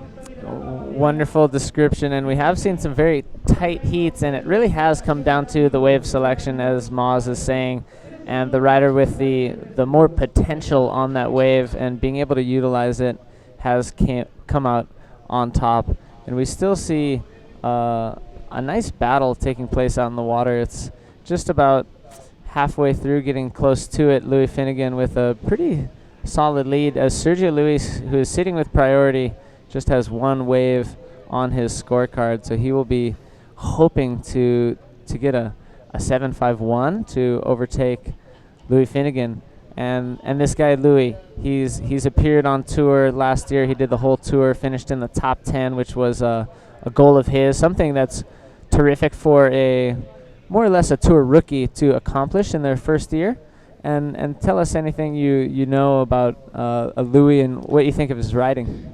Yeah, so Louis, I remember seeing Louis when he was pretty young, and when back in the days we had the contest at the box, and I remember seeing him, he was maybe 15, and me, I was maybe 22 or something like that, and I remember seeing him surfing already really well, but as many Australian young riders at this stage, but today he's the only Aussie on the tour, like fully. This contest we've got Garth, but he's really into it, he's a great competitor, he's really taking care of himself, doing yoga, and here he is on that wave, looking for a nice ramp, and it's not going to happen there, but as he had the second priority, he's just get the opportunity maybe to get a better score with a nice flip or something. So Louis, a really strong rider, is pretty much good from like 1 foot wave to towing in like 20 foot waves. He's a really complete rider. As I'm telling you, he's taking care of himself. You can see he's strong. He's really taking a direction of an athlete. And looking bodyboard as a professional sport. And he is on that ride, getting a nice speed. He might find a good section out there. Oh, and that's a really clean invert out there with a strong landing. I don't know if he's gonna make it. And have we got there Sergio Luis with a nice roll and another roll. Not too much leap on that one, but he had a really good impulsion. So let's see what the judges think. Yeah, this was a fun exchange as we see Sergio Luis catching his second ride, attempting to get 2 maneuvers done on that wave. Really just the main scoring from that first roll. But Louis Finnegan, it looked to me as maybe an incomplete invert, because right when he came down, we didn't see him continue any momentum. Of course, it's so shallow there. Yeah, it's really shallow, and you see like the wave was pretty small, but he went high. He went high, and he opened his leg. It was a really stylish invert. But yeah, sometime when you tweak too much your board, and we're gonna have the replay there. Oh, that was his last wave, like a nice deep parallel, as you see, looking for a ram there, but he has a nice spin. A really complete rider, right and left also. Yeah. And so yeah, about that invert, we're gonna wait for the scores, but I'm pretty sure it was an incomplete move. Something that, like you've mentioned, very complete rider. We've mentioned his, rookie attempt on tour last year, and for a rookie also to win a World Tour event as he did in Antofagasta, really impressive. Really impressive, especially because most of the people thinking, because he's from WA, Western Australia, where most of the riders are pretty good on rides. Many guys that come from Western Australia, they have a really big bodyboarding history. I'm gonna come back talking about it after this set, because that could be a really good wave out there for Sergio Luis from Brazil. He's got a deep barrel, totally disappeared, and he made it by the, as we said, at the little door. And so yeah, let's judge what the judges think. It was not a really clean exit, but that was a deep barrel. That was a deep barrel for sure, and one of the bigger waves we've seen not only in this heat but in the past several heats. So Sergio Luis looking to attack the lead that is currently held by Louis Finnegan. And like you mentioned, his versatility really impressive, as well as his performance. His first year on tour, it takes a lot of riders several years, if not their entire career, to win just even one event on the World Tour, and to not only get into the top 10 but to win an event your first real year on tour. This is really tough. Just really impressive. But this guy is like the result of years of a really strong bodyboarding culture on the WA, with guys like Ryan Hardy, Chris White, Winchester, Brad Hughes, Shad Jackson, and many more riders, and this guy is the result of all this bodyboarding history, and he's charging big slabs, and he's today representing Australia on the World Tour, and we see him taking off on that small wave. Is a bit too deep, and that wave's going to be a bit too fast. Yeah, pretty sure he's lost in priority with that wave. Right, so Louis Finnegan not only in second priority, but now sitting in second position. We did hear Sergio Luis received an 8-point ride for this wave. Take us through the technicality of it. So you saw he's taking a nice bottom turn, really getting deep in that barrel, and he didn't give up. Some guys are sometimes thinking, oh, I can't see nothing, I'm gonna touch the rocks or something, and just through the board, but some other guy just get confident and just keep all the boards, and wait to get exit. And I remember a barrel of Mike Stewart yesterday when he was in the form all the way through and just believe he's gonna make it, and that's good. And that's an 8-point ride today, and he's getting on the lead now. So with under 8 minutes remaining, pressure now on Louis Finnegan, who is dominating this heat for most of the duration. Now we see him not only in second place, but in second priority. And how important is the priority sequence, especially towards the tail end of the heat? So yeah, the priority system, and as we see Sergio Luis now taking on that one, slowing down a little bit at the beginning and doing a nice cover-up to flip out. That was a nice combination, He could choose like just the barrel or just the flip, and he decided to do a little bit of both, so just get a nice cover up, a bit half top, and doing a flip out of that. That was clean, that was nice, and it could be his second best score. Yeah, very technical riding. As you said, he was getting barreled on his way up to the maneuver, so not only impressive to pull off the flip through the lip, but to have gotten barreled on his way to achieving that maneuver. Like you said, that could come into play, and that could even extend the distance between him and Louis Finnegan. So it is an interesting situation. It does leave Louis now in the priority position of being in first priority, and he will now be told the situation he needs for how many points he needs, as we're just a little more than 6 minutes remaining. And as I was asking Maz about the priority sequence in the final moments of the heat and how important that is. So yeah, the priority system, this is not a new thing on the World Tour. It's a couple of years now, but that changed a lot on the strategy. And as you see now, another nice waves coming, and it's obviously Louis had the priority, and but yeah, Sergio was looking for that wave, but that was a bit of closing out on the reef. So I was mentioning the priority system. It's a new thing for us, and this is really important and changed almost totally the strategy. And as we see that the last wave of Sergio Luis, you see he's getting covering up a little bit and doing a nice extension backflip. This is clean. The wave is really short, you know, so you really have to use the potential of the wave, and it is what he did. Wow, so we did see a priority change with that. Here we have a nice flip from Sergio Luis. He's getting even more momentum as this heat continues on to the final moments. Right behind him, Louis Finnegan. Louis Finnegan taking off on our wave.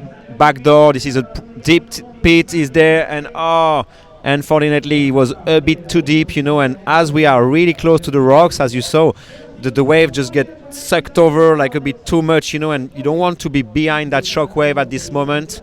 And yeah, even if the wave is small, you know, it's getting even more technical barrels. Yeah, I would agree with you, and we've saw throughout the competition, riders who don't get too deep, they aren't awarded too many scores, but riders who get really deep tend to not exit the barrel, and it takes some real talent. We've seen a great barrel here in this heat from Sergio Luis. We've seen, obviously, Mike Stewart, as you mentioned, sitting in the really deep part of the barrel, sometimes with the white water surrounding them. We call that the foam ball. And is it a matter of how the barrel approaches the reef? If it runs a little more smoothly from top to bottom, can you sit a little deeper? Because that inside section is so powerful that sometimes it sends a shock wave, and you can't be behind it. Exactly, and as we're going to see on the replay, this is last wave of Sergio Luis, and you see he's doing a nice backflip, really nice projection, a really clean landing. You see he's controlling his board, you know, there is no sprayer there, the board is not moving, you know, he's under his belly, and he's a strong guy, Sergio, you know, and he's a strong rider. This guy is living pretty much 2 hours drive from the coast, you know, in Brazil, you know, and he's been surfing a lot, and are really competitive riders. Most of the Brazilian guys are really competitive, you know, and yeah, and he's also have a good style, you know, he's a good rider. And in this kind of wave, you know, everything is possible, but it's true that on this kind of left, and he have like a bit of advantage because he's got such a good impulsion, you know. Yeah. And sometimes even if the wave is not that great, he can invent a good move, you know. Yeah, and we kind of saw that there. He did a terrific bottom turn, but the section was not really offering so much projection. He did create a lot of that projection. They have a bit too early, you know, that leap. There was not too much leap out there. And just with that impulsion he's got, he just threw it, and he's a tall guy, you know, he's like 5 feet tall, you know, pretty high guy and pretty heavy, you know, and he still have a really good projection. Yeah, for sure. So very interesting dynamics to this heat, and it is still a fairly tight battle. Louis Finnegan has been surfing very consistently with a pair of 7s, but it's Sergio Luis with an 8 and a 7.75. Louis now needing an 8.25 with just 2.5 minutes remaining, but he does have priority, so he's hoping if the opportunity comes in, he will be able to strike. And as we saw there, it looked like Sergio Luis using his priority, and the guy was a pretty nice and deep barrels, and I don't know exactly what he's looking for there, maybe like a spin of the leap or a roll, and he was pretty close to that rock, so decided to bail, and yeah, I don't think he's gonna come up in his best 2 scores, but that was a nice and deep barrels. That was cool. So pressure is on the returning rookie, now his 2nd year on tour, Louis Finnegan, representing Australia as one of the possibly only full-time competitors on the APP World Tour. We are so stoked to have Garth McGregor showing up at some of our events. He came to Tahiti. He's here. He's with that Pipeline too. He was at Pipeline. He did very well, quarterfinals at Pipeline, and he's promising to make it at least to Fronton. We we're kind of pushing him, hoping he can make it to Nazaré as well. I think both of that's those really waves cool. would really fit his riding. For sure. Yeah, it's really good to have an Australian rider on the tour, and I mean, it might be not that easy for Liwi, just leave all his friends at home. Yeah, pretty much every time he's going to the World Tour event, leave his friend free surfing in Australia, or pretty much doing videos and surfing sick, and him is going by himself. Representing his country, his brands, his sponsors, by himself, and really focus on the world tour. Like I was talking with Pierre the other day, and I remember the Arica Challenge with 15 Australians at least. Right. Like when we had guy like and Mitch and Jack Stone, Dallas Singer, and Nick Comrode, and so many, and Winchester, and so many guys. And today it's Lewy representing his country. And I think it's great for the sport, and I'm really happy to have him on tour. For sure. And one thing you mentioned was the lineage that he has, the guys to look up to in WA. But I'd like also to mention he has two really close friends that help to bring his level up, George Humphreys and Davis Blackwell. And the three of them really push each other, and that's why I think all three of them have such a high level. And as we see just before the end of the heat, that he knows that wave not going to offer him that the potential he's looking for, which was an 8.25. And as we see on the back, Sergio Luis celebrating his victory. He knows the potential of Liwi, and he's stuck on his victory, and he's going to now advance to the round 3, which is a great performance for him. Yeah, so we see Louis now in the keyhole. He's going to be making his way up. And he's a terrific sportsman and has great sportsmanship, and so he's going to be stinging a little bit, but he's going to maintain a great attitude. He's a positive guy, and we look forward to more performances from him later this year. But it is Sergio Luis who is moving on from heat number 12. We'll now get into a nice battle in heat 13. It's going to be Jacob Romero and Marcelo Fondes from Chile. So that could be a good hit. Jacob Romero from Hawaii, Marcelo Fondes from Chile. This is the hit number 13, and we see the waves keep going. So yeah, stay tuned. And we will be back right after this commercial break.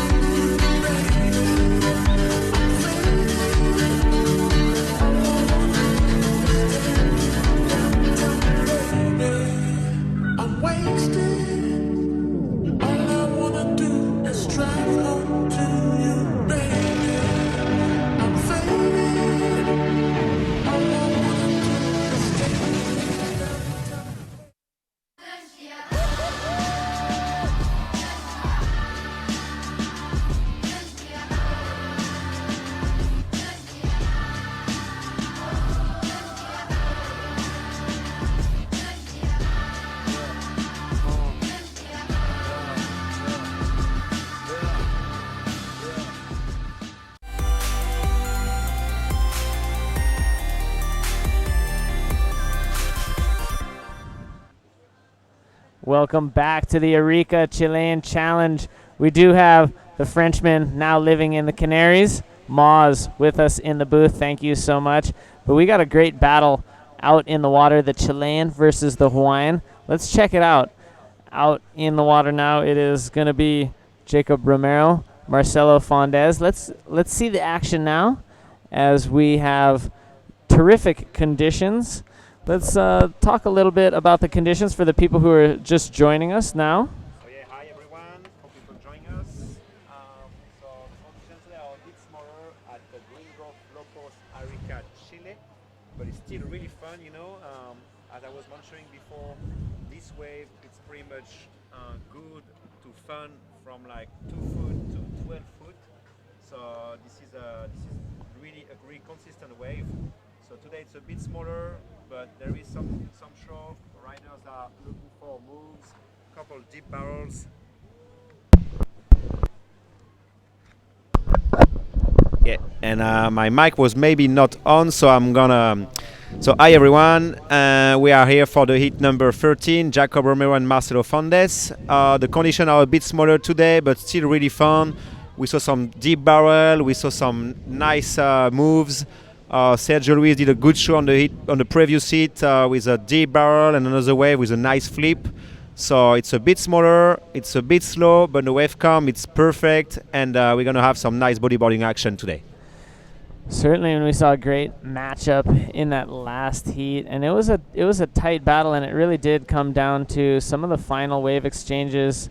Louis was leading the heat for a lot of it, but Sergio Luis was patient, like you mentioned, Maz, and he then used the priority sequence and his positioning to really accelerate throughout the last, kind of almost the last third or last quarter of the heat to overcome Louis Finnegan and move on into round 3. Exactly. So because today, as the wave are a bit smaller, it's really tactical and strategic.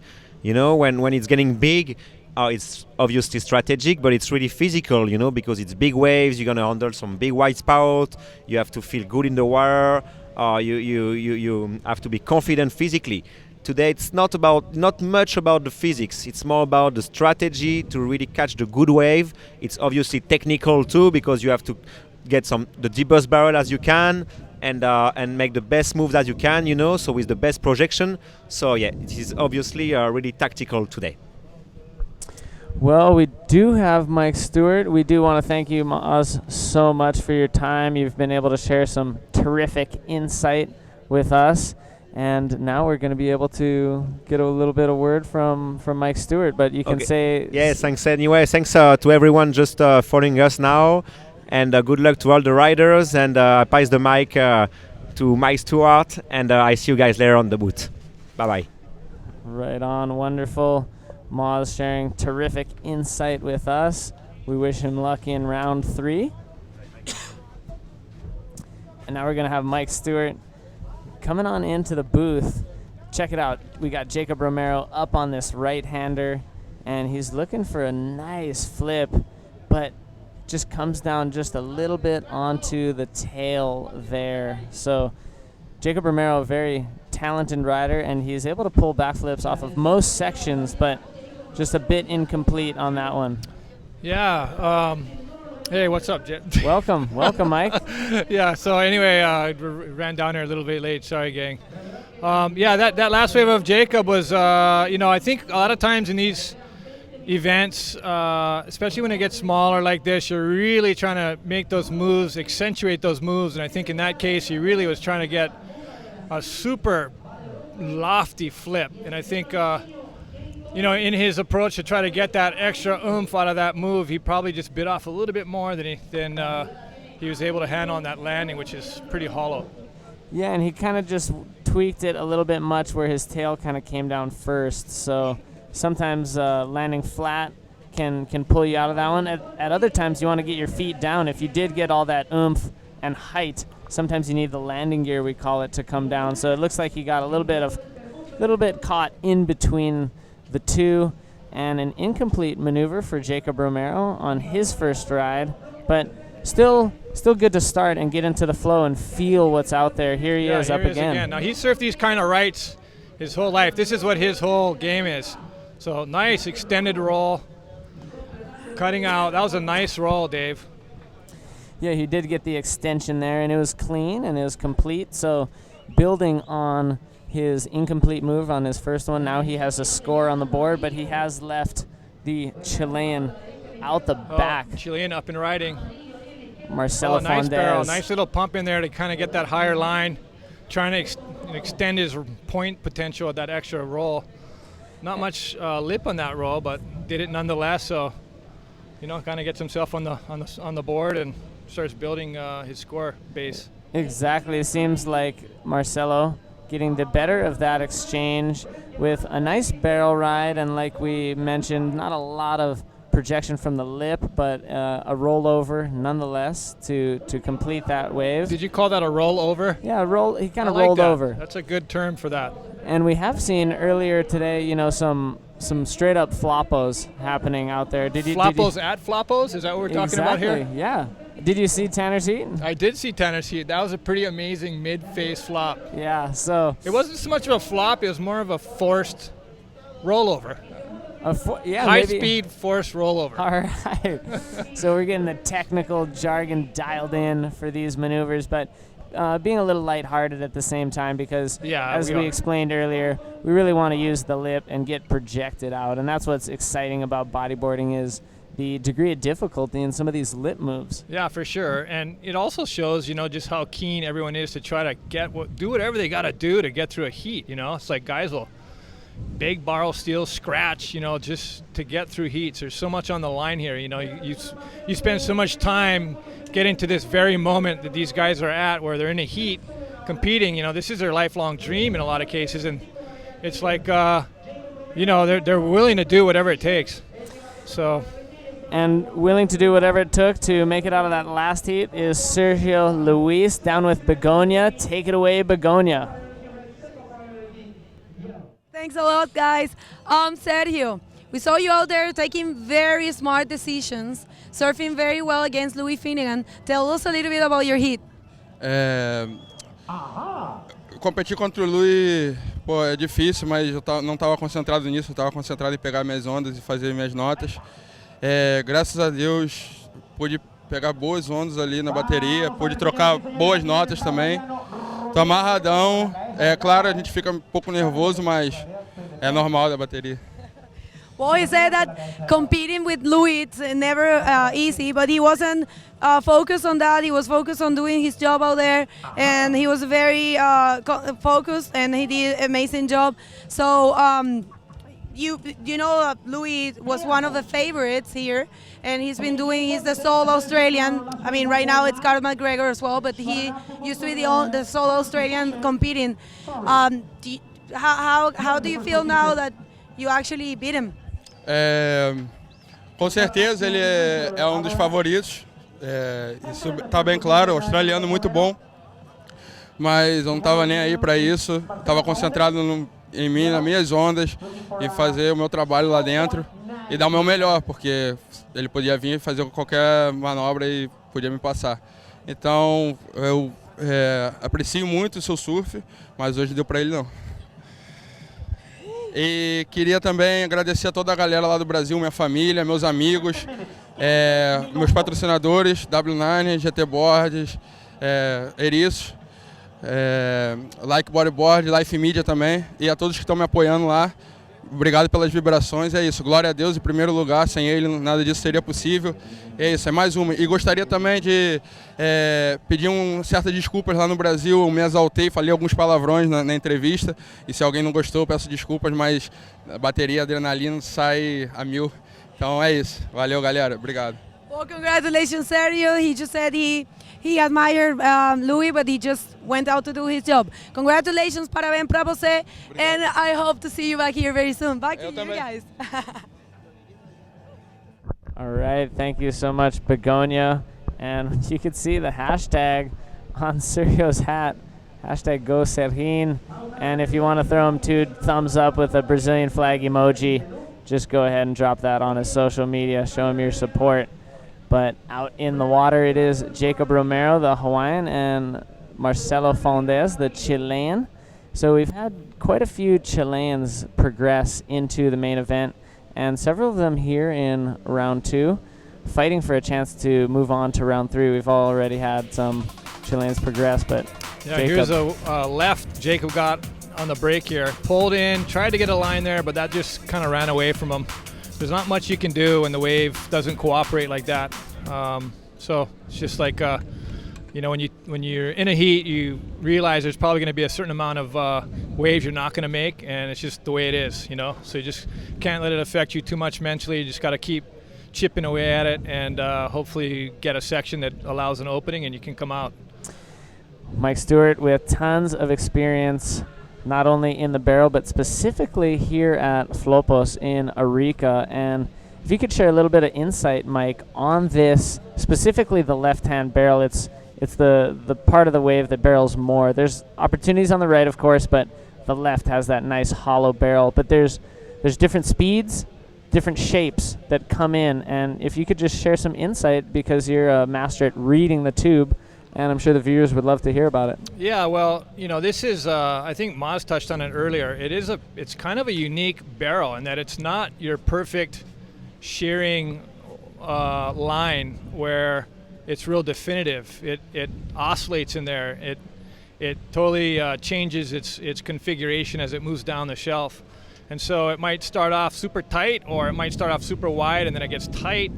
And so you go through these different chambers where it's doing different things, and you really have to be on it and read it. And I think, we might have, no, this guy's jockeying for a little zone in there. But yeah, you just really have to be reactive, I guess, in the barrel. And it's not easy, even yesterday I had a couple where I thought I might have, if it was any other wave, I probably would have been able to, I thought I was going to be able to come out of it. I made it through a couple deep sections where I had to go through the shockwave, and it still was like, I got through one, I got through another one, I'm like, oh, I might have this, and then it just ran away. So, it's not, I by no stretch of the imagination have it totally figured out.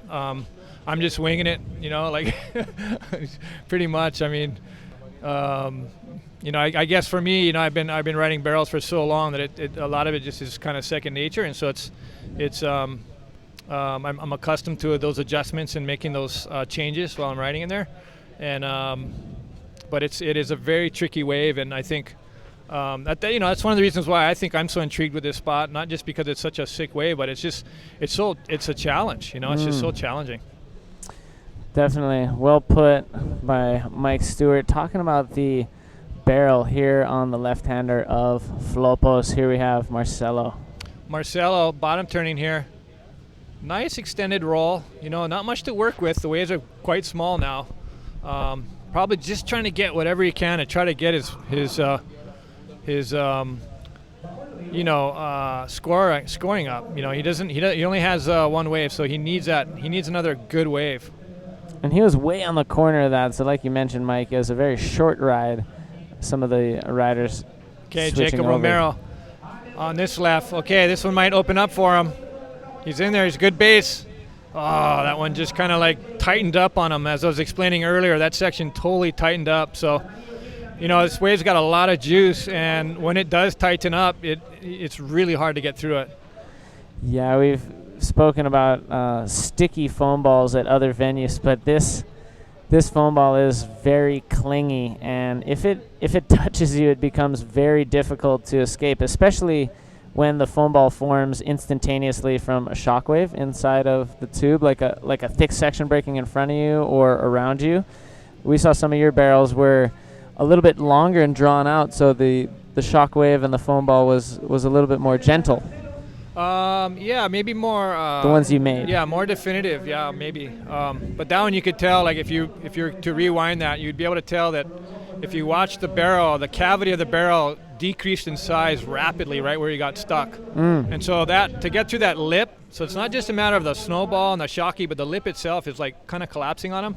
Yeah. And because that wave is kind of small, it didn't really give him an opportunity to push through it. A lot of times, a rider of Jacob's caliber will be able to push through that and continue on. But when it's small like that and it's tight and a lot of the energy converges right there on the inside shelf, it's really hard to get through that. Definitely. And now let's switch gears to talk about some of your favorite memories out here at Flopos, whether there's sessions or heats. Do you have things that stand out in particular that kind of come back to memory when you think of this wave and you think, yeah, I want to go back? Gosh, just not just my own rides, but watching everyone else's rides, just a level that this wave pushes people to is exceptional, and I think it's that really, probably more than anything, drives me to come back and look at that and try to see if there's things to learn from that, and just it's got the most progressive riding. Like watching the guys free surf this place is really inspiring for me. But of course, I've had some amazing memories here as well. Personally, our heat in the final, I think Dave was probably my highlight. Winning that. Waves didn't really cooperate too well in that final, but heck, I was not going to complain. Of course. I know, you might have taken it out had you made that last move on the inside, and I was kind of I was tripping out like, oh no, he's gonna get it, but it didn't happen on the end. It kind of went a little bit awkward. Yeah, it wasn't meant to be, but it was meant to be for you to be a champion here at the Arica Chilean Challenge. We have a paddle here from Marcelo. Let's see if he gets into it. Super amped. Yeah, he's driving. It looks like he might be coming out of this. Yeah, see, that stayed open the whole way. He was deep. He got through one section. You know, just kind of like caps it off with, and then Jacob Romero up and riding, bottom turning. Okay, he's probably too deep. As you can see, like right in the end there, it hits that shallow spot and collapses, and they're just so hard to get through that. Yeah, it really was. So the better the exchange going to the Chilean, and we're winding down with under 8 minutes remaining. It is Marcelo with a lead, and he's likely to extend that over Jacob with his last ride. So Jacob will need to find a score if he wants to stay alive in this competition.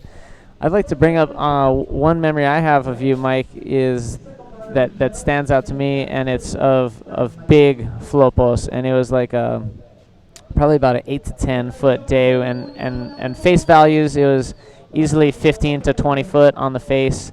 And I remember one wave you took off way outside of the peak. We're getting shacked, and the wave actually continued to barrel all the way through the inside, actually past the keyhole, and you were locked in. Yeah. You were locked in all the way, and it actually kept going to a huge mound of rock shelf that is exposed, and I was tripping because waves don't usually barrel past the keyhole into the channel, and then at some point it was like, he needs to get out of it because this is going to run into a wall. It's basically just going to finish at rock. Dry rock, yeah.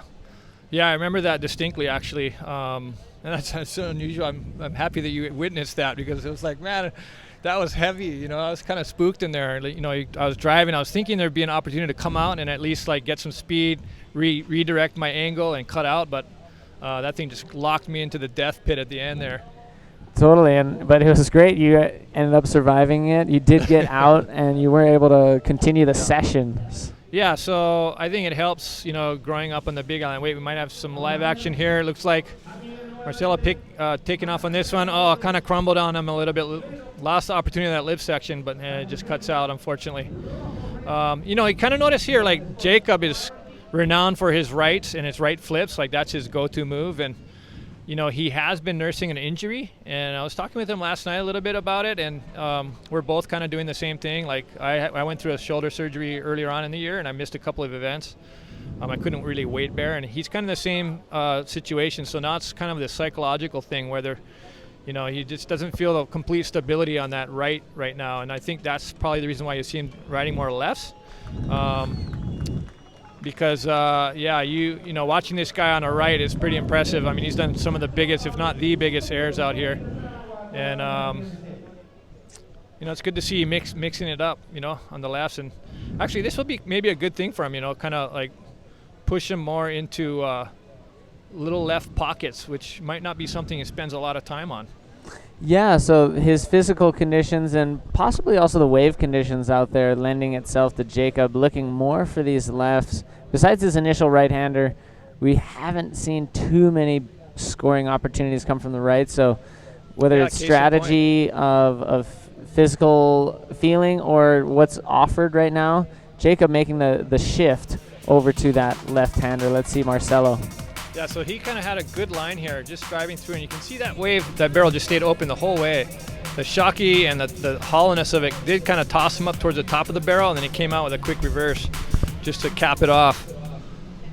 And I do believe that was awarded 8 points for Marcelo Pedro, putting him ahead of Jacob Romero. Now with just a few minutes remaining, Jacob needs a big scoring opportunity. 9-point ride will get him there, and there is a chance that he can get it because we've seen him achieve huge numbers as recent as the Encanto Pro podium final last year. Did the move of the event in that podium final to earn 3rd place at last year's Encanto Pro in Puerto Rico. So he's totally capable of high 9s, if not excellent. Look what's in the back, Dave. Looks like it might be a big right coming in. Jacob, I think if he knows what he needs, he's going to go for broke, which is going to be super cool. This could be a really pivotal point in this heat.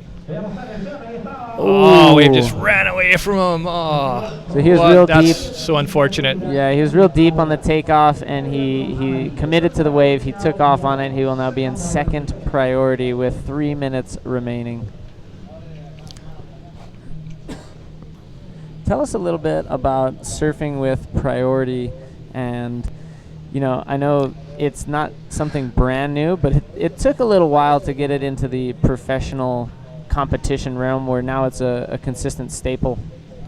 Well, I think priorities has been around for a bit, and it's been around actually in free surfs for a long time. It's just been an unwritten rule, and so the idea with multiple person priority, like more than 2 people, because there's been man-on-man priority for a while, but like 3 or 4 man heat priority is basically just taking the idea of taking turns and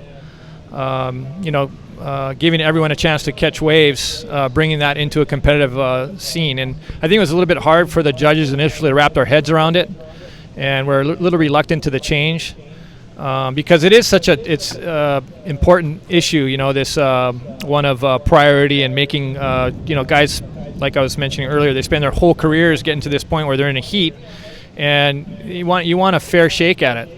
So it's a delicate topic actually.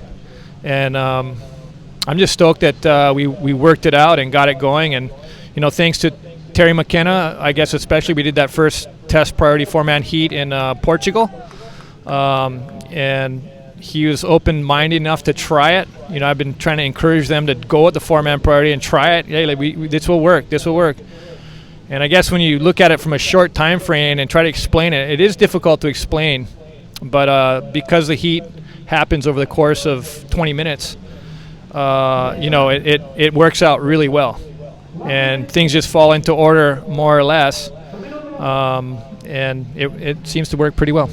I would totally agree. It's been working very well and is now just a crucial part of the system that we use to show you the best performances we possibly can, and we want to give these competitors the ultimate opportunity to showcase their talent, and giving them a priority sequence for them to work in those constraints and wait their turn and sit where they want to sit, take the waves they want to, has definitely helped with that. Oh, this is it. It's going to come down to this wave. 30 seconds left. Jacob Romero up on it. He needs a big score. He's waiting. He's up at type. He's going to slingshot here. He's he's assumed the monk seal stance. That's the monk seal slingshot, Dave. Trimming. He's been holding off on that move until the very end, and now he just busted it out. What do you think? I'm not sure if it's going to get all the way up into the 9-point range, but I would hope that it's higher than a 1-point ride. We'll have to wait and see. 1.5. What's your call on that? 1.5? I'd give him like a 2. That was pretty creative. No hands, fast trimming. Yeah. Anyways, joking aside, that sucks. Sorry, Jacob. That was a tough heat. It is the Chilean Marcelo Fondes moving ahead into round number 3, and we will get into more action with Mike Stewart staying here in the booth right after this commercial break. Donde comenzamos nuestra aventura en Arica, empezó también nuestra amistad. Compartir con quien amas ese paisaje único. El sabor intenso y apasionado de estar contigo. Descubrir ese lugar donde te encuentras a ti mismo. Sentir que en Arica soy feliz. Respirar la libertad en cada segundo. Las palabras sobran al estar contigo. Porque soy chileno, yo amo viajar por Arica y Parinacota. Juntos un Chile mejor. Cernatur, Gobierno de Chile. I feel like I'm gonna drop real soon.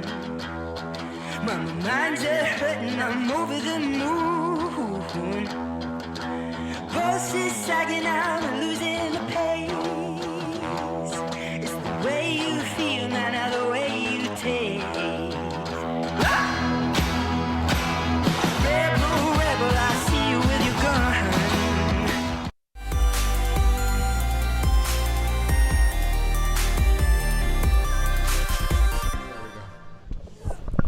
Welcome back, everybody. Manny V here with, yes, the legend himself, Mike Stewart, and the Arica Chilean Challenge going down right now with round number 2. We're winding down round number 2 with the last few heats of round number 2. But Still contestable, a little slow, but still big moves being thrown down. Yeah, there's still plenty of good waves. Even though it's small, this place has a lot of energy. There's tons of juice in this wave. It packs a really heavy punch, even when it's small. Yeah. So you can still see big moves, and everyone can pretty much do their full repertoire out here, given if they get any sort of section. That's right. So why don't we go straight into the action right now? Out in the water, we have heat number 14, and we're going to give you the live feed. So I wasn't able to watch or see what you and Dub were talking about, but first, here's a look at heat number 14 out in the water. The Brazilian David Barbosa is going to be in the red jersey. Kevin Torres from Chile in the yellow jersey. First, the Chileans. Yeah, this is going to be a great heat, a great matchup. One of the best up-and-coming riders from Brazil and Chile. And that's, Kevin Torres. That's the thing. All these new guys and the young kids, and I'm not gonna. I mean, even the women who we may see later on today, they're gonna put everything on the line. And that reef right there. So here you go, a little paddle jockey, paddle battle. Oh, collision! That's what we are talking about. Okay, so. Oh my goodness. When it gets small like this, it gets super intense. And nobody backing down. Yeah, it gets really intense. Nobody's backing down. So I'm not a judge, but I would probably say that's a double interference. And this is the one moment during this priority where there is no priority. At the beginning of the heat, you basically start off with no priority. So whoever can establish priority gets the wave. And in that case, we'll see if the judges deem one of them did that. But hey, here's two super keen competitors, and this game on.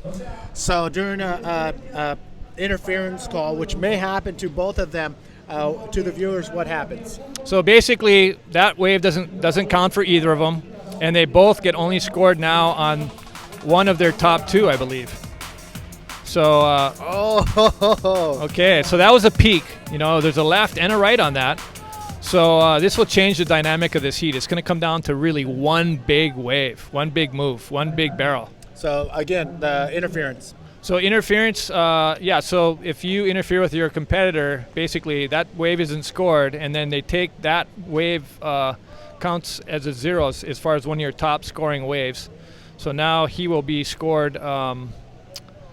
And the rules, I got to be updated actually on this, because the rules change. They've changed and modified over the year to try to make them better and better.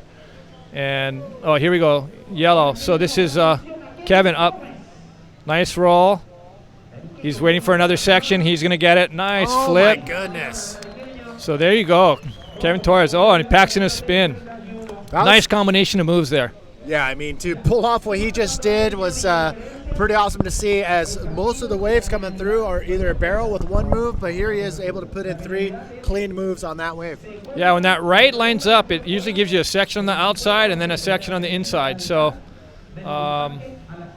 here we go, another David Barbosa. He's decided to go left here. He's deep, nice clean little barrel.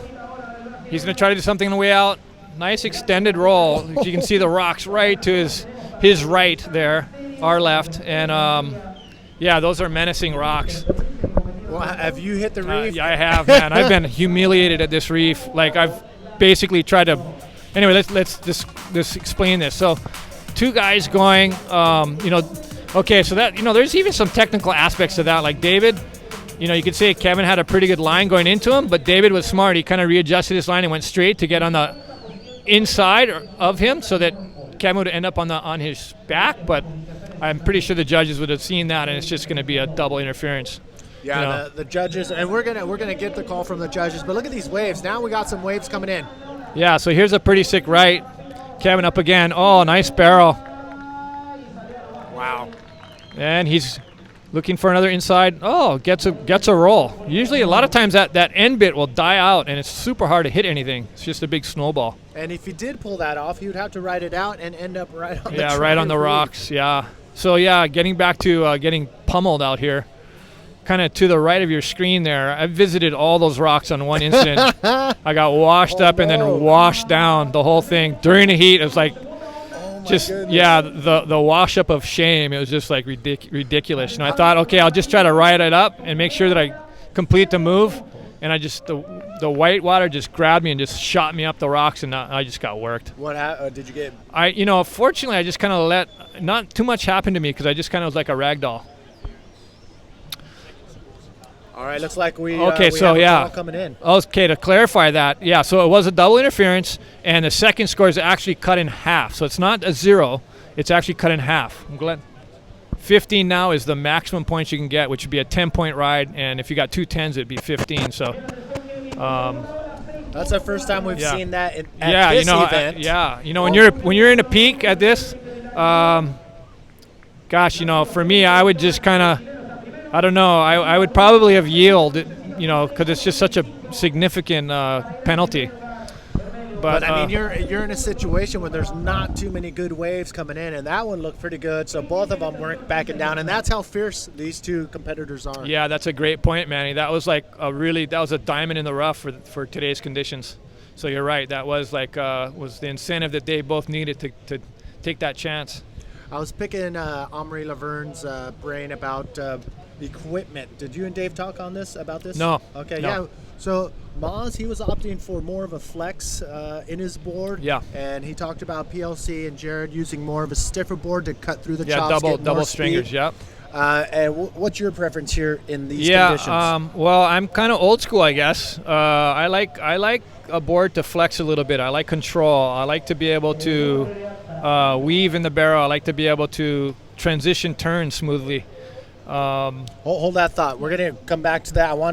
Everybody wants to know what you're riding out here, but we do have Begonia with the winner of the last heat. Begonia, hold on. We always want to go to the live action, and if live action okay, is we going, got Kevin up on this left, in and out, quick. All right, Begonia is with the winner of the last heat. Begonia, take it away. Thanks a lot, guys. We're super stoked here at the beach with Marcelo Faundes. He's from Iquique, and your heat was amazing because you actually beat Jacob Romero. Tell us a little bit about the heat. Primero que todo estoy feliz, me tocó una manga muy difícil con Jacob, logré agarrar 2 izquierdas buenasas que fueron unos tubos, una de un 8 creo y una de un 6, que me mantenieron en la primera posición, después un par de rolos que me ayudaron en la puntuación y eso. Well, he says he's very happy. He remained focused, and he's got 2 very good waves with good scores that actually allowed him to be in the first position. You are only 18 years old. This is your first year here in Arica, competing in the open category. And how do you feel? And how that feels, to be for the first time. ¿Cómo te sientes por estar la primera vez aquí en Arica compitiendo con los grandes y pasando y ganando? Y ganándole a Jacob Romero, que es uno de los mejores del mundo. Nada, obvio que contento, si Jacob es una máquina, el hombre tiene buen nivel y nada, me tocaron la ola, feliz por estar acá y ahora darle con todo que se viene el round 3. Ya que le vaya bien a todos los chilenos, ya feliz con todo y saludo a mis auspiciadores que no Surf My Way, a la Academia Punta 2, a la Universidad Arturo Prat, Sin Green que hacen posible este viaje y eso, y un saludo para toda la gente que está en Iquique apoyándome, a la familia y eso, vamos. So congratulations, he's super stoked to have actually won Jacob Romero, who is a machine in bodyboarding. And well, just congratulations, and we really hope, and I think the whole Chile hopes to see you back here very soon. Back to you guys in the booth. Congratulations, and moving on. So that's what it's all about right now in this round number 2. Manny V and Mike Stewart bringing you the live feed as while we have a little lull in the action. Mike, I was talking to you about board and quiver and equipment. What are you looking at when you go out here at Arica? Well, to start, the water's a little bit colder, so your board's naturally going to be a little bit stiffer. If you didn't know already, like bodyboards are thermoplastics and they're affected by heat and temperature. So in colder water, they're a bit stiffer. And I came to this revelation when I was when I went to Tahiti, and I couldn't figure out why my board was, or Fiji actually for the first time, and I couldn't figure out why my board was so soft. And I'm like, wait a minute, it must be the temperature. So that's where that all started. And did it just turn to goo in your hands? Yeah, it's just super soft and mushy, and not a lot of projection. What year was that? Do you mind me asking? That was the mid 80s. Okay. I was over there with Tom Boyle and some of the surfers. Okay. Yeah. And then, but here now, what are you using? Yeah, so here I'm using a loaded core, and it's, just to me, like a bodyboard is a system where it's like you got the shape and then you got the flex, and they both have to work in unison to really give you the best results. So I use a certain shape with a certain flex, and to me it works really good in these conditions because it gives you a lot of control. And I'd say generally speaking it is softer than your normal double stringer board for sure.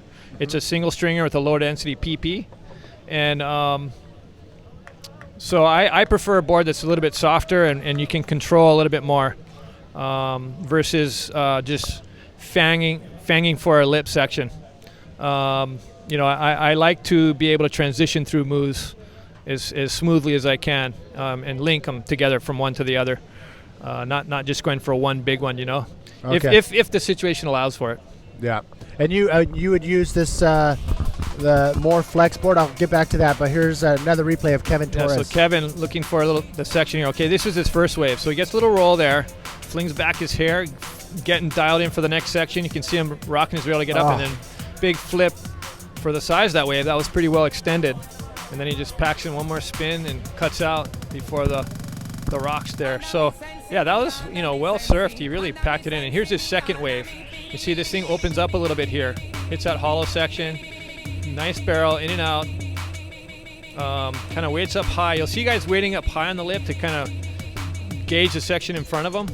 And then he did kind of almost incomplete there, but tried to extend it. But what you'll see is guys kind of waiting up high, and they'll stall up there. And as soon as they see the section present themselves the way they want them to, then they'll release that rail and just like gun for speed.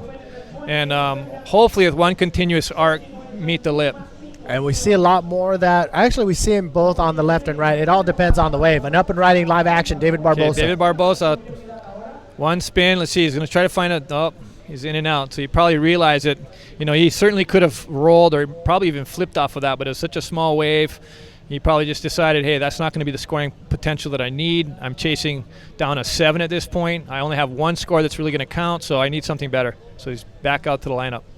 All right, again, we did have a double interference at the beginning of this heat, which means out of the top two scores, the lowest of the two scores is going to be halved for that interference from both riders. That's right. It's a equal penalty for both of them. So things are actually equaled up. Like they'll be scored now instead of on 2 waves or 3 waves, they'll be scored on 1.5 waves. And luckily it was a double interference because if you're in a man-on-man heat and you have an interference, you're pretty much working on an uphill battle from the get-go. Yeah, it's really difficult to win with the interference, really difficult. But possible. Possible. It's happened a number of times. Some of my most memorable heats were ones that I had interferences and I still came out victorious. That was like, you feel like you're against all odds. It's like surfing a deep barrel that you don't think you're going to make, and then coming out of it, it's just the elation. And right now out in the water again, speaking of elation. Exactly. I saw a few people, Teresa Almeida and Jeff Denui, when I had a break. They were down there making sure they're getting ready for their next heat. And I don't know who's in the far end over there, but he's got big old back. Look at those muscles. Jeez. Yeah, that I'm trying to see if that might be Omri. Might be Omri back in there. Wow, he's got a pretty yoked up back right there. Yeah, he's a specimen. Omri. Yeah. Well, I need to take advantage next time of the moose. You'll have to get down there, Manny. Take advantage. I kind of blew it. Nice. I had two heats off, and I didn't take advantage. There's always next time. Yep. They should be here the whole contest. All right, check this out. We are in 10 minutes and 23 seconds remaining in this heat. We have 25-minute heats. We're in heat number 14 of 16. Rider up here. Kevin Torres paddling in or pulling into that section. Hollow section, roll. He's going to probably look for another section. Oh, my goodness. Wow, nice combination. That's probably going to better his best score because he kind of packed in a little barrel at the beginning of that. Wow. Maybe not as big as the first one, but that was pretty packed, man. He got it done. Wow, look at him going back out in the glassy conditions. This area, this wave, glassy all morning, and then just past midday it turns with the onshore winds coming from the horizon. But while it's glassy, everybody's taking advantage. Here we go. Okay, David Barbosa up on the left. this is his chance to fight back. This is a good barrel, and he's a good barrel rider, but that wave just kind of collapsed around him. Wasn't able to make that. You know, Dave's a really good rider, and gosh, man, if probably any other wave, if it was his local beach break, he would have made that. So Kevin Torres in the yellow jersey makes it back out into the lineup. Now he has priority. 9 minutes to go in this heat. These are 25-minute heats. Top two waves are scored. Now in this situation, the second highest score will be halved. And right now, Kevin Torres is pretty stoked. He has a 7.75 and a 7. But again, that 7 is halved, and he is sitting on 11.25. David Barbosa, he needs an 8.13 to get that first place spot. Elimination round is what we have in our hands. Yeah, this is a heavy. This is that's why you saw such a fierce battle at the beginning of this heat. It's like everything's on the line here for these guys. You know, they've worked their whole year, their whole life to get to this point where they're competing at this level, and this is a crucial event for their career. So they're going to fight tooth and nail for this. Yeah, this is one of those. I think all the four-star events are prestigious, but this is one of those ones that you have a heavy reef break where you have the potential for high performance maneuvers and deep barrels, and coming away with a win here means that you're on the top. You're on the top of the list. Yeah, there's a kind of an unwritten law, I guess. It's not even a law. It's just like, there's reputation on the line here as well. Yes. If you do well at this event, this is like the pipeline version of for South America. You know, so this has a lot of credence. This wave, a lot of credibility. So winning here means it's a big deal. And there's been a trend in the last couple years. The winner of this event actually moved on and became world champion for that year. We saw Amory Laverne and Jared Houston last year win this event and go on. Tristan Roberts and his mom. Yep, Tristan checking out the conditions. How cool is it traveling with moms? Yeah, that's pretty cool. I wish I could bring my family down here. That's my goal. I would like to at some point bring them down here just so they can experience this cool place. Rad. When's the last time you've been on a surf trip with the fam? God, it's been a while. Couple years, 2 years, 5 years? Yeah, outside of Hawaii, yeah. It's been I can't even remember. I have to think about that. All right, well, I think it's due. Yeah, especially if they're watching this. Oh, no. Where would you bring him? Would you bring him here? I would like to bring him here. This is cool, this place. I love it. Just the landscape. It's just so different, you know? Like the landscape paddling. Here. Yesterday we went out and we went inland and had an amazing barbecue. Right, we got a cool peak coming in here. Riders paddling. This looks like it could be a really good left. Looks like David Barbosa pulling in super deep. Dang, it's just super hard to make it when it's this small. There's a section in this slab out here that gets really shallow, right where he is about now, and that right there gets super hollow. So if you're in the barrel, it can suck up and change the shape in there, turn square, and just even suck below sea level sometimes. And that little section right there is really a menace when it's small like this. But if a good wave comes in, the right angle, you can drive through that. That's right. It breaks probably right on the outside of that, or like you say, you just drive through it. You got a lot of speed, you can come right through that whole section. Well, David Barbosa, he's hanging on that left-hander, but Kevin Torres may be onto something here. Yeah, I would agree. I think the rights are showing more scoring potential, as Kevin kind of demonstrated on those waves that he's gotten. I mean, he's gotten 3 good waves on the right. You got that barrel to roll, got the double roll to flip, and then he got a barrel, roll, and flip. So that's his high score, 7.75, and then his other's a 7. And we saw the last few days where it has been bigger than these conditions, and I would say about 75-80% of the rides were on the left. Yeah, it's hard to go away from that left. To me, the right is a gamble a lot of times. You'll take off and you won't really know exactly what's going to happen on that wave. You can kind of get an indication. Sometimes you are better than others, but a lot of times it's a gamble. And then the other aspect of the right is it takes a long time to paddle back out. Yesterday in my heat, I actually noticed a guy taking off, and I'm all, I'll just wait. I'll catch the next left, and I'll make it to the peak before he does, even on the right. So it's hard to go away from there, especially if you're getting scored well on the lefts. So. Look at this. It looks like a couple bumps on the a horizon. couple good bumps. Maybe the biggest bump of this heat. So we got 4 minutes, 30 seconds remaining. Kevin Torres in yellow is currently in the lead, and David Barboza in red needs an 8.13. Is that going to happen with both of these riders? Yeah, let's see if David can pull away here. He really needs something special. He needs one of these waves, and I don't think he's got priority. So this is. See if Kevin decides to go right, he might have a chance going left. Okay, so here he is on the inside. He kind of caught under priority of, just super deep, right behind that shelf, and it's just, I feel your pain, Dave. And watch this, Kevin Torres on on another right. Looks like it's kind of forming up pretty well. It's a good section, nice barrel. He's going to look for a section here. Let's see what he's got. Tried to bite off a bit more than he could get. It's just, you really try to push it in these heats, and that one right there, you just kind of push it too high and just went right off the back. I mean, if he would have pulled it off, he would have ran right into that dry reef. I know, it's nuts. Oh, my God. You're basically, if you're completing your moves, they're within inches or feet of the rocks. 3 minutes remaining, and Kevin Torres is on a good run right now. I think he's been on all rights this heat.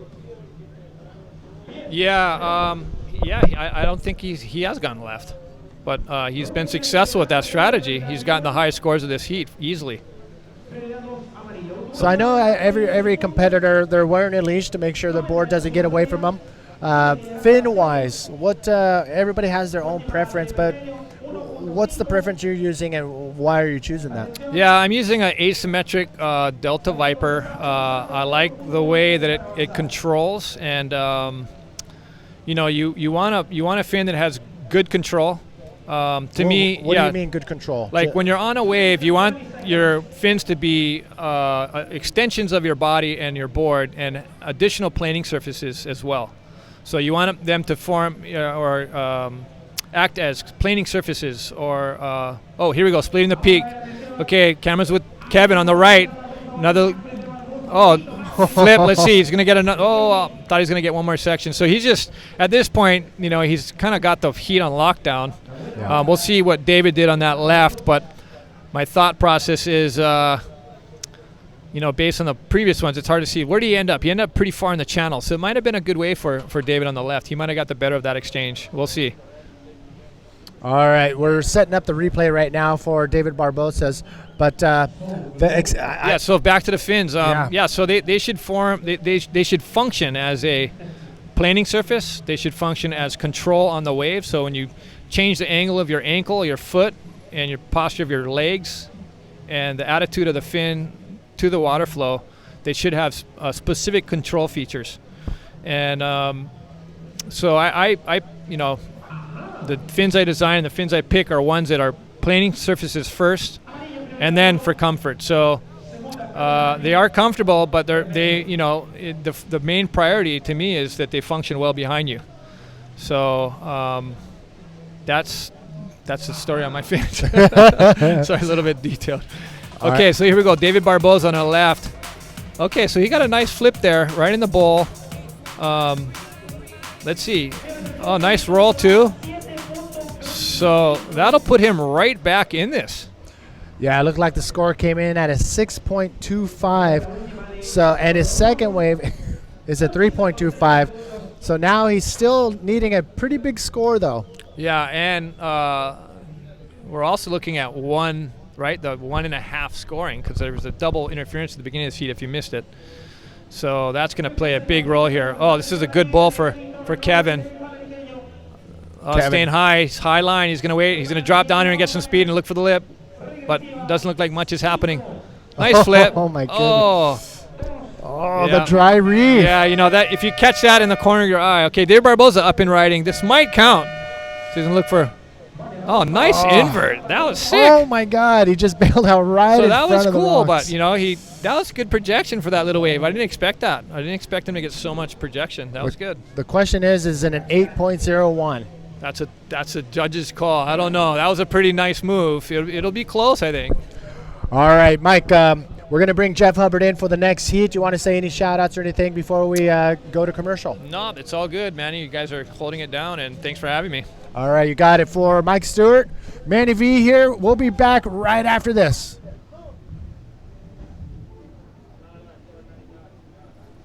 All right, you know what? We're going to hold steady, but Mike's going to step out, and Jeff Hubbard's going to walk in. But, Mike, thanks again for coming in here for a couple heats. All right, so we're going to stick to live action. Jeff Hubbard coming in to the hot seat.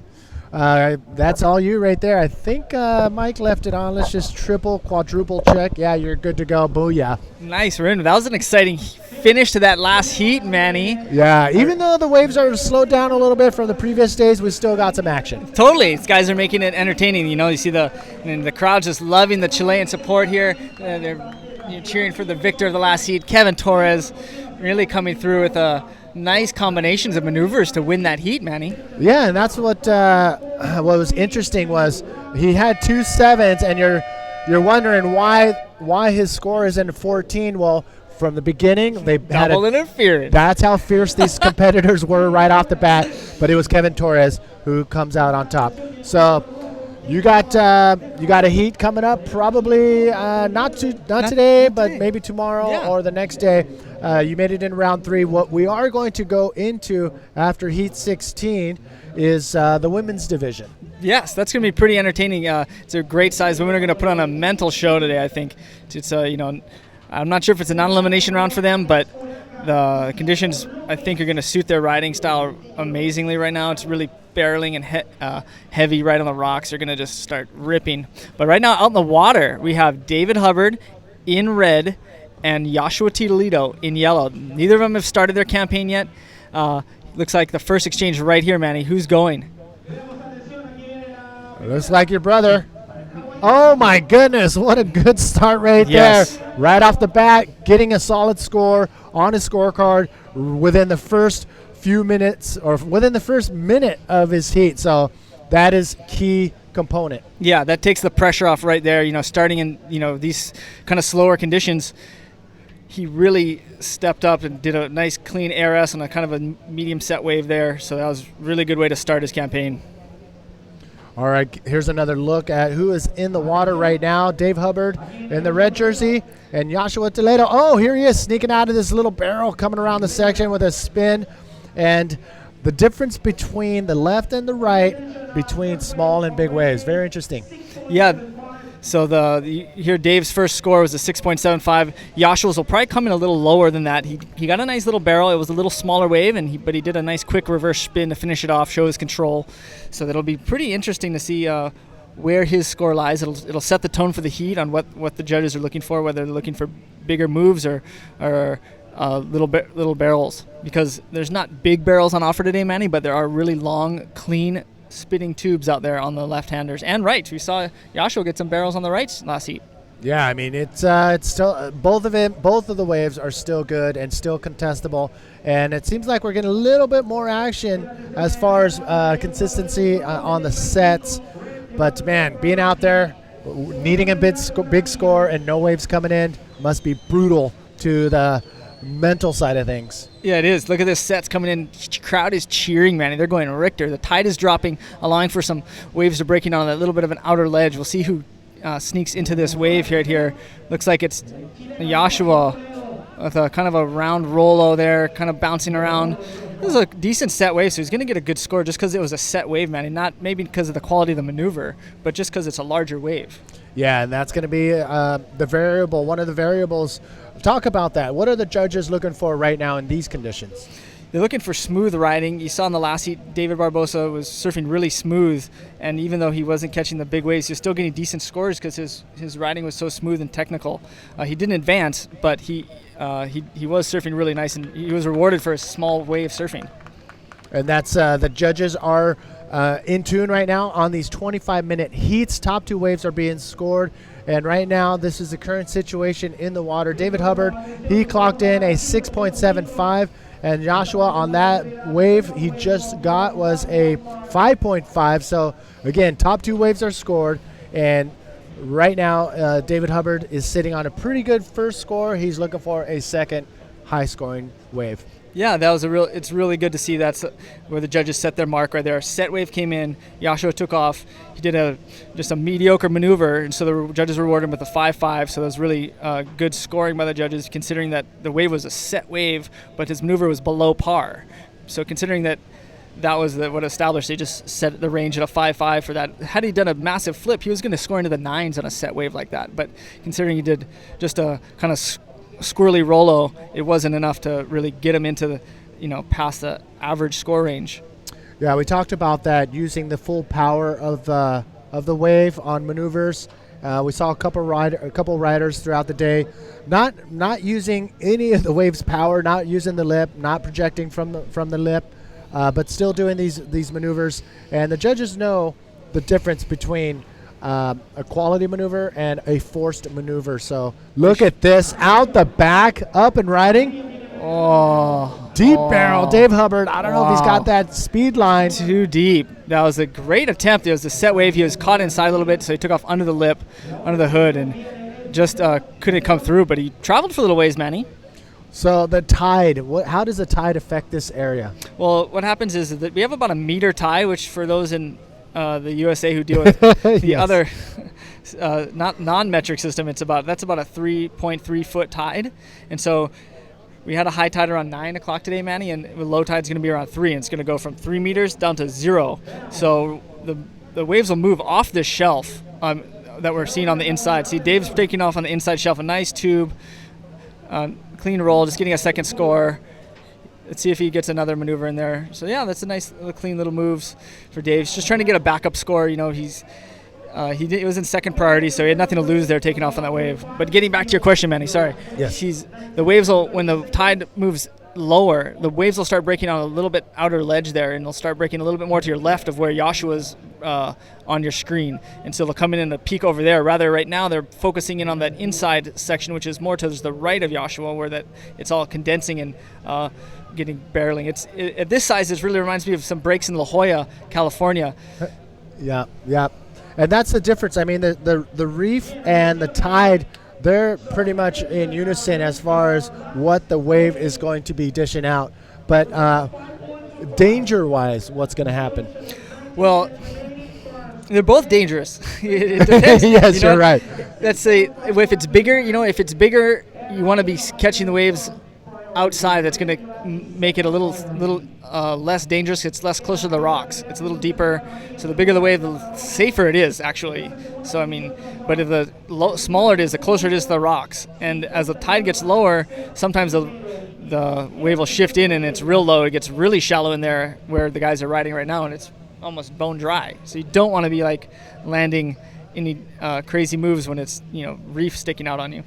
And have you touched the reef yet? Oh yeah, I had a little scratch. It's gonna happen if you push the limits. You're gonna touch the reef, and you just have to be careful and know where you're at.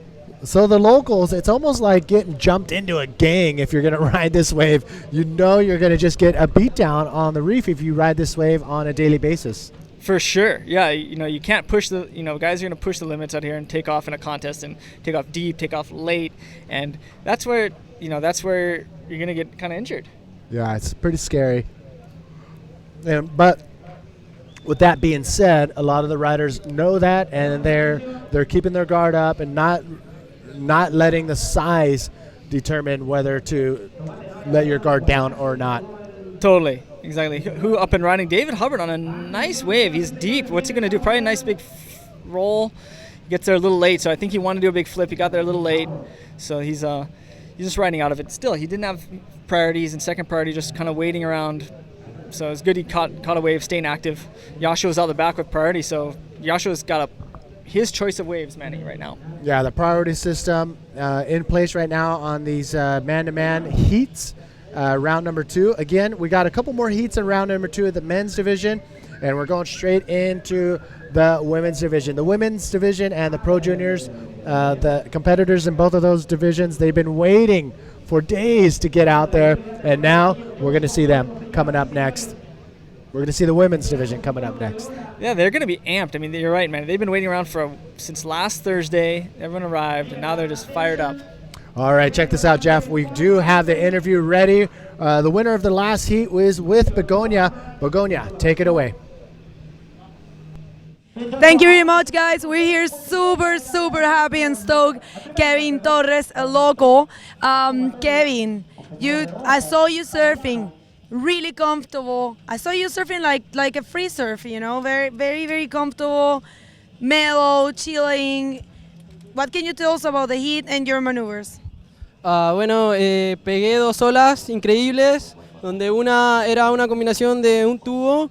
Aproveché de pegar una maniobra rolo y seguí con una RS para darle una combinación más fuerte. Otra fue casi muy parecida. Después intenté no darle chance a David para que no diera las ganas de poder pasar mi hit. Sentía que era un gran exponente, es un amigo mío, una gran persona y también un bodyboard muy bueno. Espero yo seguir con esto, seguir disfrutando de este campeonato y seguir siguiendo con esta competencia. Quiero dar las gracias también a mi sponsor, que es la Universidad Tarapacá de Arica, y mi otro sponsor, todos los que me están apoyando en este gran viaje.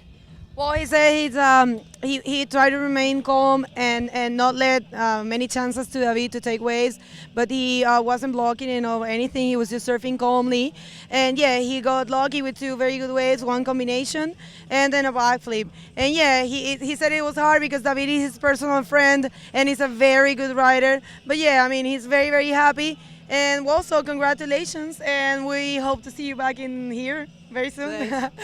Well, back to you guys in the booth.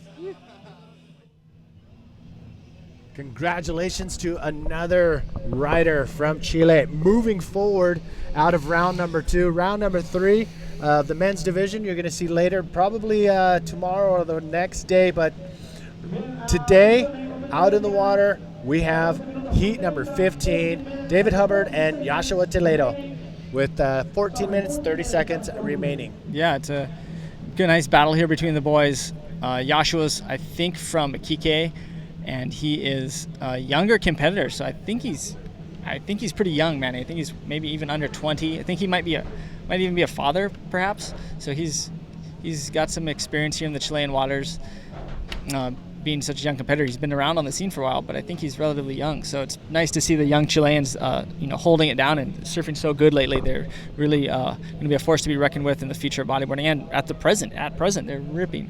Well, the Chileans, they've been showing up in droves to a lot of international events. The riders from Antofagasta, Iquique, and here in Arica, they're making a strong push on the international scene when it comes to bodyboarding. They sure are, Manny.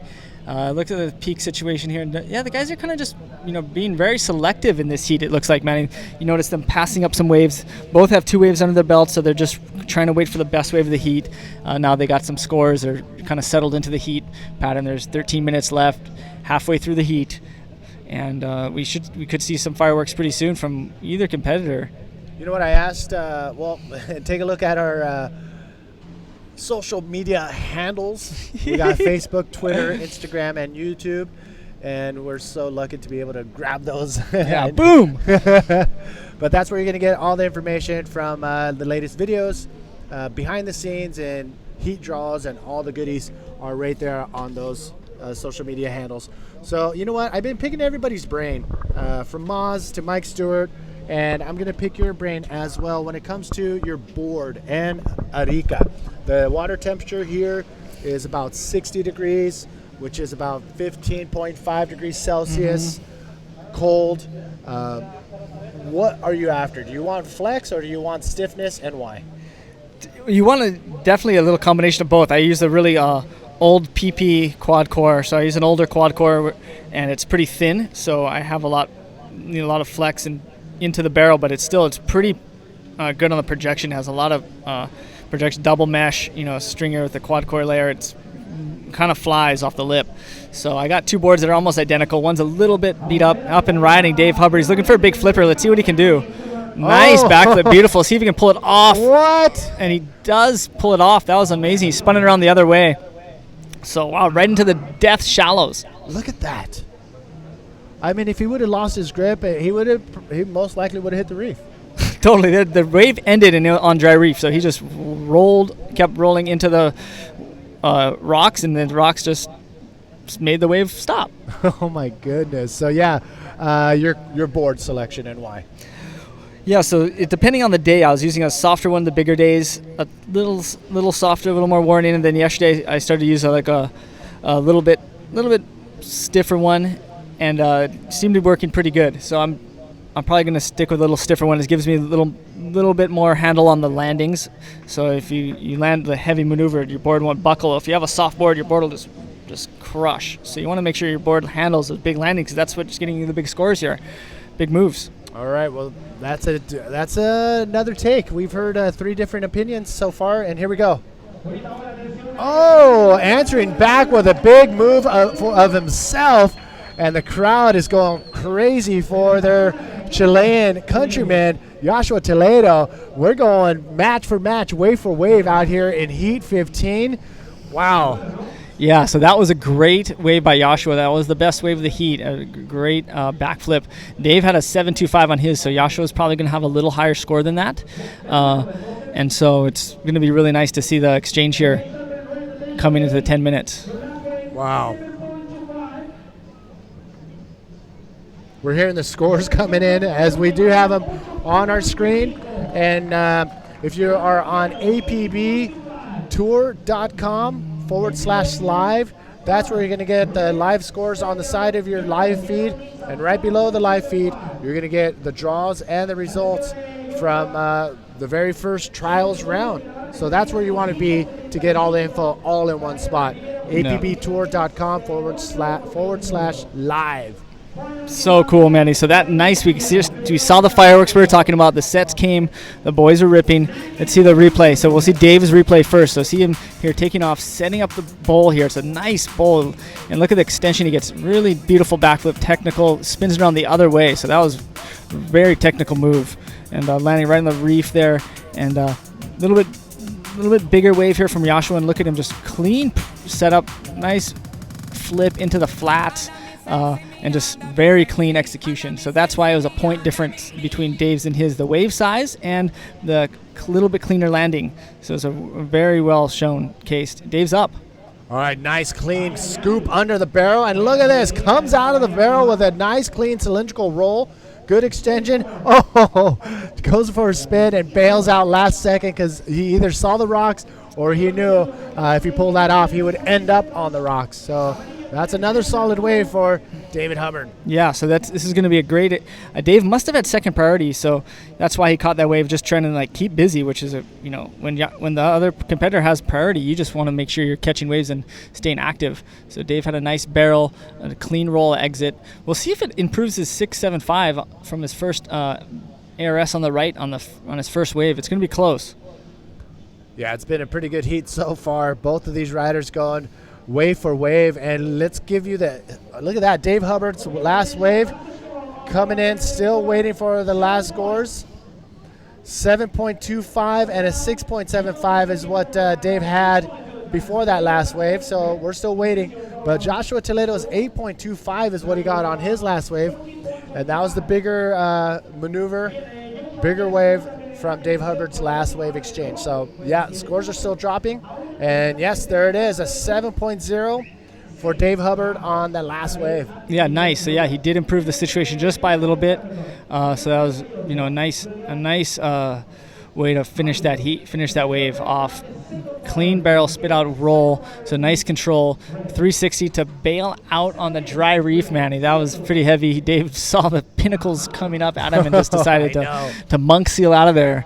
Great strategy.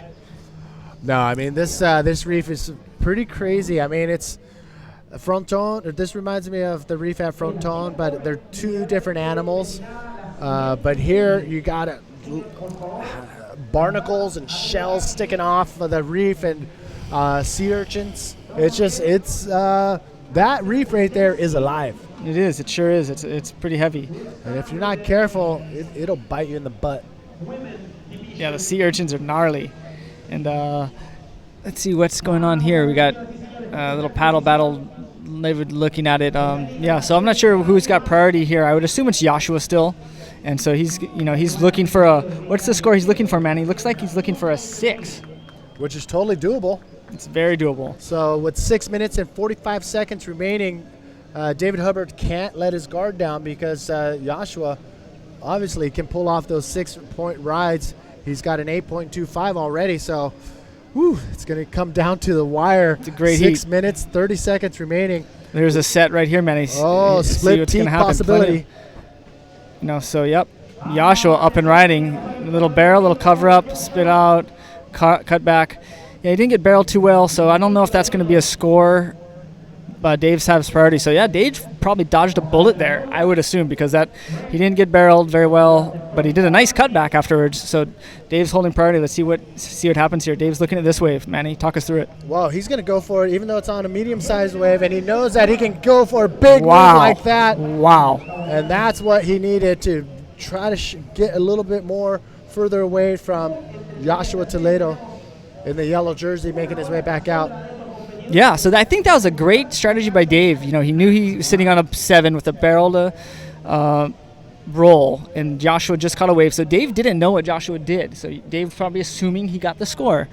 And so Dave takes off and does a huge flip. It's going to be close to Joshua's score, I'm assuming, on that one. It's going to be better than Dave's 7.25, probably a 7.75 or something like this. And so it's going to really help Dave's situation. So if Dave didn't go on that wave and Joshua did get a high score, he would have been kicking himself in the butt later on tonight. Especially we have 5 minutes left. You can't really hold priority with 5 minutes left if with riders of this caliber and so much waves coming in that all look the same. There's not much of a differential at this stage of the waves quality. And we got, like you said, 5 minutes to go, and this is where it is crunch time. We've seen already a couple heats where it came down to the last minute, where situation changed within that minute. Well, he's probably getting ready for work, so he's up cheering on the fellas. Last time I saw her and you together was in Cabo. It was How Cabo. many years ago? That was 2 years ago, Manny. 2 years ago, the last Cabo Freak Fest to go down. Well, under my reign, but under your tutelage. Yeah, well, shoot. That was Hopefully fun. I get to see you two guys again Totally. sooner You're than going to be later. back in Hawaii for sure, so I'm sure we'll see you. We'll be hanging out. We'll be in California, so we'll see then. We'll be All right, cruising let me know around. when you guys roll through San Diego. I'd like to take you to some of my favorite eateries. We'll be there. Bring your passports. Baja's 20 minutes away from my house. Baja's 20 minutes away, but 2 hours in the line of That's customs right. coming back. So as close as it may seem, it's far further away than you could ever imagine. You're right. Look at the guys going. This is a big exchange here. What's happening, Manny? All right, split peak. It looked like Joshua on the left with a nice barrel, comes out with a roll and a spin. The judges like that when you end your barrel rides with a clean maneuver, and if you can sneak in another one, that is super solid. Joshua needing a 6.60, and that is going to be right up in there. Yeah, he's going to get the score for that, Manny. So he's going to get the 6.6. We don't know what Dave did on his last wave. 2 minutes left. Joshua had priority, so Dave couldn't do anything about that wave. So Dave's going to... Look at the paddle battle going on right now. Sorry, Jeff. Look at it. Jeff and Joshua, both of them on the ends of the screen. They're trying to get out to the outside first, which means they will have that priority, and especially with 2 minutes remaining, that is going to be crucial. This is huge. So Dave's going to get priority here. This is pretty important because he may be needing a score after that exchange unless we missed what he did. Because Dave's, he has 2 flips, 7.25, 7.60. Joshua has 1 flip and a nice barrel. So Joshua's going to just probably come out on top on that last barrel. So Dave's going to need a score. The scores from the last wave exchange have yet to drop on your screen. Keep that scorecard, keep that score graphic on the screen, and we're going to probably see a situation change if Joshua Toledo's last wave scored into the 6.6 or higher range. And if it did, it'll move David Hubbard into second and Joshua into first. And let me tell you something, if Joshua can beat this guy, David Hubbard, out in the water, the Chileans on the beach are going to go berserko. Round number 2. Round number 2 out in the water. This is a big wave right here. Dave, nice pit. Wow. This is huge. That was a big wave. He's not done yet. That's going to be a great score for Dave. He's stoked. Yes. Wow, that right there. Wow. If Joshua that was clutch. Look at Dave's. Look at the scores. So close. Dave did get a big move on his right. Amazing score. Amazing competitive spirit by both competitors. awesome to see that last heat and the exchanges. It was fireworks. Great heat. That was amazing. Coming down to the wire, it looked like Joshua Toledo may have taken out David Hubbard, but it wasn't enough. And David Hubbard putting a seal on that card on that last wave, which would have probably kept him in that first place spot. So you know what? Don't go anywhere. We're going to come back with the last heat of round number 2 in the men's division right after this. Donde comenzamos nuestra aventura en Arica, empezó también nuestra amistad. Compartir con quien amas ese paisaje único. El sabor intenso y apasionado de estar contigo. Descubrir ese lugar donde te encuentras a ti mismo. Sentir que en Arica soy feliz. Respirar la libertad en cada segundo. Las palabras sobran al estar contigo. Porque soy chileno, yo amo viajar por Arica y Parinacota. Juntos un Chile mejor. Cernatur, Gobierno de Chile. I feel like I'm gonna drop real soon. My mind's hurting, I'm over the moon. Pulses sagging out, I'm losing the pace. It's the way you feel, man, now the way you taste. Rebel, rebel, I see you with your gun.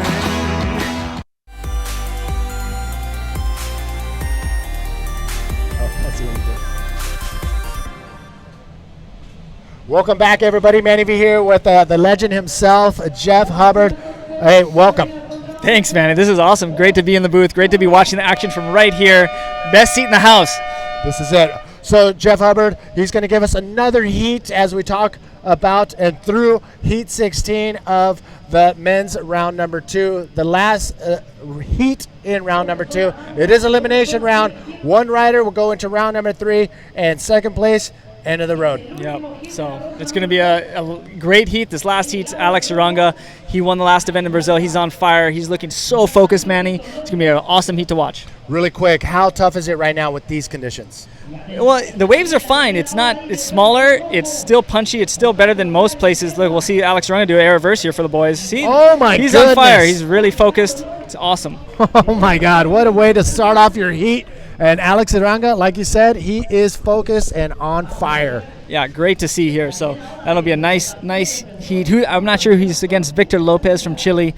So he's against another local. So he's going to hear the locals erupting on the beach, which is he's going to have to just ignore the riot. And I just know. Get to work. Well, Victor Lopez definitely has the capability of taking out Alex Uranga. But now Victor, he's got to face Alex Uranga's first wave, and that comes in at an 8. I want to say I heard an 8.0 from the beach commentator. But oh my gosh, what a way to start your heat! Great way. You know, Alex has been looking for those lefts. He's very proficient on these hollow, thick lefts here, and so he's really was probably waiting to do a nice air reverse. Watch Tanner's first wave. That was the highest scoring wave of the day so far. Air reverse by Tanner McDaniel, 9.25. So Alex Uranga decides, hey, if that's what's going to give me the best scores, I'm going to go do that too. And he got a great wave, started off strong. You're one of 3 riders, 3 bodyboarders in the world to be able to say, hey, I made it to the final here in Arica. You, Guilherme Tamega, Dave Winchester have made it to the finals 4 times. How hard is that to do, let alone 4 times? It's pretty hard. I mean, the level, and especially nowadays, the level of riding has gotten even stronger. I mean, we see the guys showing up in heats 1, like Jared Houston and Pierre Louis, just coming to the party. I mean, they just ripped their heats to pieces. Yeah, it was a no pressure heat, but these guys don't care. They're showing up and just going to give us a show, and that's what the best part about watching the APB Tour online is you get to see such great action, the highest performing bodyboarding in the world, done by the best riders in the world. So, yeah. And one of the best waves in the world right here. Exactly. Because of the consistency. Not only that, it's breaking in the shallow reefs that's giving you a perfect peak, a left and a right. The left draining and barreling, the right drains and barrels and is longer and gives you more opportunities to do more combination of maneuvers. But this wave is pretty incredible. Out of those 4 final those showings 4 times, you walked away with 2 wins, and you're one of 4 to make that happen as well. Yeah, that's pretty cool. I'm really excited. Last time I won here, though, was 10 years ago. Alex Uranga up and riding. He's going to just show us what's going on. Nice barrel to roll. He's going to put his Victor Lopez in combination, and he's going to probably walk away with like a 6 or something for that. So Victor's going to need 2 huge scores straight away. Here's another look at Alex Uranga's wave. So Alex sets up the turn. He's speeding as fast as he can. Here's his air reverse. He's a nice clean pockets. Just pops a little revo. Just too easy. Look at the reef. Just showing its teeth there. Luckily he landed not on the on the dry reef, right in the nice soft spot. So he was very happy. Very lucky too to find that landing right where he did. So, yeah, you have 2 wins under your belt. 10 years ago. 10 years ago was the last time I won. 2006 versus Guillermo Tamego was the last win I had. The next year I was in the final with Guillermo again. But yeah, I'm excited to try and make the final again and try and win 10 years later, just because the level of competition is, hey, it's always been high here. It's always crazy. You always think it's the highest, and then each year it gets more intense. Guys get better. Guys start to show up, and the levels, guys are doing some critical moves. So how important is it for you and the other riders to win here? What's the significance of winning here? Well, to me, winning here is more of a personal thing. It has kind of nothing to do with the tour or anything else. I just love to win here, to come back after 10 years and win. That would be amazing. That's something I'd really like to do, and I'm gonna do my best to do it. It's some difficult competition, and I know I'm just gonna have fun regardless, surfing against the best guys in the world on this wave. That's the best part about it. This wave is offering up, the opportunity for you to show your barrel riding skills, to show your big lip maneuver moves. Definitely a high performance wave, even when it's a slower 3 foot, 4 foot wave that we're seeing today. And boy, the guys sure are putting on a nice show. I mean, we've had some great heats. I mean, the guys who lost today are probably a little bit disappointed that the waves were a little smaller. I'm sure Jacob Romero, Louis Finnegan, heavy hitters like that who came out today. Those guys in the top 16, they came out, they surfed really good. They just, the waves weren't there for them that they were looking for, and they just couldn't advance. So I'm sure they're a little disappointed that we had smaller conditions today, but it's not that we don't have a choice. This is the forecast we're dealt with. This is one of the better days of the waiting period, so we're running today because we have to get it done. We have a nice swell coming in tomorrow, Wednesday, and finishing Thursday, so we're looking to finish the mins on Thursday, I believe, at this point.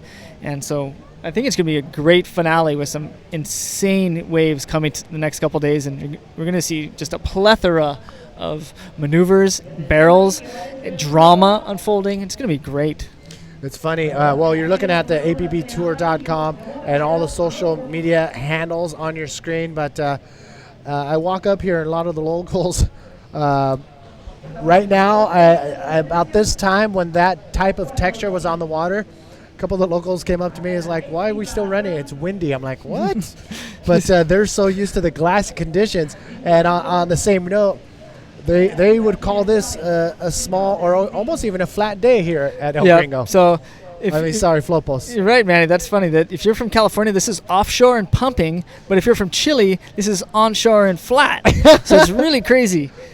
I don't understand. I mean, this is just one of those waves on how consistent a wave can be. And I threw it out there. I'm like, hey, if you were to choose a bodyboard trip / APB spectator trip, this is probably one of the coolest places to come. There's so much things to do, and the diversity on the landscape is crazy. Look at this out the back. Wow, big set. Who's going? I'm not sure. It looks like a rider in yellow? Yeah, Victor Lopez. Victor Lopez. Yeah, he didn't make that barrel, unfortunately, but what a nice try for Victor.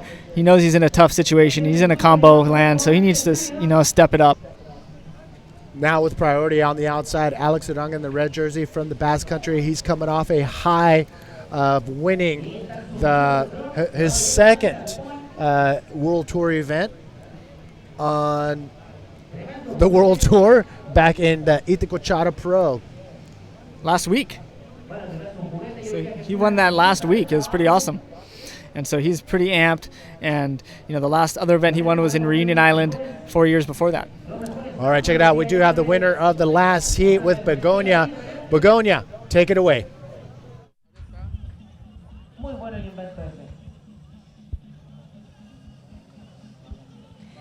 Thanks a lot, guys.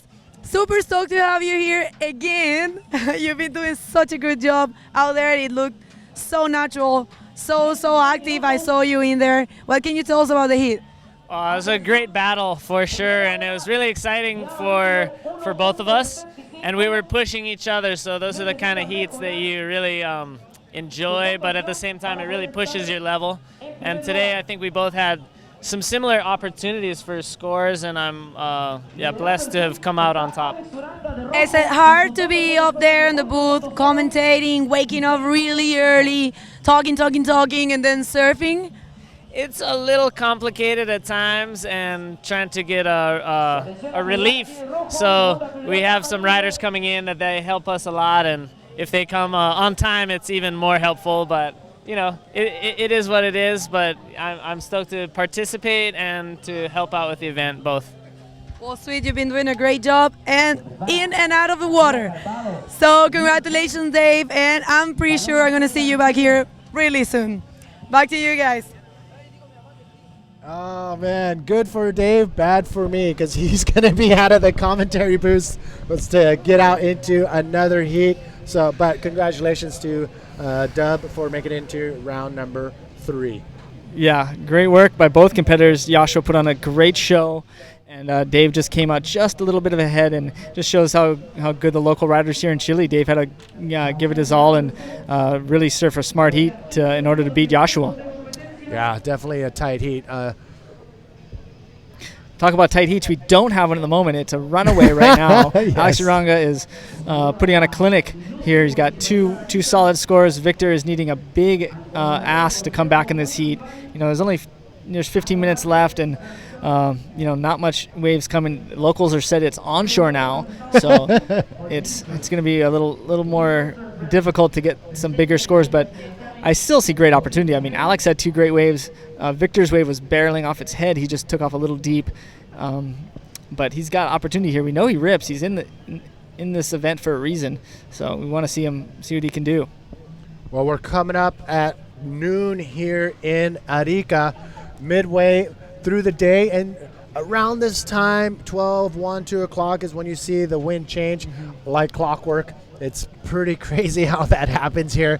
But there's been a couple days so far, or during the time we've been here, where it's been glassy all the way till 4 o'clock. Will we see that today? Probably doesn't look like it, because you can start seeing the texture coming in. Yeah.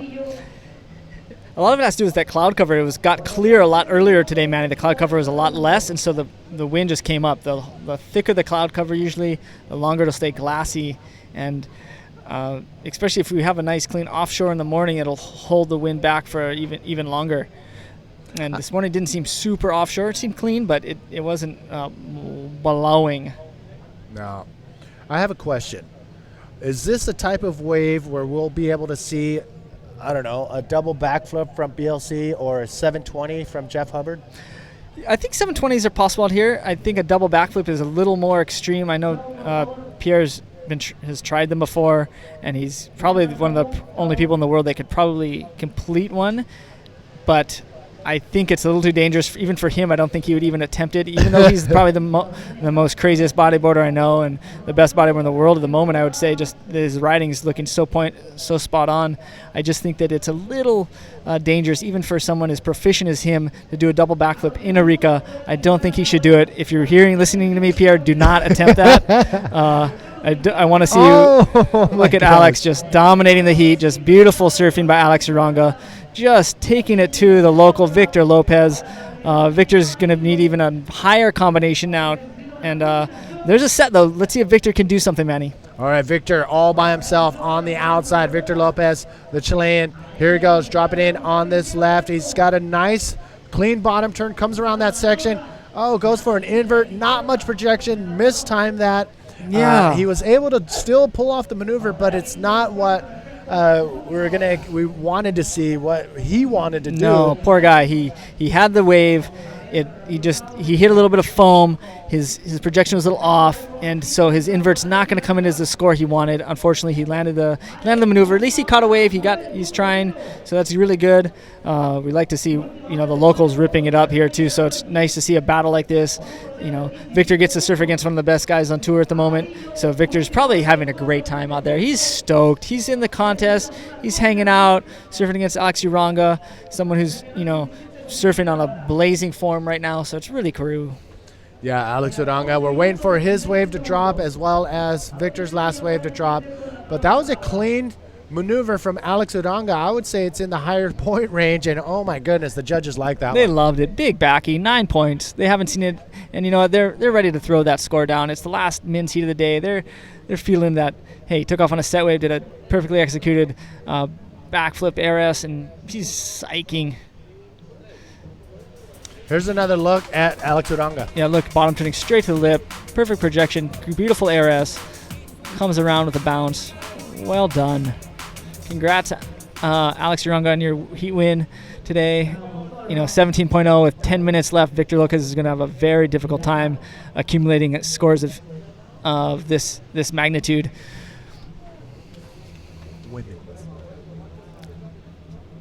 But coming down to the wire, 10 minutes, 43 seconds remaining. Yeah, and then in the next heats we're gonna have the women's round, Manny. It's gonna be great action. Women are gonna be fired up, coming out hot. We're gonna have round 1 and round 2. So we actually just gonna see round 1. It is an elimination round.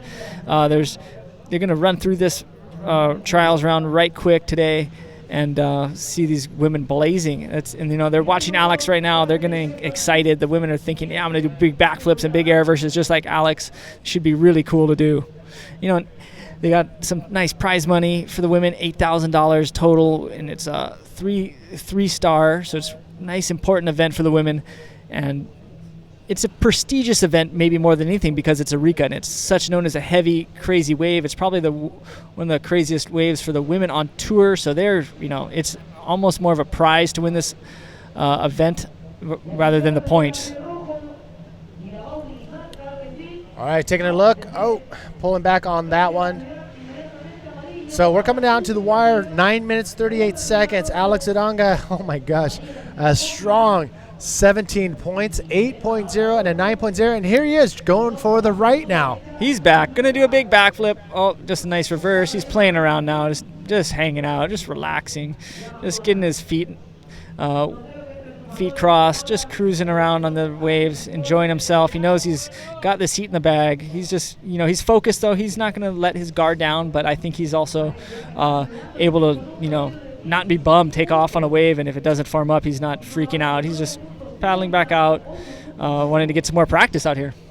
You mentioned the ladies. It's a 3-star event for them, and for the guys, 4 stars, and we're going to come back to that. But look at this one. Beautiful wave by Victor Lopez, nice and deep. See if he makes it. Victor's a real proficient tube rider, but just couldn't make it out of that one. Man, great effort by Victor here. He's really giving it a good stab and putting himself in the critical spot. He's a mad charging Chilean, and he just is not making these barrels, so it's a tough one for him. But man, great effort, Victor. You're really putting on a good show here for us. 8 minutes, 20 seconds remaining in this last heat of round number 2, the elimination round for the men's division. Alex Uranga, oh my goodness, just steamrolling right now through this heat, and Victor Lopez, he doesn't want to get flattened out. He's got 9 minutes, actually 8 minutes to come up with 2 solid scores, but those scores have to be pretty big because Alex Uranga has 2 incredible scores, 8.0 and 9.0, probably the highest score of the day so far. Yep, this is the highest heat total we've seen today, and it's nice that it comes in heat 16. The guy's been waiting all day to see some big scores, and Alex shows up, gives the people what they want to see, and people love it. Well, maybe not the Chileans. They were rooting for Victor because they're probably a little bummed that Alex is winning at the moment, but they're probably very appreciative of the way Alex rides, and they really like him because he's also from a Spanish-speaking country known as Spain. He's from the Basque country. He does speak Basque as well, and he flies the Basque flag, maybe more than the Spanish flag, but he's just an absolute legend of a person. And we really like Alex up here in the commentary booth and are happy to see him ripping today, as well as every other day. What is that out the back? Do we see a bump coming in? It looks like Victor Lopez and Alex Aranga see it as well. Look at the texture on the water right there. It looks like the barrels may be, well, actually here with the reef, it's still going to barrel. Still pits. Oh, you know what? I take all of those words back right now about the tube not existing, because it is still there. It does get more difficult to enter the barrel, Manny. I think that's when the texture becomes on the wave. Yeah. Entering the barrel is a little trickier because that first takeoff section isn't quite as allows you to get in quite as easy, but it does still barrel because it goes onto dry reef, and so it's going to barrel regardless of whether it's, I would say, onshore, offshore, cross shore, side shore, any shore type wind. I agree. Check it out. We have our APB Tour Facebook page. I just posted something for a shout out. We want to know where you're tuning in from. Go over to the APB Tour Facebook page, and I just posted something there. We want to know where you at. Where you at, brother? Give us the country you're tuning in from, and we'll give you the shout outs towards the end of this heat. 5 minutes, 40 seconds remaining, and we got some action out the back. Yeah, country is great. We'd love to know the postcode as well. You give us those digits, time zones, all this information is well relevant, and we enjoy it. You know, the city, Ciudad, the villa. Who knows? We're interested in all this information. Yes, and if you want your credit card number and social security No, number. don't do that. Man, he's just joking. Yes, I'm joking. We're not joking. those types of people. Do not send that. Yeah. But we do want to know your country and what time it is. Yes. So yeah, this is it. We're coming to the end of heat number 16, round number 2 out in the water. A big shout out to our sponsors making it happen. The Ilustre Municipalidad of Arica. We have Tomate Surf Shop, and the event is presented by Erizos.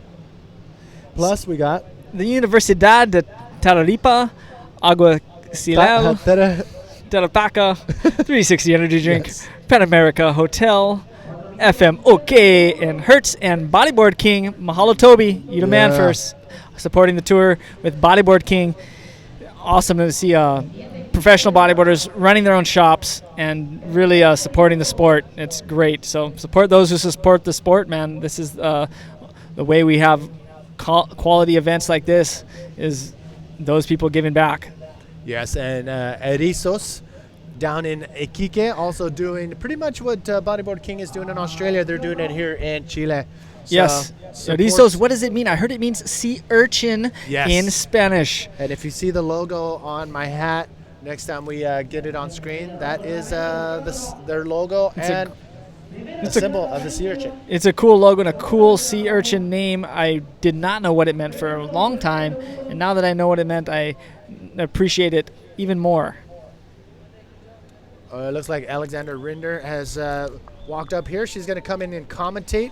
That's awesome. For the first heat or two. But wait a second. Look at this out the back. Bombing set. Women are amped. They're going to be out there getting pitted very soon. That was probably the biggest wave of this Maybe this new swell is finally hitting, Manny. What if the new swell comes in and the women paddle out and just start scoring? Who's up and riding? Alex Uranga, of course. Big backy for the boys.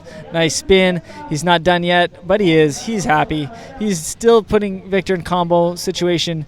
Victor's waiting for that set. If Victor could have caught that set and got pitted and spit out, maybe he would have broken the combination. Oh, my goodness. That was the biggest set for sure.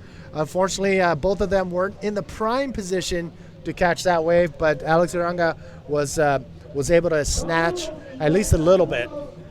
Yes, he did. But it was Joshua who needed it more than Alex did in that situation. Yeah, Victor sure needed that wave. But, 3 minutes left. Alex is just in cruise mode. I mean, he's going to be focused, but he's going to be having fun. He knows he's got this heat in the bag. He's just going to try and enjoy a few more rides, get a few more practice, and get ready for round 3. And yeah, we had some great heats today, Manny. I'm sure you and Dave are going to recap it for all of us. Round 2 is now finished. So after this heat, round 2 will be finished. 16 guys will have been eliminated, and we'll roll into round number 3 tomorrow, starting with the men's. It's going to be a man-on-man competition. It's going to be awesome, starting around 7:30 a.m. Chilean time. So tune in to watch the world's best do battle at Arica. It's going to be pumping, I have a feeling. Actually, you know what? There's 2 time zones in Chile, right? Because my phone keeps setting back to 1 hour ahead. Is that Santiago time? Manny, as far as I know, there's 1 time zone in Chile, and it changes just 10 minutes up the road into Peru. That's so what's if happening. You're catching Peruvian signals, and that's why your phone will keep changing back and forth. So if you drive 10 minutes up the road, you're in Peru, different time zone, different country. Oh my goodness. Might as well be a different world. Yes. All right, let's I'm gonna do a quick shout outs for 1 minute and 30 seconds remaining. Andrew tuning in from Cape Town, rooting for the South Africans. Alan is tuning in from NYC by way of Barbados. No problem, man. So we got Victor in Newport Beach, California. Kevin is in Los Angeles. Sean is tuning in from Durban, South Africa, as well. Ricardo in Portugal. Yuri Textera, the #1 player in U-riding. Yep, He's the best in the world. U-riding. He's amazing. And he made his What's up, presence Yuri? known in Brazil on our first ever on-site tournament. So what up, Yuri? Tyler's in the USA, Norman in Florida, Pia in Santiago, OMG Bodyboard Shop. How's it going over there in France? Yes. What's up? John in South Africa, and winding it down for the first few, we have Adam Day in Monterey and Robert in the UK. So look at this, down to the last 30 seconds, and we got waves coming in out the back. Paddled by Victor, too deep, not able to capitalize on that. Little mushy, but I think it's too deep. But Alex out the back, he's going to have one more crack. Oh my 20 goodness. seconds left. He's going to show us some skills. I'm really excited to see what he's going to do on this wave. Oh, he takes off a little late, but he didn't need it. He's just having fun. Is he going to get scored for this one? No, he took off. He didn't even catch it. So, hey, it was great being here, Manny. I'm going to pass the mic off to Alexander Rinder. She's going to commentate for the women.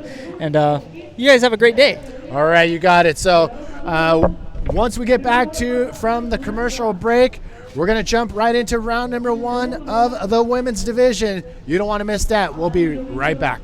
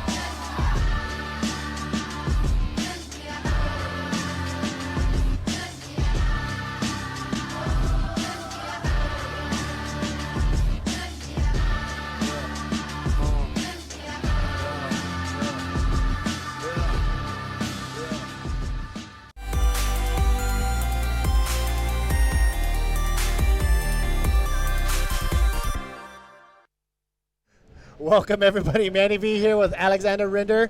Welcome to the hot seat. Oh, thanks. I was actually looking forward to sit here with you and talk about through the seats with the women. So just have some fun, eh? Yeah, we're going to have fun. We're going to talk you through the live feed of the 4 heats in round number 1 in the women's division. With nothing else to do, let's get out there. Let's get into the action. Let's go. So round number 1, we're going to see in heat number 1, there's only 2 riders out here in this heat. It is Andre Carvalho Diaz and Paloma Fagian from Chile. Did I say her last name right? Freigang. Freigang. It's a German surname. Oh, so Yeah. you said it perfectly. Oh, yeah. So give us a rundown on what you think we are to expect from the women's division out here in these conditions. I think they can do really good in this condition. It's pretty small though, like even for the girls. But I think they're gonna do a great job, and let's see. I think this heat is gonna be pretty interesting. Paloma, we all know she has been doing really great this last years in this wave and in Antofagasta. So Andrea just does this contest. I think she does the whole tour. Like, we don't hear much of her, but I think she will do great in this heat too. So let's see what happens. Okay, so just bring you up to speed right now. This is the women's division, round number 1. There are 4 spots open in each one of these heats, but because of the situation we have right now, we have 2 riders in heat number 1. That heat itself is going to be 20 minutes. The next heat has 3 riders. That heat, along with 3 and 4, are going to have 25-minute heats, and top 2 riders only will advance on to round number 2. Yeah, well, in this heat, both gonna advance, but they're fighting for the first spot to get in the next round. I think it's gonna be pretty interesting. There are a few girls that haven't been on tour, like Julena, like a few years now. Joanna is the first time that comes to Chile to compete in the APB, one of the APB contests. So I think it's gonna be pretty interesting. Luz was here last year. Had a pretty tough battle against her in quarters. I nearly got knocked out, and just like in the last minute, I made the score. Yep. So that was good for me. Yes. But yeah, I think this round is gonna be cool to watch. All right, so there you have it, first round, and I think because of the time and because of the situation, these will probably most likely be the last heats of the day. Yeah, I think so. I think the wind is not gonna take too much anymore to come in, so I think this 4 heats will be the last, and then we all go to eat or do something else. I wanted to surf, but I think we're gonna do the social project with the APB, going to the school with the kids. Looking forward to that, and just cruising around Arica. All right, so I'm getting word, yes, we're going to try to run all 4 heats of this first round. Conditions, it all depends on the conditions, but as we see up and riding, we see Paloma Fragan in white, and she does a good reverse in the pocket, and she gets out because it's pretty close on the rocks there. I think that's the thing about here. Like, people say this wave is crazy when it's big and stuff. It is, but I think when it's small, it's just so close to the rocks. I think it's so dangerous. It's our job. We have to surf these conditions. It's for this wave, these conditions, like, no one goes out and surf like a free surf, the guys from here, but it's still an epic wave, which you compare to other ones, it's just crazy. So we're blessed to do this contest here and surf these waves. Just to bring you up to speed as well, after this is yeah, that we see Andrea going there, and she goes for the roll, doesn't land it, but see there, it's crazy how close they are to the rocks. I think it's better to take maybe wait to the set wave and get like maybe a left, because the right seems like seems to be right on the dry reef. Yeah, it seems pretty nasty out there with the rocks. Well, I mean, just so you know, Alexander Rinder is sitting next to me, giving you the live feed. 2-time world champion, actually your current world champion, and after that first run in Brazil, where are you situated? Second. Second, yeah. That's right. How you feeling? Yeah, I'm feeling good. Like, it was a little bit hard for me in Itacochara because I got really sick. So that's right. Yeah, I did my quarterfinals. I was a little bit sick, but like was really in the event. And then we had a week break, the girls, and I got really sick in that week, couldn't train. And in the semifinals, I just didn't feel like myself. 100%. So yeah, a little bit lost in the heats, and everybody could tell. They told me like that wasn't you in the heat. But I'm pretty happy to get the 4th position, and just looking forward to compete here. Love this wave, love big waves, everybody knows that, rock waves. So let's see when our round is going to be going into the water. Yeah, I think they want to wait for some of the surf to pick up a little bit as we get deeper into the rounds for actually all the divisions. It looks like we have some paddling out the back. Do we have any takers? Are they in position? Turning around, taking a look. Yeah, Paloma paddled for that one but didn't go. They actually just want to take rides, I think, in this heat. I think the left is better, but well, everybody does what they think to do right in the heat. And check this out. We do have Begonia ready with the winner of the last heat. Begonia, take it away. Thanks a lot, guys. We're here with Alex. Alex, the heat, I saw you surfing so comfortable. It was like a free surfing session. Joshua is a very strong competitor. What can you tell us about the heat? Que te vi surfeando súper tranquilo, como si estuvieras en el free surfing. Buena maniobra, sólido. Inclusive sabiendo que Joshua es un competidor local fuerte. Cuéntanos un poco. Joshua fue en la anterior, justamente. Era Kevin.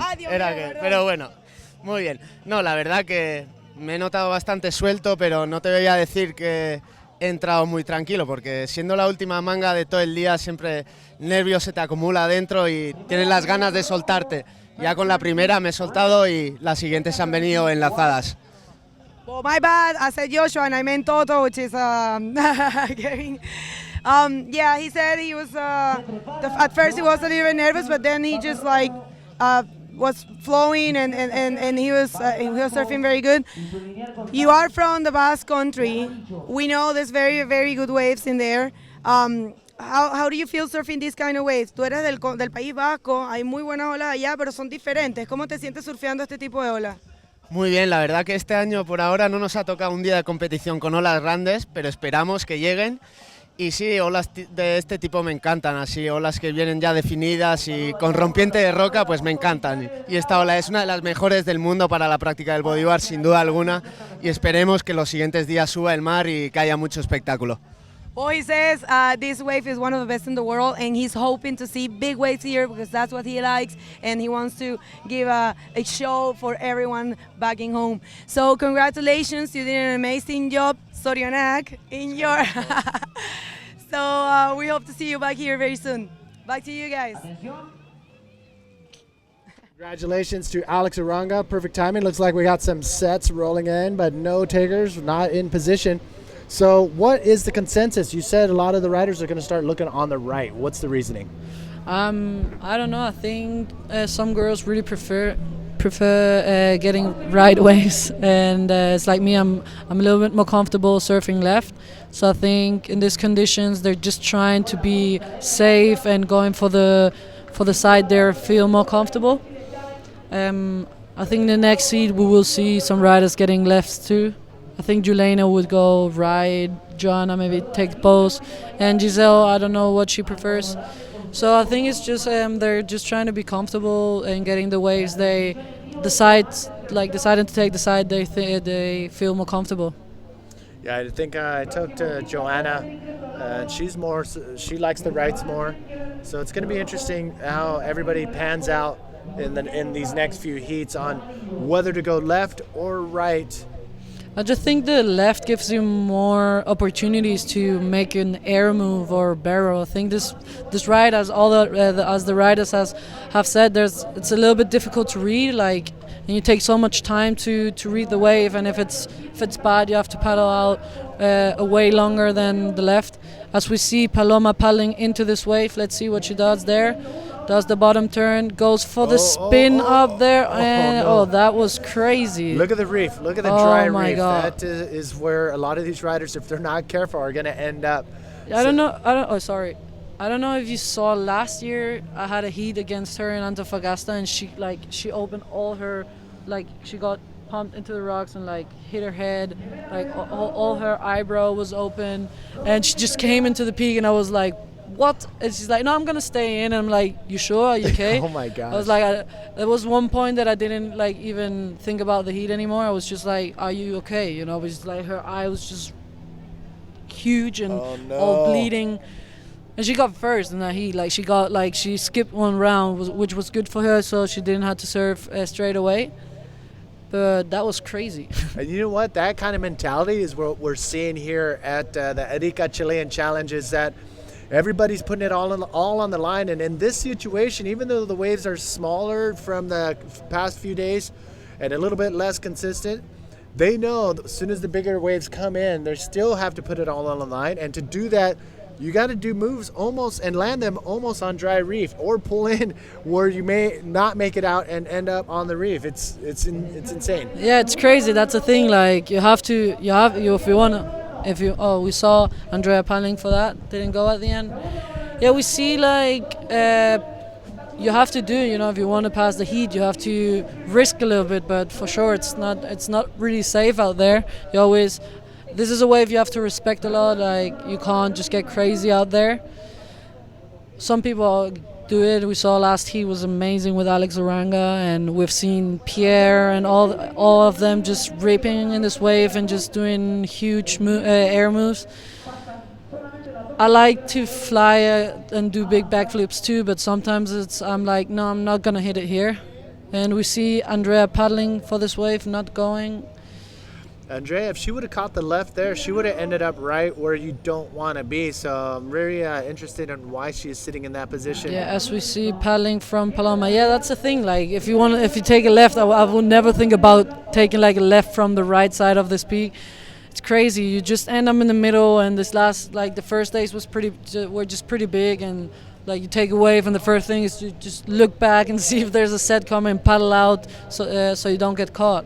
I think that position in there is pretty hard to not get hurt. As we saw Tannerton in the morning just doing an air reverse in there in the pocket and just landed there in the middle and went to the right and had to paddle out at the right side even if he took a left. So I think it's pretty hard down there. So Mike Stewart mentioned, he touched on the fact that the lefts are being more ridden because if you catch a left, you can get barreled, do a move, paddle back out, and you're back in the lineup within a minute. Catch the right, and you take it all the way down the line, that paddle back out, you're actually a little bit against the current, and you got a longer distance. Yeah, I think that's right. And the thing is, they're telling, as I said before, that the ride is not really easy to read. So maybe you take a wave till the end and then it was bad and you have to paddle twice or three times. As we saw Andrea paddling into that wave to the left. That was crazy. So as I was saying, you have to paddle like 2 or 3 times the way you paddle out from the left. So I think if you want to take a ride, make sure that it is a good one, because if not, you're gonna lose some time to come up. Exactly. Look at this one. Taking a look. Paddling, pulling up and over. So every rider that comes in here, I love to hear their opinion and their feedback on their equipment, especially their board. And I've heard Jared, he likes the stiffer boards because he likes that speed. He likes to draw the really fast line to get to these lip maneuvers and do giant lip maneuvers. Same with PLC. He mentioned a stiffer board. Mike Stewart, he likes a lot more flex than stiffness to be able to have control of that board as he comes off the bottom and scoops into waves and project off the bottom as well. And as then we I'm going to ask you White, after this. Yeah, we see White going into this wave. Looks pretty good, and she's looking what to do and kicks out. So the question is there. Yeah, actually, it is. You see how it is.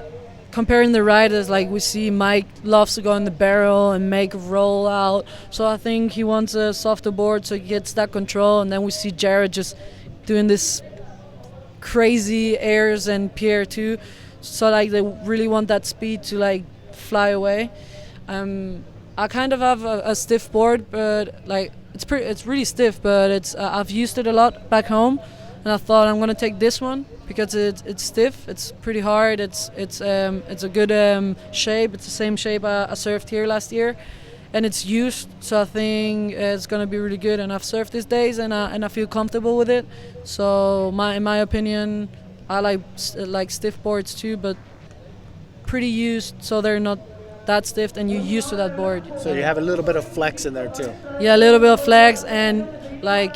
You have your form a little bit on the board, you have the feeling with the board, like with the cold water. See there, all the crowd. The crowd is amazing here. It's crazy how they just love the riders and love to take pictures with the riders, and just being there watching the contest is crazy. You feel like a rock star. Yeah, yesterday they told me it's like you're like a total rock star here, and I'm like, I don't know. Yesterday I wanted to come in, and it was crazy. Like I couldn't. You barely walk, but I like it. I like it that the people love to be here, love to watch us surf, and they love bodyboarding. Yeah, they love bodyboarding. That's what our sport needs, So for me, I like to I'm gonna keep going after this wave. So you see Paloma going for this one and kicks out again. Yes, I was saying, I think that this is really important for the sport. So always when I come to Arica, I'm really happy because I know that the people, they're like in a good mood. They're there at the beach. They scream when there's a big move. You know, there's life here. You know, like of bodyboarding. They really like to see this. Want to come to the beach and see us surfing, take pictures with us, just talk with us. So I think it's really good. I like it. Yeah, and this whole setup here, I mean, you have a wall that's separating the reef and the land here, and the wall is like it's like a little arena. I mean, you have a wave breaking less than 130 meters out, and you get to see it and watch it, and it's a pretty cool venue. Actually, probably one of the best venues. Yeah, it's crazy. This wave is so close, so you just see it perfectly. Like they stop it when the wind comes in because the wave gets pretty bad.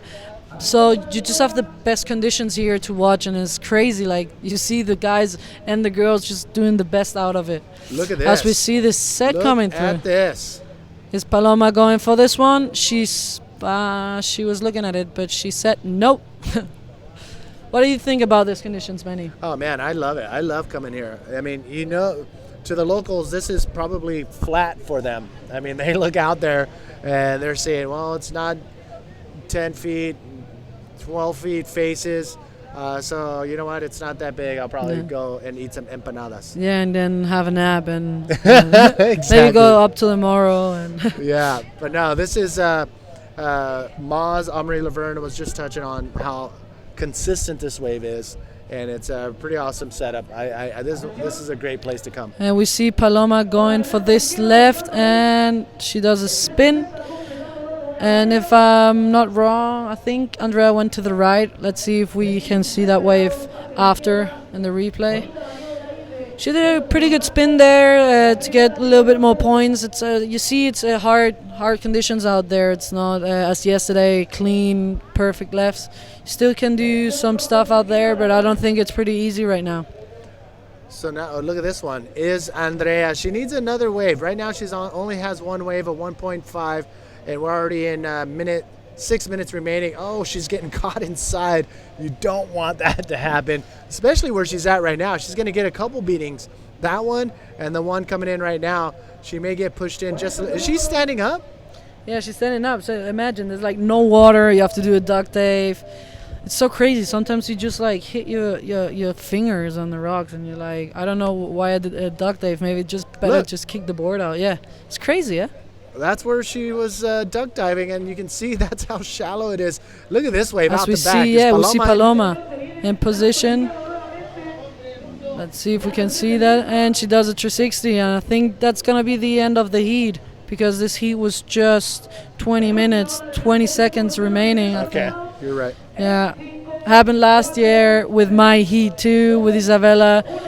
The time was wrong. Okay. And my parents thought it was over, but we still had like 5 minutes. Oh no! Did she call somebody? Yeah, after she was like, what? And I always look at it. It's a good motivation to watch that final. Yeah. We see the end of the heat, and I think Paloma took the win out of that. Both go into round 2. But so the reason why we put them out in the water, even though both of them are advancing on, it's like what you mentioned earlier for the seeding. So right now Paloma is going to go into that first heat of round number 2, and now Andrea will go into heat number 2. And you know what? Both of those heats are stacked, so it doesn't really matter. Yeah, they're both have their work cut out for them. So now we go into a 25-minute heat for heat number 2. And this is who we got. We got in red Joanna Schenker from Portugal. We have in white Giselle Caselli from Chile. And we have in yellow Juliana Gonzalez from Venezuela, which is my best friend on tour. And I'm really happy that she's here. Yeah. How hard is it for a lot of these competitors to show up? Oh, hold on. Don't go anywhere. We're going to be back right after this. Donde comenzamos nuestra aventura en Arica, empezó también nuestra amistad. Compartir con quien amas ese paisaje único. El sabor intenso y apasionado de estar contigo. Descubrir ese lugar donde te encuentras a ti mismo. Sentir que en Arica soy feliz. Respirar la libertad en cada segundo. Las palabras sobran al estar contigo. Porque soy chileno, yo amo viajar por Arica y Parinacota. Juntos un Chile mejor. Cernatur, Gobierno de Chile. I feel like I'm gonna drop real soon. My mind's hurting, I'm over the moon. Pulses sagging out, I'm losing the pace. It's the way you feel, man, not the way you taste. Rebel, rebel, I see you with your gun.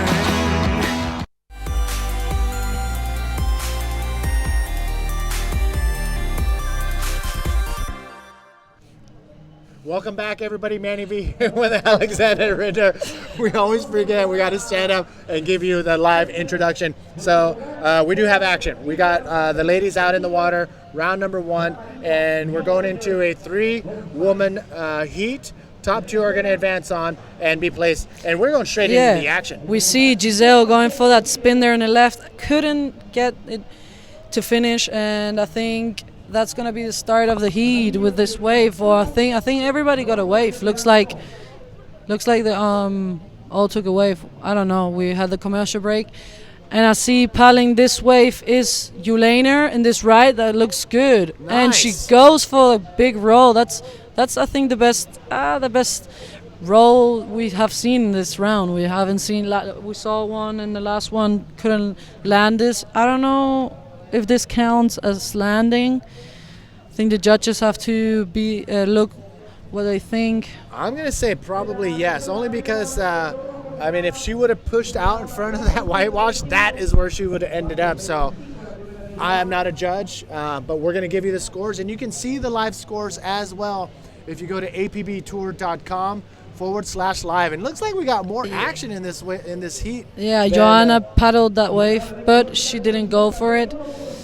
This is going to be a really interesting heat, I think. It's a lot of good riders in this one. As we see Joanna going for that left, what is she going to do? She's going to go for the... nice roll from Joanna, and she kicks out. That was pretty intelligent because you don't want to get caught in that left. And she got a little bit bagged. You know, that's a bad thing about the left. If you get sucked, you just like straight into the rocks, and you don't want that. No, but that was a sick roll to start off her campaign. Ulener's last wave comes in at a 6.0. As we saw, I think Giselle went to that left. And now we got some action out of the water. Heat number 2, 25-minute heats. Top 2 waves are scored. This is 3 competitors out in the water. Only 2 will advance on into round number 2. So this is, you got 2 out of 3 chances to advance. And here's a look at who's out in the water. We see, as I saw, Joanna Schenker in red from Portugal. She's a current European champion. I couldn't do the whole tour last year. I just did one event. I think this year I'm going to try to do all the tour. Nice. So I'm going to be battling with Joanna. We see Giselle from Chile and Julena from Venezuela. This is a really good heat. I think they're going to show us what the girls are capable of. Yeah, I think that's going to be really nice. So, and then we're going to go into heats 3 and 4 to finish off today's action. We have Mayra Viana from Brazil, Savitri Alvarez from Chile, and Angela Lopez from Peru coming up in the next heat. So, we got some more action. I'm stoked. We have some more action, and I think it's pretty funny. You have a Spanish name, but you nearly can't read Spanish names. Will you leave me alone? I just love that you're back. You know what? I'm stoked to be back. It's good to see all my friends and everybody again, and yeah, it's pretty fun. I'm having a good time. Yeah, I think, and you're doing a lot of sport. I heard you're just like running up mountains, swimming in Itacoichara, running at the beach. You're staying active. Well, I've you know, in California the waves don't get good as often as I wish they would. So I've taken up stand-up paddleboard racing, surfing, and then triathlons and a bunch of other fun stuff. Trail running is It's one of my favorites. You're out in the trees, running through the trees, and just keeping busy. Lost like 25, 30 pounds, so I'm feeling good. That sounds great. Thank you for the interview. Yeah. Yeah, you always ask us the question, so I know the opposite. All right, no, I appreciate it. Let's do a quick rundown on our sponsors that are making it happen. Yes, we see the Illustre Municipal of Arica and Tomates Sur Shop, and the contest is presented by Erizos. And then there are a lot of sponsors. They're taking care of this contest too, which is the University of Tarapacá, Agua Cielo, 360s, Energy Drink, Panamericana Hotel, FMOK, and Hertz. That's a car company. Yes, and they rented. We have a car that we rented, and it looks like a delivery for bread. And I always look in the bag, and David Hubbard's back there. So we're it's pretty fun delivering. Oh, you know that we got rented one in Hertz because I think we got like a good deal with it for the competitors. Yeah. So a lot of us are in one car, so we have a pickup, and we're like. Is that the one Moz rented? Yeah, like 10 people, 10 people in the pickup, just going home. Everybody looking at us, but it's a good thing. It's fun. It's always we always try to not spend that much money, and just having fun. It's more fun when like this than everybody having his own car. So just having fun times over here. And last thing is our tour sponsor, Bodyboard King and Toby Player and the crew. Thank you very much for all the support. And I'm sorry to put you on the spot to read the sponsors, but your accent is perfect. Were you born in the Canary Islands, or were you just... Yeah, I was born and raised in the Canary Islands. My mom is German, my dad is Austrian. I have German-Austrian nationality. I speak 3 languages, which is for me, like, I love it. I'm like really blessed that my parents taught me German from the beginning. And we're coming back to this as we see a paddling there. She didn't go. So as I was saying, I was always talking with my parents German in my house and Spanish outside in school, and just learning English from all the parts. Yeah, from traveling, from home, from everywhere. So the only thing missing is Portuguese and French. You're almost there. Yeah, let's speak a little bit of Portuguese. Fala português? Yeah, falo pouco português. What? Oh my goodness. All right, give us up to speed, and we'll come back to some linguistic skills. Yeah, we see Joanna with some pretty good scores. She has a 4.25, and her high score is a 7.00. So she's in a good position out there with 11.25. In second position is Julainer with a 6. So I think that Rolo did count. And we see Giselle in third position with a 1.5 and a 2.0. Giselle needs a 4.01 to get into that second position and getting into the next round. All right, again, you can see the live scores for yourself, along with the heat draws and the results from all the way back from the first heat of the trials in the men's division. If you go to apbtour.com/live, and that's where you get all of that in one spot. And we appreciate you for tuning in, taking a look out the back. No, pulling back Giselle. And we have a heat on our hands. 25-minute heats. Top 2 waves are scored. Only 2 riders in this heat will advance on. And it's interesting to see the riders spreading around outside to figure out where those peaks are situated. Yeah, we saw at the beginning they were a little bit more on the left, taking the left. I don't know why they got to the right, because the best score of the heat is with the left, with a big roll of Joanna. Yep. I think just the girls are more comfortable riding this ride, which for me is not that case. Like I really respect. Even the left I respect a lot, but right for me is just, I think it's even closer to the rocks. I don't know. Maybe it's because I don't feel that safe surfing right as I feel surfing left. But I think you're going to see me getting more left than right. So I'm going to be on the other side of the peak there. Well, both of them are capable of offering up the bigger scores. We've seen PLC yesterday on a left and a right getting 9 points on each, or actually a 10 and a 9. That was crazy. Yeah, actually it was the other day. Yeah, it was 2 days ago. Totally possible. I asked him, I don't know why they did you heat, and it's like, no, I wanted to, because the wind was in. As we see white in this wave. Oh, going for the barrel, but the lip gets on her head. You don't want that neither out there. No. you just get pushed into the bottom. And I think it was Julena on the right, but she kind of tried something, and I think she didn't land it. So as I was what Well, why don't we talk about this? Yeah. On the break, we were talking about your traveling. Yeah. And it's one of the things I learned back in the day is trying to find people who you like traveling with and who you're comfortable traveling with. And you mentioned a couple names, and they didn't come on the tour, but one of them showed up. Yeah, I was talking about, and this heat is Julia and Mia. Since the first time I went to Hawaii, she's actually my best friend, one of my best friends on tour. It was crazy because I was 14 back then. I thought she was younger. Like, I'm sorry, but she's pretty small. So I thought, like, oh, maybe she's like in kind of my age, but she's 5 years older than me. And we're like on the peak in pipe and just like looking at us, just like, oh yeah, the set is coming. So we both like paddling, like panicking, like first time in pipe. So that was like the beginning of our friendship, which was pretty fun. And she couldn't do the tour now, like for 1.5 years, which for me was a little bit sad. She was there in when I won my first title, which was really important for me. And the other one is Emma, and I don't know. I think Begoña is down there with the winner of the last seed. Yes, but we're gonna go down there when you're ready. Okay, so I was talking about Emma. I don't know if she's watching. I think she's sleeping. I think it's pretty late in Aussie now, but she always writes me good luck and stuff, and it's just so fun with her to travel with her and surf with her. It's just such a nice person, as we see in this wave paddling, but she doesn't get there. So yeah, I really miss these two people. I'm really happy that Julia's here, and I hope to see Emma this year, and if not, I will just go there to Australia and visit her. All right, sounds good, and I'm sure she would like that too. Well, check this out. We do have the winner of the last heat downstairs with, not Begoña, but David Hubbard. David, take it away. All right, we have the winner of the first heat of the women's.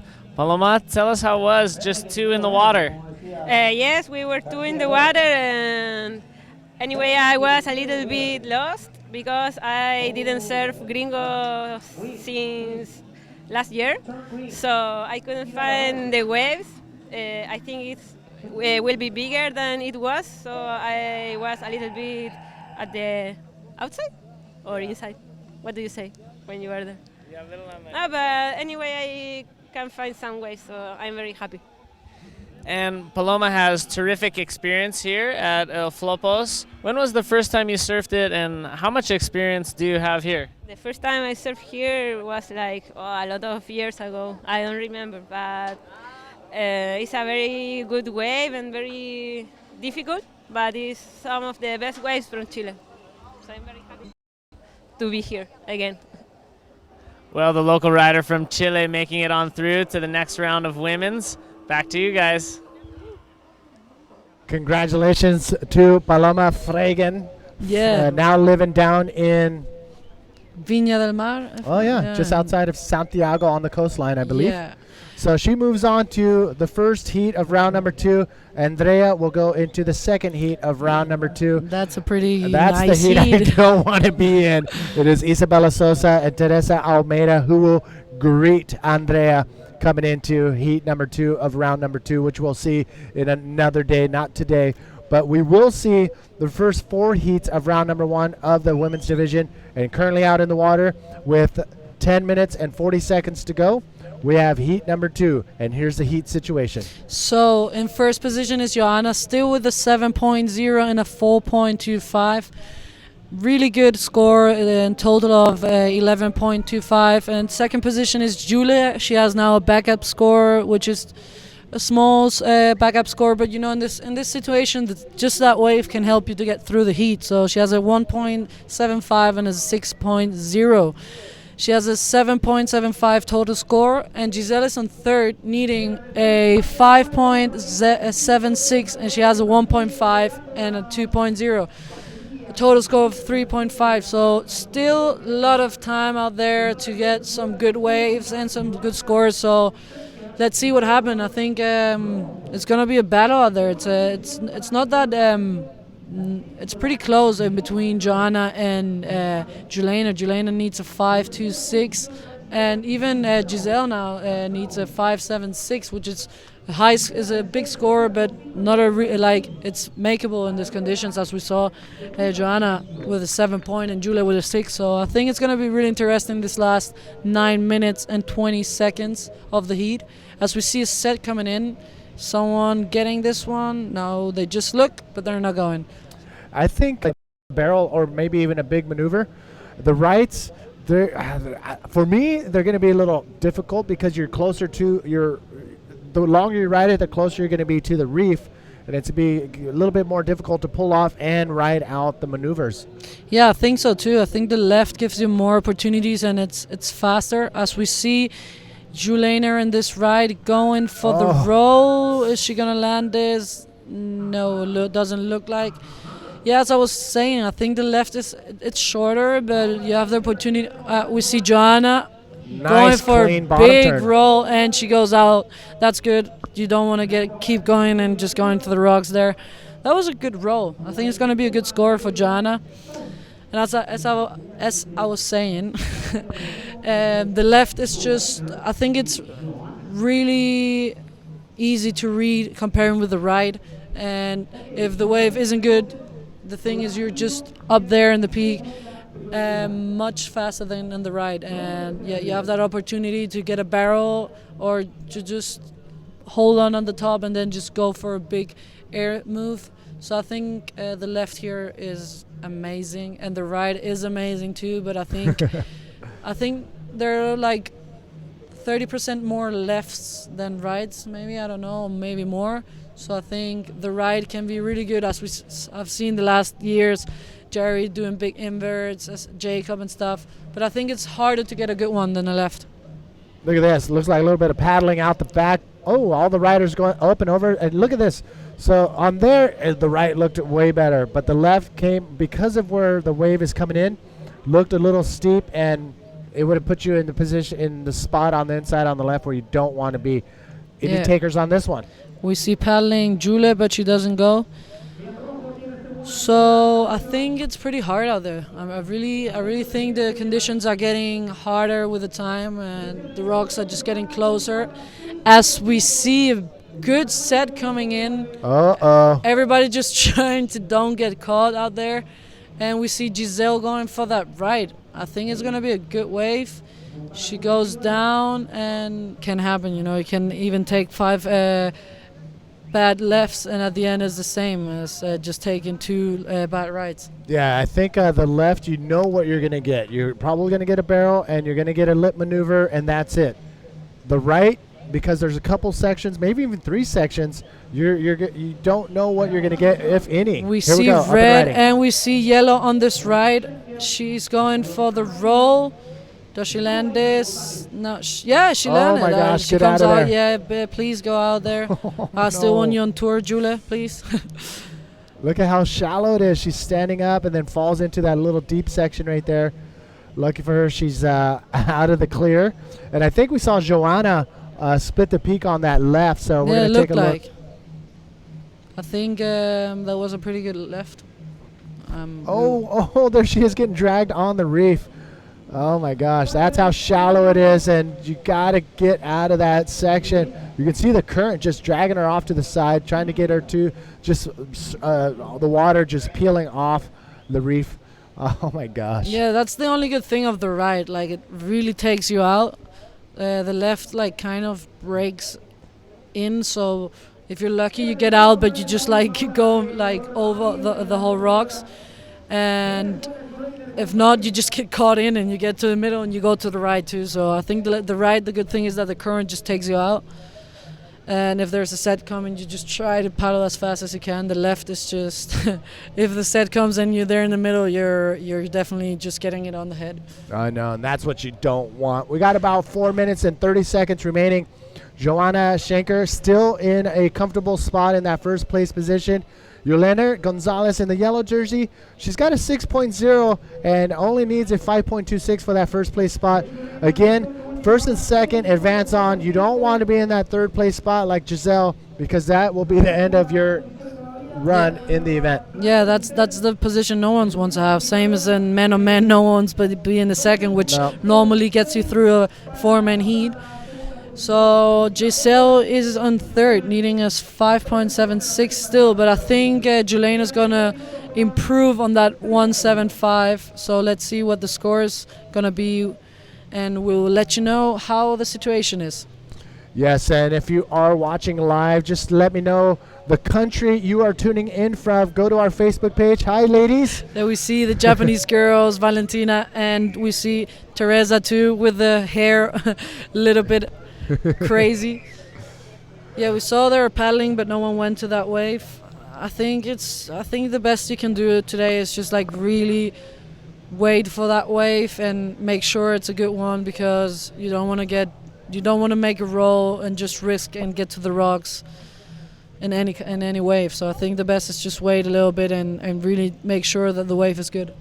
Yeah, Joanna Ulener did just that. The two highest scores of the heat so far is 7 from Joanna and a 6 from Ulener.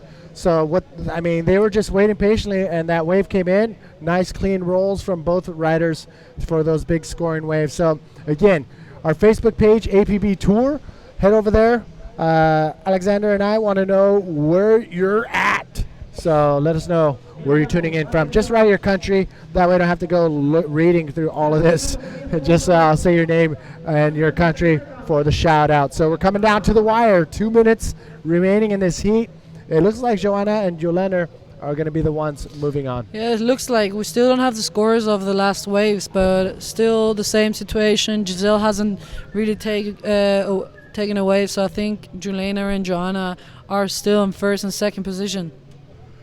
So let's see what that matchup is going to look like if as soon as this gets done. Oh my gosh. The heat number 2 has just become ultra stacked. Yes, we see a paddling out there. We see Joanna on that ride, and she kicks out. Probably a smart move, because there wasn't much there for her to do anything. But look at this. Yeah, we see Giselle. That's a really good ride, and what she's going to do, she goes for the spin, for the reverse. She keeps going on that wave. And no one wants to have that. She bailed out just in time, and everybody was holding their breath, hoping she didn't go over on the rocks. But yeah, it looked like she would have gone head first. So I think that's not a really good thing here.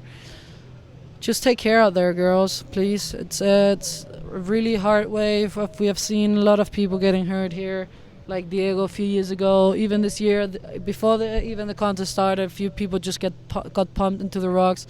So take care out there. It's a really hard wave. And I talked to a bunch of people, and even they said that when it's smaller, it's even more dangerous, because you. As we see, sorry, Manny, but we see a good ride there of Julener. And she tries to, she goes for the arrow spin, and she lands that. Get out of there. Yeah. Oh my gosh. That's a good one from Julia. That makes me really happy. What? That was insane. And here she is on the reef. Oh my goodness. Looks like she's kind of loving it down there with the rocks. Oh, she's just like going for it. There's no fear in that girl. Yeah, so I'm sorry, but we saw the. It's all live action. Priorities to like Joanna on the left. Yeah, that looks like a good left. She goes for a little barrel. Is she gonna do anything else? No, she kicks out, and I think she's coming out because there's just. Oh, that was the horn. So the heat is over. Wow, that 25-minute heat has come and gone, and by the way, things are stacking up. The second round. Oh, it's a non-elimination round. That's going to be coming up in a later day, but. Joanna winning that heat, and Ulener coming in second. Actually, you know what? After Ulener's last wave, that could be a situation change. But we're going to give you official results as soon as we come back right after this.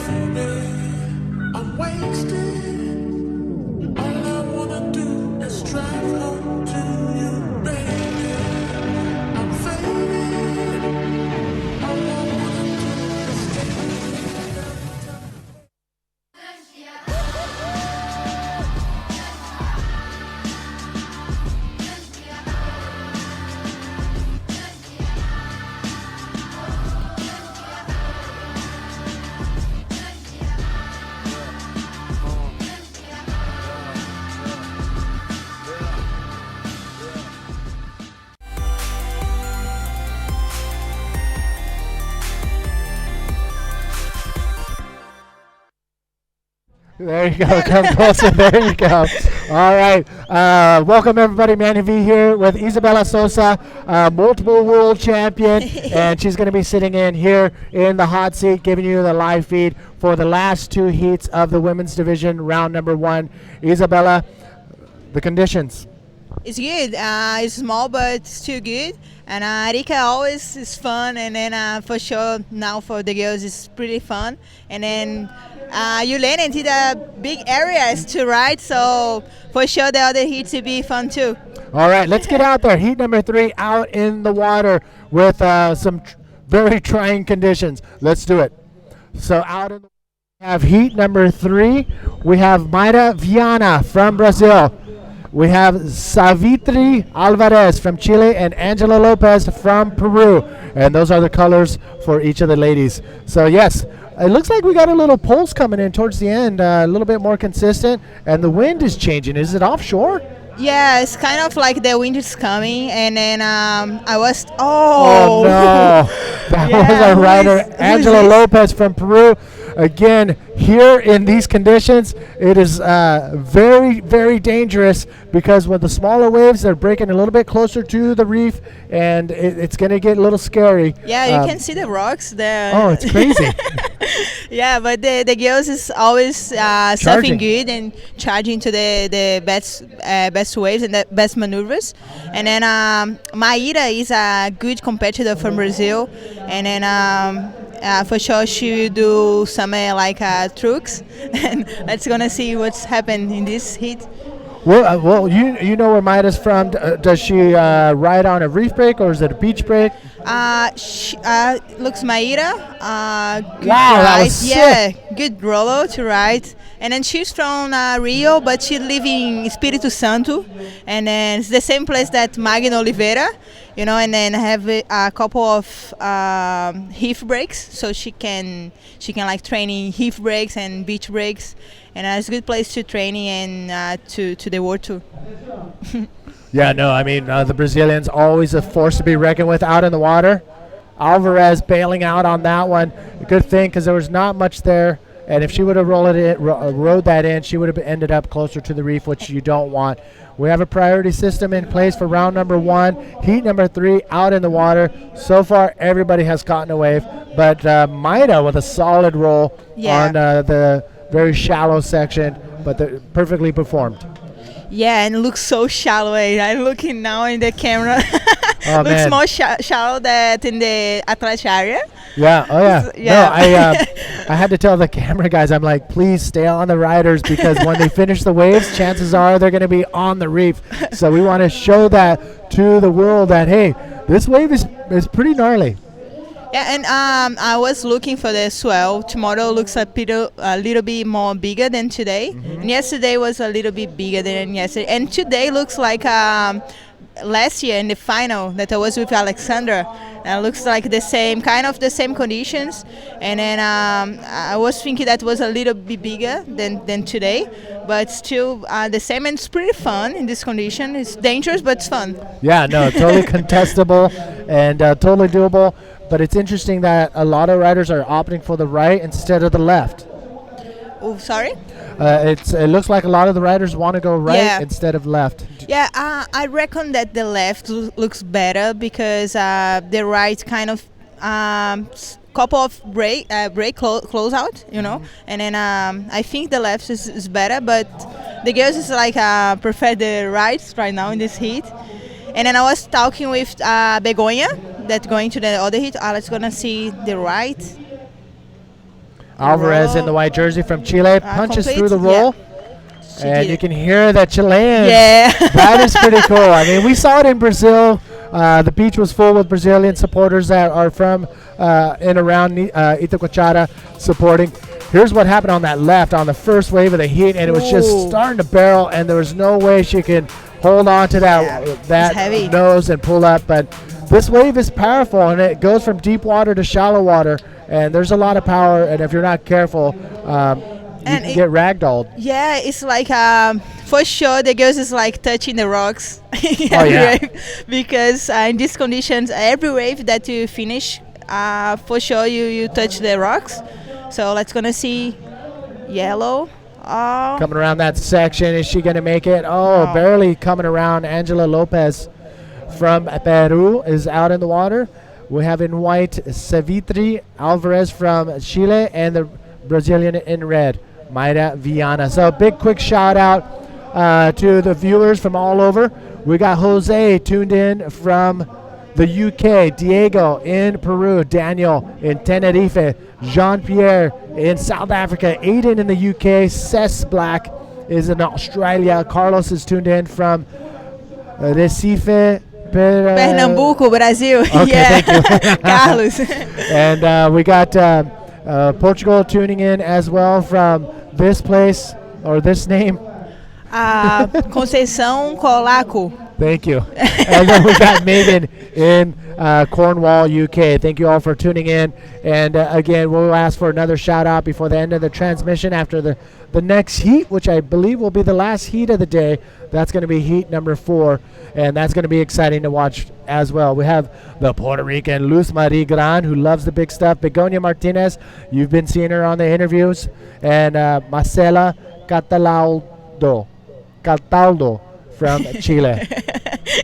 Man, yeah, I was talking with Begonia. She told me that she preferred the left, and then I was talking with her about this because the girls is kind of like looking for the rights, and I think the left is pretty better than the right right now.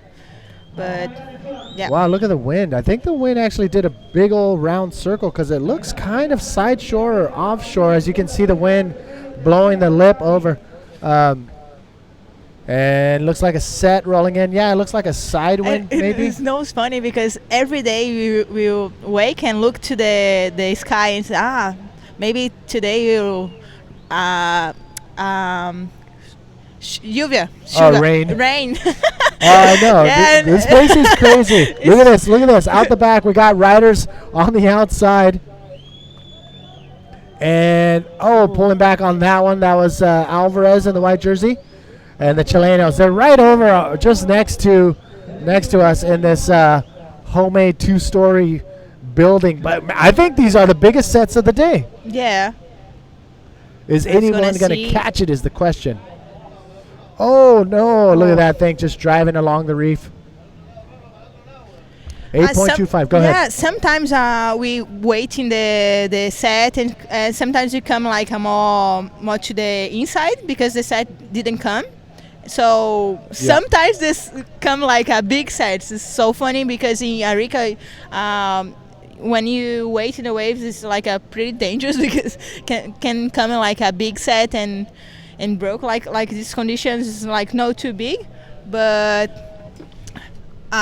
still can come in like a set and broke like this in this heat. So catch everybody off guard because they are coming into the inside to get the smaller waves, but you don't know if the big sets came in just like that. Check this out. We do have the winner of the last heat downstairs with Begonia. Oh wait, with David Hubbard. David, take it away.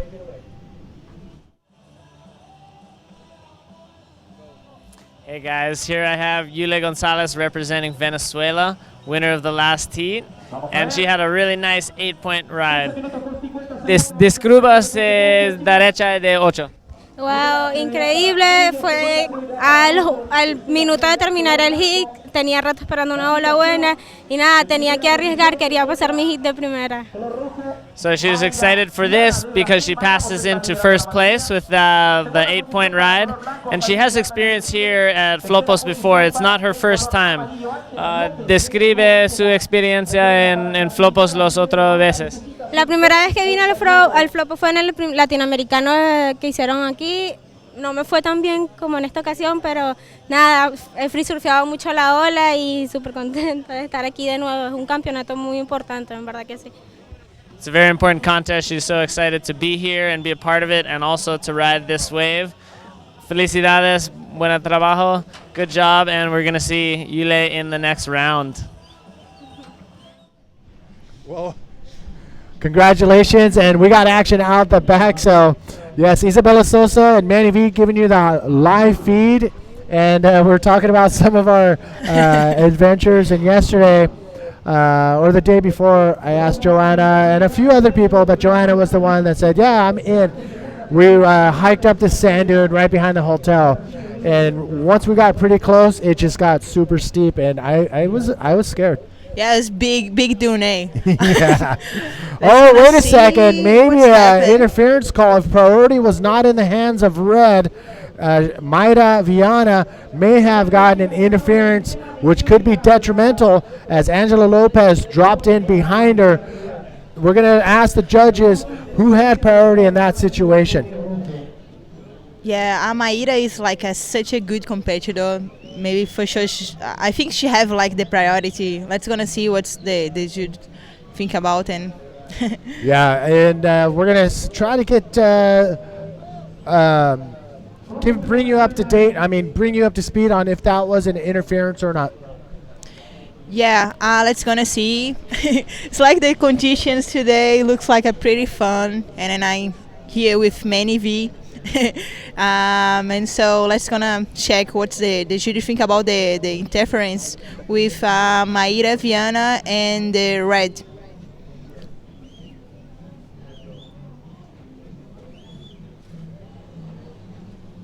Oh, okay. We're coming down to the wire. We're still waiting for heat number 4. That is going to be the last heat of the day, but currently out in the water, we do have Mayra Viana in red. Savitri, why is that hard for me to read? Alvarez in white and Angela Lopez in yellow. So, again, 25-minute heats. Top 2 riders will advance on into round number 2. And that's a non-elimination round. That's going to be a fun one to watch as all the heats get filled up in that one. Your heat is starting to stack up as well, and that's coming either tomorrow or the next day. So make sure you stay tuned on APB Tour. Here's another look at that last wave. And red, yep, you're right. It was Mayra who did have priority. Yeah. And yellow, Angela Lopez dropped in behind her. So I don't know if she's not aware of the priority system or she just didn't think Mayra was going to drop in. So it's going to be very interesting to see what was going through Angela's mind when she dropped in. I was looking at you, looking for the next round. Yeah, so we're lining this up right now. Yeah, we're looking at the next round, and you will see what we have dialed in for the next round as names are starting to come and fill in those spots. Yeah, it's like the 2 first heats to the second round. You'll be like pretty interesting. Yeah, you have in the first heat Ayaka Suzuki, Anaís Vélez, Paloma Freigman, and Joanna Schenker. And then in the second heat of this round 2, I have myself, Isabela Souza, Teresa Almeida, André Carvalho, and Ulena Gonzalez. And let's gonna see the live right now. Yes, we have a bunch of people whistling on the beach, yelling and cheering, saying, hey, there's a set coming in. And again, look at this, red, Mayra Viana. Oh, good nice. roll. Yeah, pretty nice. She may be walking away with this heat unless Alvarez turning around on this left. Oh, looks good left. Let's gonna see. Oh, I'm kind of close to come back in the maneuvers. And look, the rocks like pretty shallow. If she would have pulled that off, it would not have been pretty. But yeah, we just named out the first 2 heats in round number 2, but heat number 4 is coming up next. And you're looking at your screen. Those are the current scores. I don't think Mayra's last wave has dropped yet, but she is looking very comfortable out there, even though she, you know, a beach break is her home. Oh, somebody's passed out, sleeping. Remember the days where you can sleep like that? Oh. Alvarez going for a roll. Oh, my gosh. It looks like she rolled right onto the reef, but she's okay. She's grabbing her board, getting back out there. Look at that wave. Oh, good barrel. Oh. But again, that thing was breaking in very shallow waters. So you've been watching the forecast. Yeah. And then tomorrow's supposed to be a little bit bigger. And then I just looked to tomorrow, just one day per day, because I hear change a lot.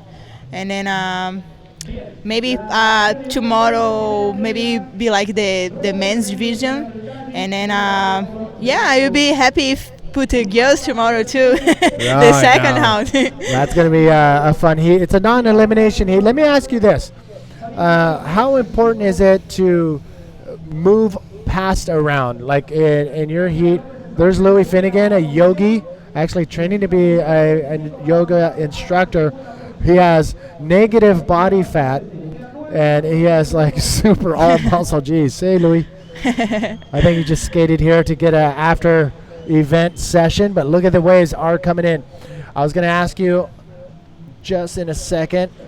Looks like the waves are coming in. If I was in this heat, I would actually sit out a little further now and wait for the bigger waves. With 9 minutes remaining, it wouldn't hurt for me, Maida, to wait further out to get one of the bigger waves, but that's easy for me to say because I'm on the beach talking. But so for the next round, round number 2, I want to ask you this because I don't know if you're going to come back in here or not, but how does that work mentally?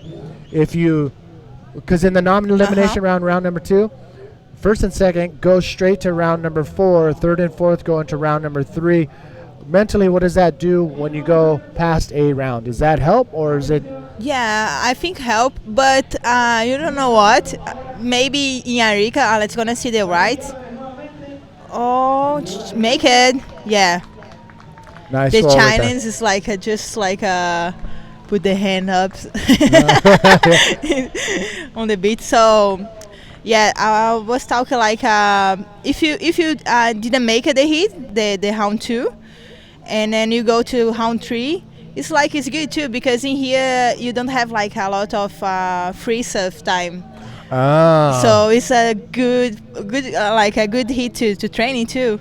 But if you make it, it's good because you don't have to go to the water again, and you can like be more relaxed. And then this means like you good condition, you surfing good, and you make it a heat, you know. Okay. So it could go either way. Okay. More practice time in the surf, and I think Omri Laverne talked about knowing this wave and getting more time out there is actually going to help too. So it could go either way. Yeah. But obviously, you're going to go in your heat and you want to win. Yeah, always when you go in, you are in the heat, you want to win. It's like so I'm prepared to win, and then for me looks means that I'm good, you know, like. But if I didn't make it, I will be happy too because I will surf again. That's right. So it's a plus. It's a win-win in either situation. If you go past round number 3, or you have to compete in round number 3. But right now, let's bring you up to speed out in the water. 6 minutes, 50 seconds remaining. Looks like we have a paddler. We got a rider up. Maida. All good spinning. Let's gonna see what is coming. She's looking for the ramp. Nah. Look at, she's right. She pulled out right above the reef right there, and I think she's just adjusting. Maybe her fins may have come off or whatever, but she's heading back out right now.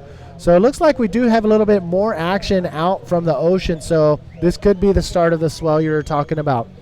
Yeah. Tell me about.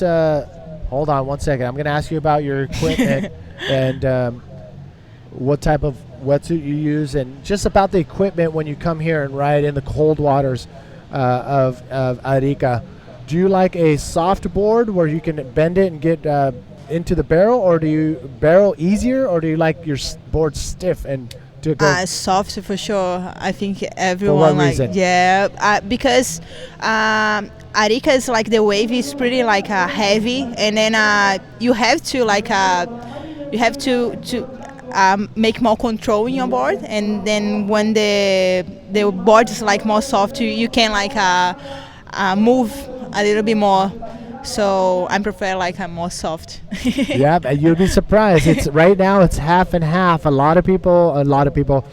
few of the riders, they like their board stiff. All they want is the speed, and then the other half, they said exactly what you said. Mike Stewart is one of them. He likes that flex in the board to be able to have that control when the wave is super hollow and super steep. So both of them make sense. But the two guys that like their boards a little stiffer, PLC and Jared Houston, They're all about that speed, and they use that speed for the big lip maneuvers. But at the same time, Mike Stewart, he's likes the barrel. He likes to be in the barrel, and to do that, you need that flex to stay in there longer. Yeah, but I think 2 women's like a little bit more soft is like better because you don't have like a muscles like a man, you know. Okay. So I think like if the board's like a pretty like Too stiff. Stiff, it's like would be like more difficult to control. Yep. Because you need like a more muscles, you know, like More power, yeah. And then I prefer like a more soft. But you have muscle. You're all trim and fit. Yeah, but not like Pierre or Jared. Well, you know what? I would like to see a back street alley fight between you and PLC because you're pretty strong. Yeah, but I think like Pierre have like more muscle than me. All right. Okay, here we go. We are coming down to the last 4 minutes of this heat out in the water. Taking a look, pulling back, nope. But we are starting to see more waves coming in. That's for sure. It looks like the set is like pretty slow right now, and then I think because the girls is like more inside. But it's been pretty slow all day. Yeah. I mean, the highest scores we've seen so far, I mean, those were very rare 8s and 9s that we saw earlier in the day. But again, it was a slow day today as far as the waves are concerned. And one of these things that the event organizers and directors, they have to be concerned about is the contest window is only so long. And especially here where the waves are good half of the day, they have to make adjustments. Yeah. And that was, I think that was Angela Lopez taking a look and cutting that out. Yep. So Angela currently in that 3rd place spot. Look at this one. Oh, let's gonna see. Alvarez. Looks like a good wave for her. Eh? Oh, Yeah, the locals she are loving make it. But oh my gosh, she's coming up onto the reef. Yeah. I think she make it. Hey, this roller. Maybe let's gonna see the. Oh, they're telling her. I think they're telling her to come in. Oh. I was talking to her yesterday, and she couldn't wait to get back to get in the water. And I think from her style, she likes the bigger stuff. The way she's maneuvering, no fear through the rocks, as you can see right there. I think they're telling her to come in. You know what? There's 2 minutes to go. Chances of a bigger wave coming in. Or they're telling her to come in and go around. Yeah. And I think that's what she's doing right now. But I was sitting there talking to her, and she's like, you know what? I want the waves to be bigger, because I think she knows what happens when the waves get smaller. And going for a spin on the inside, that is Angela Lopez from Peru in the yellow. But yeah, I think a lot of these riders want the bigger stuff. Here's another look at, it was Mayra on the left. Yeah, Alvarez, I saw her in the first day that arriving here. She was surfing like in big waves, like has a big swell. And when I just like arrived on the beach, she was like just come out of the water and was like pumping, was massive. So yeah, she loves the big stuff. Yeah. Well, hopefully she gets out of that 3rd place position with that last wave. Or no, sorry, we're talking about Alvarez. So yeah, I mean it's anyone's ball game in these conditions. If you get that one wave, that could be enough for you to get in that 1st and 2nd place spot. Taking a look out the back, is this a left-hand wave? Yes, up and riding. Mayra is coming. The wave that looks she just take the wave to go out the water, and then. Okay, yeah, both of them are coming in. And we're coming down to 40 seconds. They're like, you know what? Nothing's going to really change the fact that Mayra's 6-point rides, a 6.25 and a 6.5 are her 2 highest scores. She's going to stay in that 1st place spot. And Savitri Alvarez in white, she is going to advance on. That was Angela Lopez's last chance right there, but the wave wasn't there for her. Yeah, it's like finish this heat and then pass to the second round, Mayra Viana and Savitri Alvarez from Chile. All right, those are the 2 riders that will advance on, Mayra and Savitri. Don't go anywhere. We will be back right after this. Donde comenzamos nuestra aventura en Arica, empezó también nuestra amistad. Compartir con quien amas ese paisaje único. El sabor intenso y apasionado de estar contigo. Descubrir ese lugar donde te encuentras a ti mismo. Sentir que en Arica soy feliz. Respirar la libertad en cada segundo. Las palabras sobran al estar contigo. Porque soy chileno, yo amo viajar por Arica y Parinacota. Juntos un Chile mejor. Cernatur, Gobierno de Chile. I feel like I'm gonna drop real soon. My mind's hurting, I'm over the moon. Pulse is sagging, I'm losing the pace. It's the way you feel, man, now the way you taste. Rebel, rebel, I see you with your gun.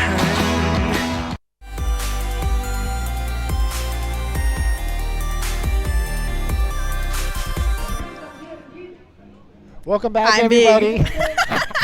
This is Manny V with Isabella Sosa coming to you live from the booth here in Arica for the Arica Chilean Challenge. And yes, we are plugging away. The last heat of the day is out in the water, heat number 4 of round number 1 in the women's division. And we do have we have contestable waves. That's all that matters.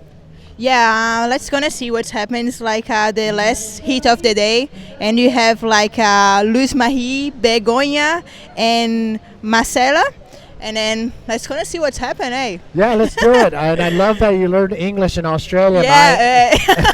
Let's get out into the water. So we do have a little bit more push coming in for round number 1, heat number 4. Top 2 riders will advance on out of this 25-minute heat.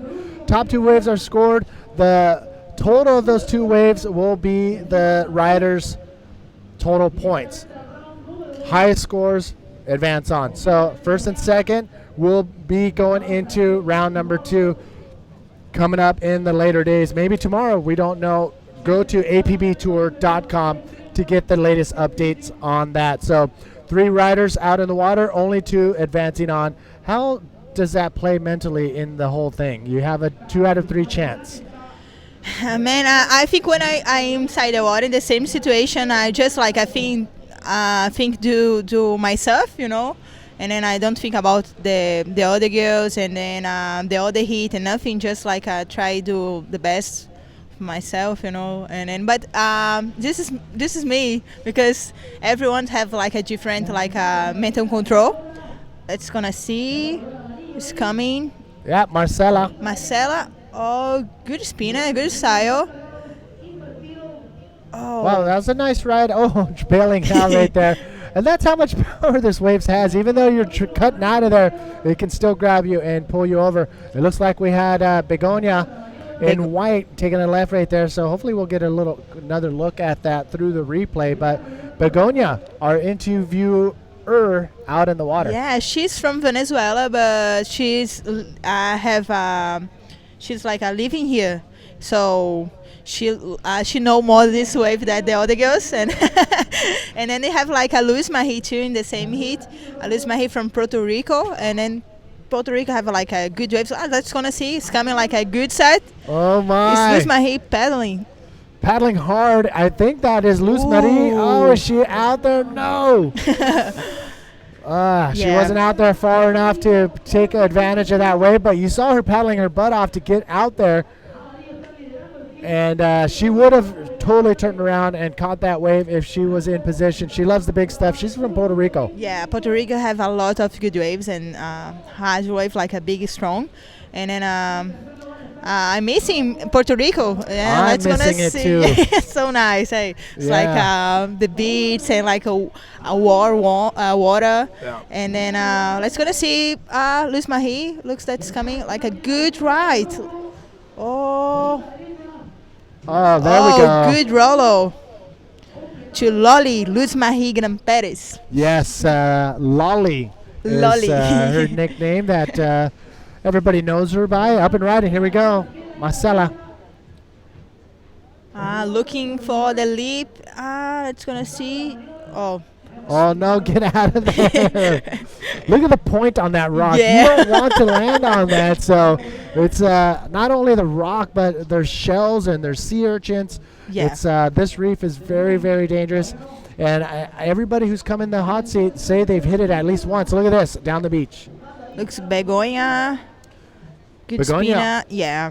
Opting to stay on the lefts, which is Yeah, a good thing. Yeah, she told me that to be like in the left. I was like talking with her, and she asked me about the waves. I was like looking all day like the heat, and then yeah, now it's like a pretty like a low shallow, and then sometimes like the waves like kind of like a broken a lot, and then she was scared too about the wind because when the wind's coming, it's like the waves is completely different. Changes everything. Yeah. Thank you.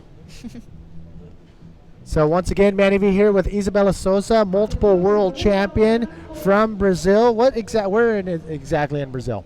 Fortaleza city. It's like I live like it's no Fortaleza. The city that I live is called Calcaia. It's like it's kind of like the same that Rio and Taquachara. It's like Taquacharas is Niterói. It's kind of the same. Fortaleza is like the capital of my state. And then yeah, but everything I do in Fortaleza, the training, and I'm doing university too, and I study there. So I'm kind of like all days like driving and doing this stuff. Well, you told me you were doing some TV shows as well. Yeah, I'm doing a couple of TV shows in my state. It's like a big channel in Brazil, and then I'm doing a couple of, you know, like I do a trip and like I do a couple of stuffs to the TV show, and it's pretty like fun. So you walk around town and everybody says, "Oh, Isabella." Yeah, kind of. Like you're famous. Nah, yeah, no. yeah. Hold on. We got David Hubbard downstairs with the winner of the last heat. David, take it away. All right, we have Myla Viana who won the previous heat, and there's a bit of a priority issue. She had priority, and how important is priority here, especially at a dangerous wave like Flopos? A prioridade é muito importante porque você pode escolher a ola e ficar mais cômoda, esperando uma buena e se corre tranquila e acha o que tem que fazer. She says because of the wave, it's better to wait for the right wave, and priority helps to achieve this. This isn't your first time here. You've been at Flopos before, and tell us your previous experience in Flopos. Sí, é a segunda vez que venía acá. La primera vez foi a primeira vez que fizeram o feminino. E sí, estou contenta de estar acá, pero las olas são muito buenas e feliz.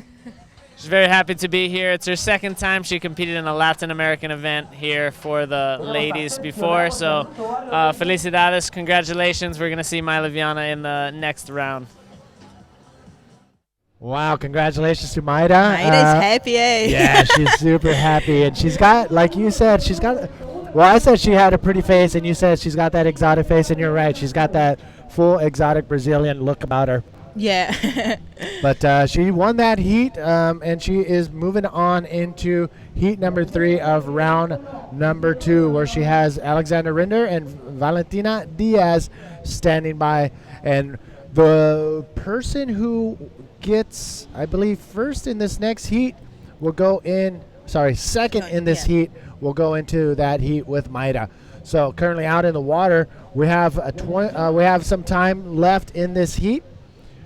But wow, 7.0 for Luz Mari's first big wave. Yeah, it was good roll away to right-handed, and then let's gonna see what's happening in the next waves.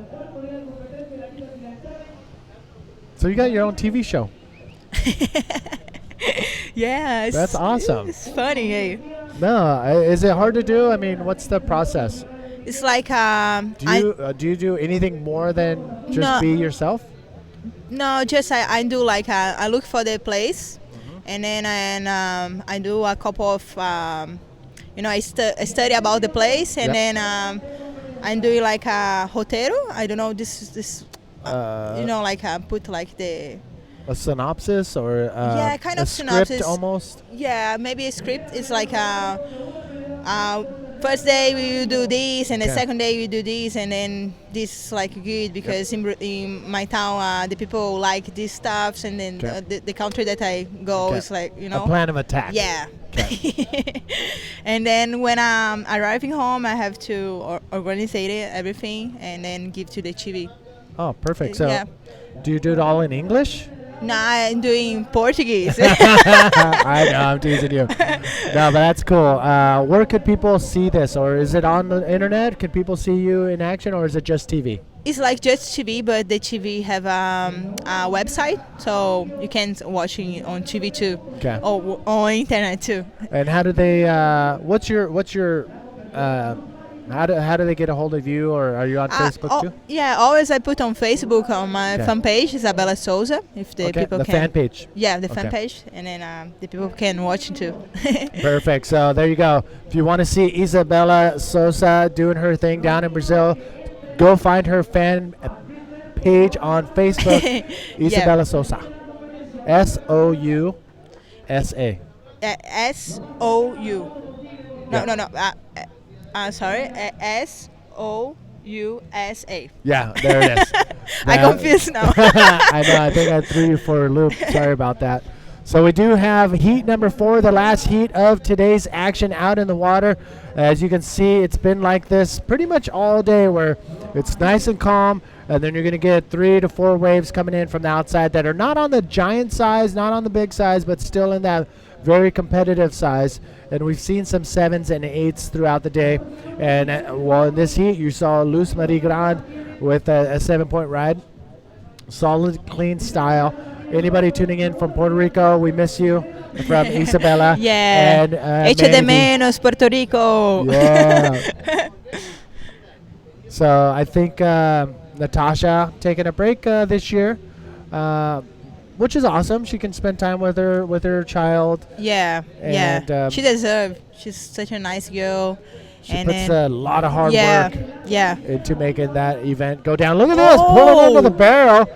Ow. Begonia finding some barrel time. Now, like, look that the wind is coming, and then it's like a bit more difficult to found a barrel section, and then but she's trying. She's kind of like close to make it the barrel. I know she almost came out of that, but it looked like she held a not such high of a speed line inside of the barrel, and that didn't help her to come out. Again, if you are pulling into this barrel, you can either use your legs to slow down to get deeper, or just hold on to that speed line and get out as soon as you can. But look at this out the back. Ooh, it's coming Who like a is in position? Maybe it looks like a yellow. Let's gonna see. Oh, it's coming like a big set. I think Luz Marie Grand in red, and yellow Marcela Catalgo. No. Pulling back on that. Yeah, it looks like it closed out right there, and you can see that it's only breaking on the inside. But on the right, who is in position? I'm going to say yellow dropping in on this one. Ooh. Marcela pulling up on her board, trying to get some speed. Oh, going for it looked like she was going to go for a spin, but then try to go for a roll at the last minute. And that's I was thinking that she was looking for like a air spinner. it looked like she was lining up for a spin, but by the time she got up to the lip, she didn't have enough speed, and try to adjust a little bit to go for a roll, and it wasn't happening for Marcela.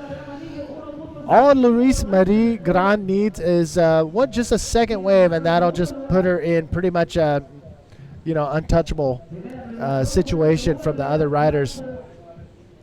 Well, Begonia, she is our interviewer, currently in that third spot. That is not the advancing spot, so good for us. So she can keep interviewing, but bad for Begonia because she obviously wants to advance on. And here she is. Oh, she can see the frustration right now. She's angry. Oh no, Dave, you better be ready. And look like the free surfers just waiting, finishing this heat. 11 minutes, 30 seconds remaining in this 25-minute heat, and you can see everybody in the channel standing by. We need to make sure the jet skier is there to keep them out of the way. Everybody's hungry. They want some of that. I don't know if the people that's watching know, but you can just like surf it in the mornings. In the afternoon, the wind's coming and you can't surf. So the boys for sure is waiting for like a couple of minutes to get summer waves because the wind that looks like that the wind's coming. So for sure in few minutes, all it's gonna see Luis Marie. Trying to make something right there, reversed, trying to find the speed line. So yeah, she's got. I mean, she was able to find a maneuver on that wave, but the right wasn't shaping up. One of the strongest bodyboarders for sure in my book. Yeah.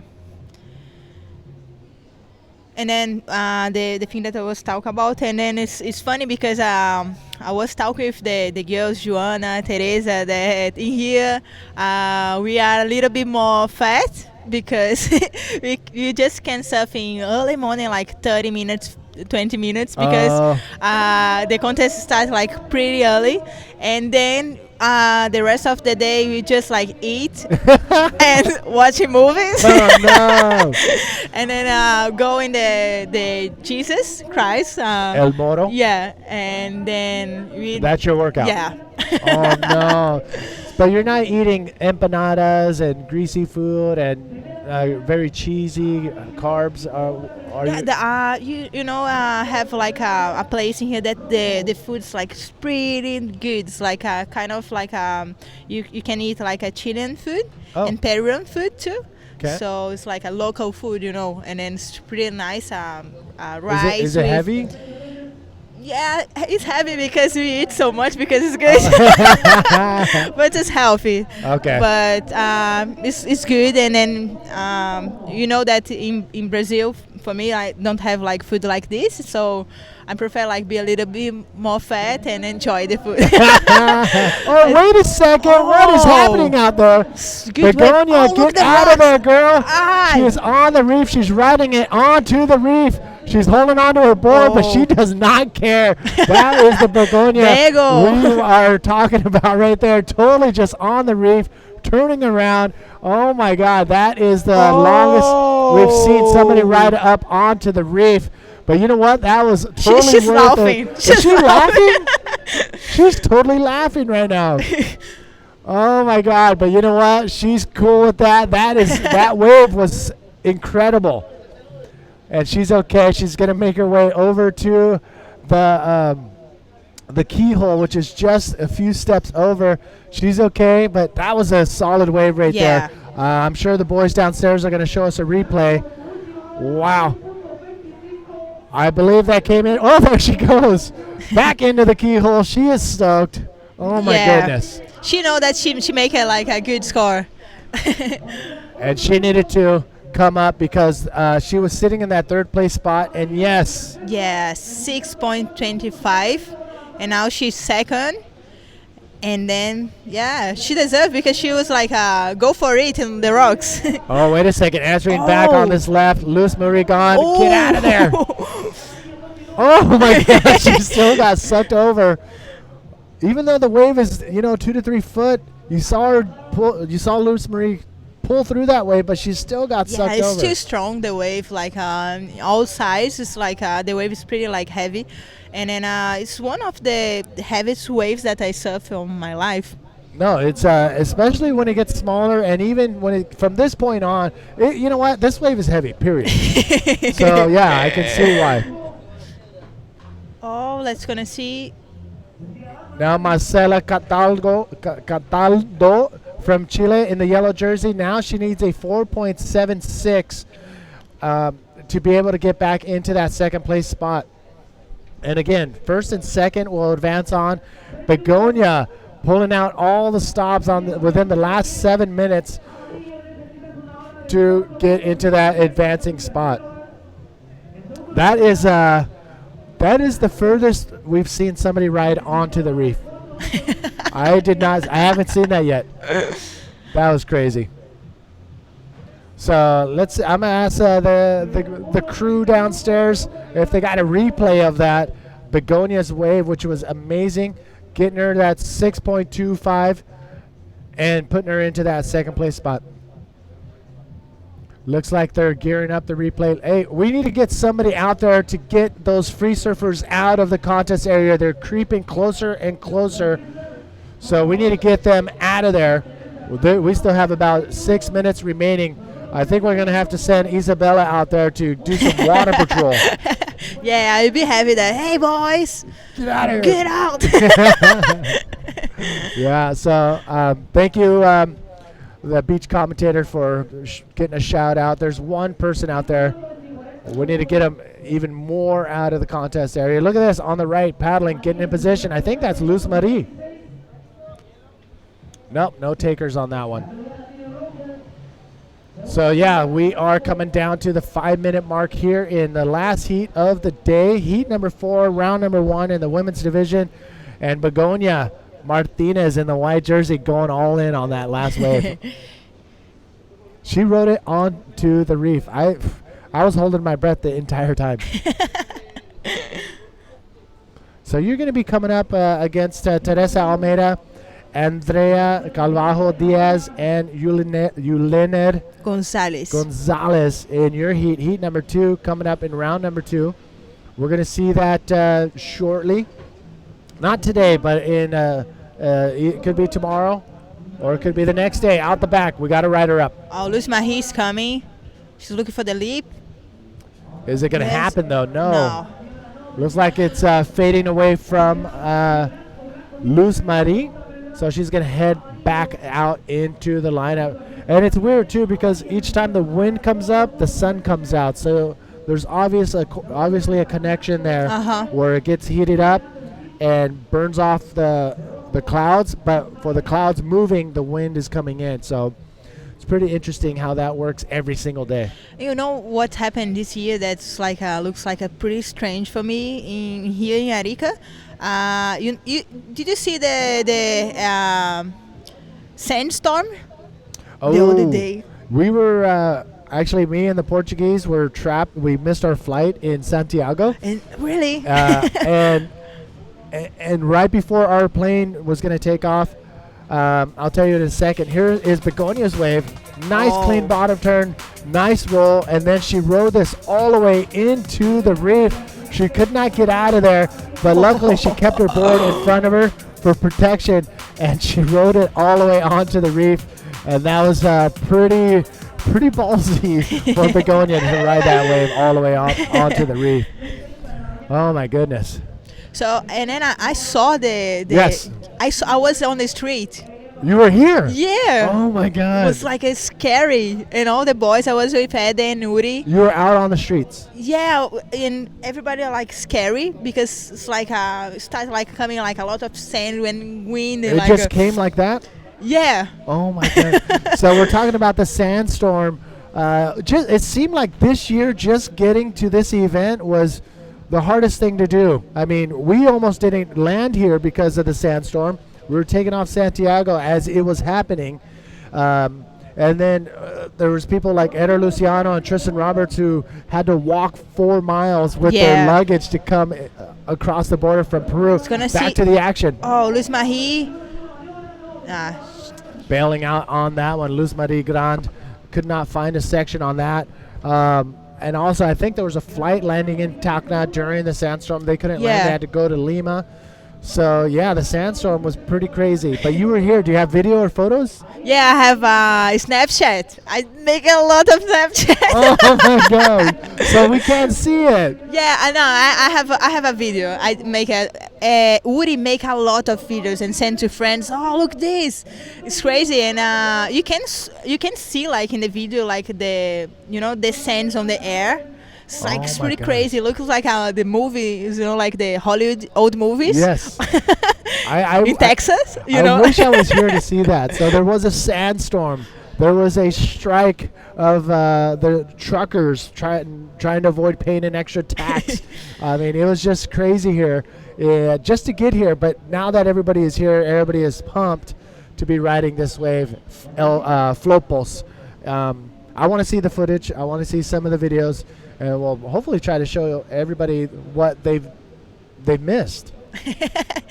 So it's like a hurricane of sand. Yeah, it's kind of this. It's like and everywhere have like a lot of, my clothes was like a just sand, like I was Bella sand. No way. So we want to see some of the photos, and I think you'll be able to see some of these images. Are they on your fan page too? Yeah, I can put on my fan page, and then I can take with Uri too, and ask it to give you. Perfect. Yes. Send them on over.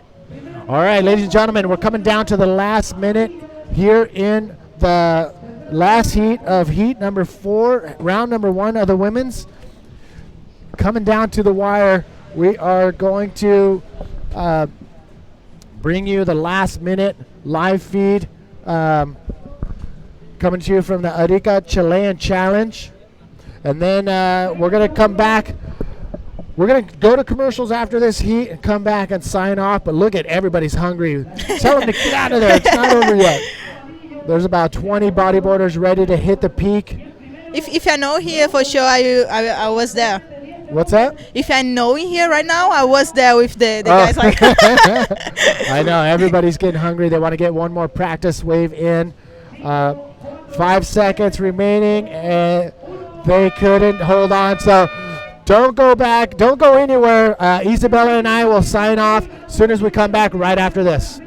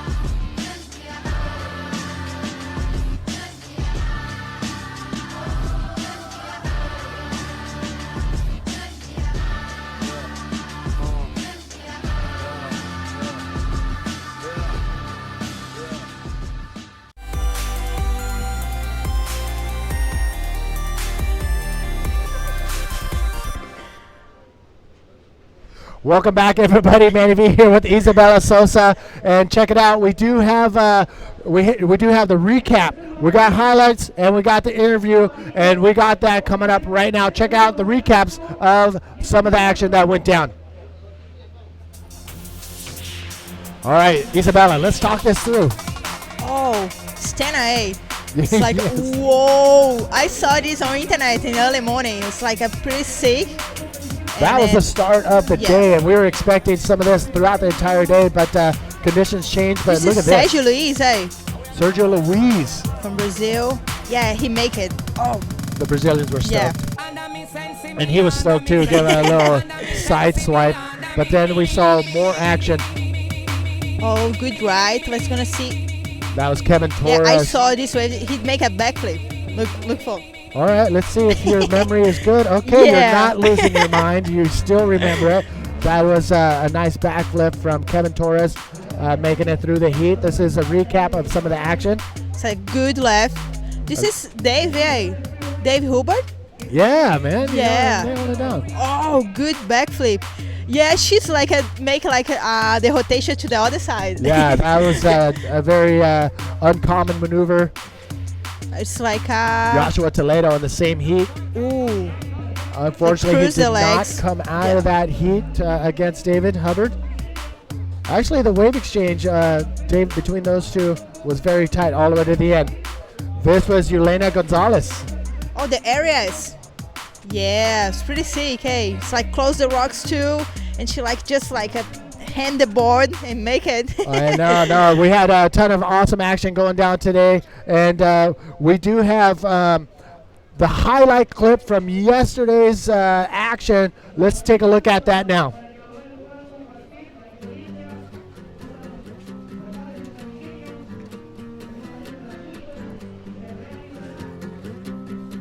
Hey, what's up? This is Manny V coming to you from the Arica Chilean Challenge. Today we saw the last heats of round number 1, and then we jumped into round number 2, the elimination rounds. It was incredible. Ian Campbell, Mike Stewart, and the Chilenos marching on to round number 3. Now, let's take a look at some of the action.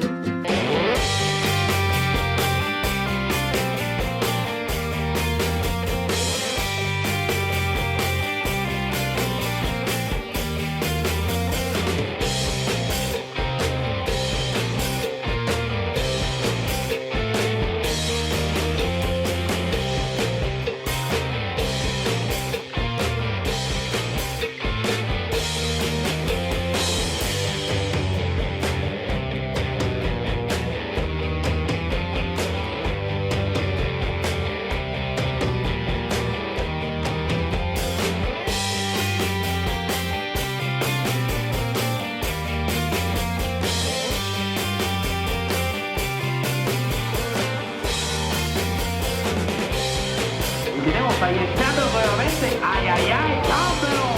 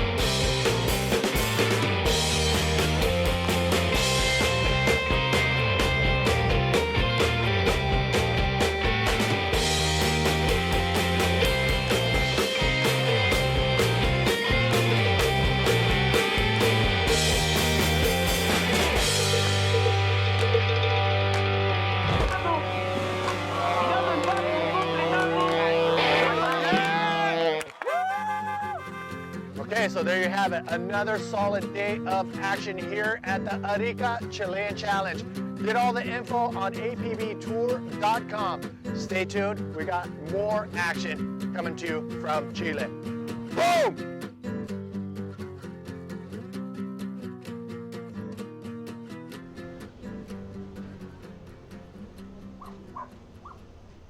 Well, there you have it. The highlight reel was pretty incredible. I mean, how can you not have an incredible highlight reel with these waves here at Flopos? So check it out. We have the interview downstairs with Dave Hubbard and the winner of the last heat. Luis Marie Perez. Yes, take it Puerto away. Rico. Here we have Luz Marie Grande from Puerto Rico, who just put on a terrific performance. Loli, tell us about the right-hander. You take 7 points. Pues fue una ola que esperé, quería agarrar una muy buena ola, aquí el gringo aricano tiene olas increíbles, de las mejores del mundo, así que yo la esperé y aguanté así mucho hasta que di un rolo en la puertita de la ola, así que los jueces lo vieron bien y me dieron 7 puntos, así que estoy feliz, eso me ayuda a pasar mi próxima ronda, así que a continuar así positiva, pidiéndole a Dios que me siga mandando buenas olas. She's very happy to pass to the next round. She's happy to find a nice wave, nice rolo. She was waiting a lot because this is one of the best waves in the world, and she's very happy to be competing here. And felicidades, congratulations to make it to the next round, Loli, and back to you guys. All right. Congratulations once again to Luz Marie Grande. And now that we have a little bit of time, yeah, just say like hello to everyone. And I can talk in Portuguese? Yeah, fala português. Valeu, galera. Talvez eu vá competir amanhã, mandar um beijão aí pra todo mundo no Brasil. Os brasileiros hoje quebraram aqui. E eu tô feliz aqui de estar com o Manny aqui na transmissão. Manny. I can do boom. Yeah, let's do it. Boom. Let's do it together. Did you say Manny to your hometown? No. You can talk like to the Manny. I have a Okay. friend in Brazil that his nickname is Manny because he loves Manny. And then Manny is like you can talk something to him. Yes. So, Manny, if you're watching, let's do it together. We're going to sign off with a double boom for you, brother. We're out of here. We'll see you tomorrow at 7:30. Boom! Peace.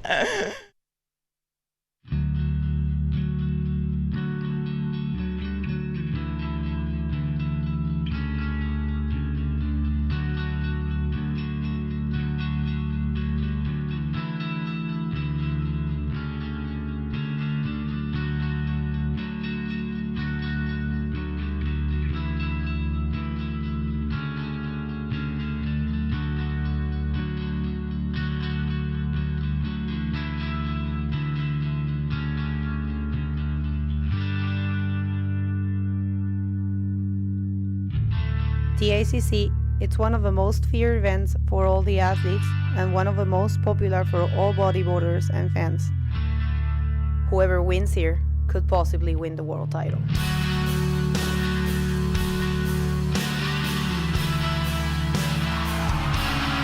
Ahorita ahora va a volar el sudafricano, a ver qué trama este humano.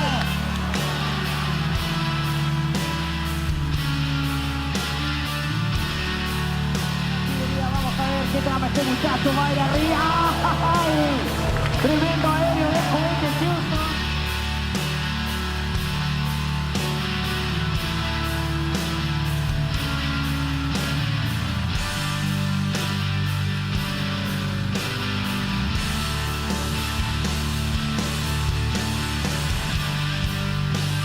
Voló la Brenner de la reunión.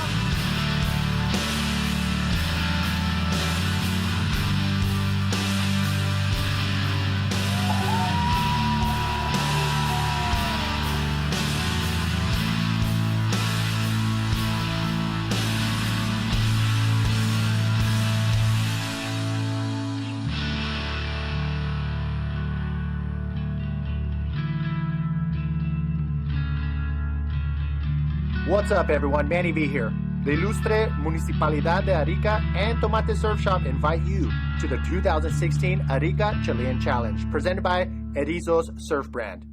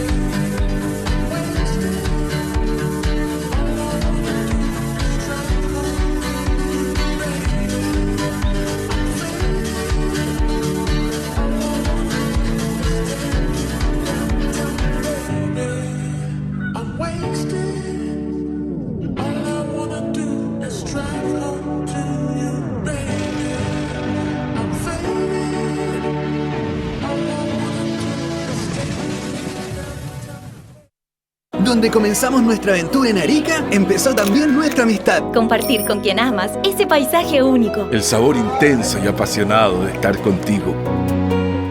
Descubrir ese lugar donde te encuentras a ti mismo. Sentir que en Arica soy feliz. Respirar la libertad en cada segundo. Las palabras sobran al estar contigo. Porque soy chileno, yo amo viajar por Arica y Parinacota. Juntos un Chile mejor. Cernatur, Gobierno de Chile.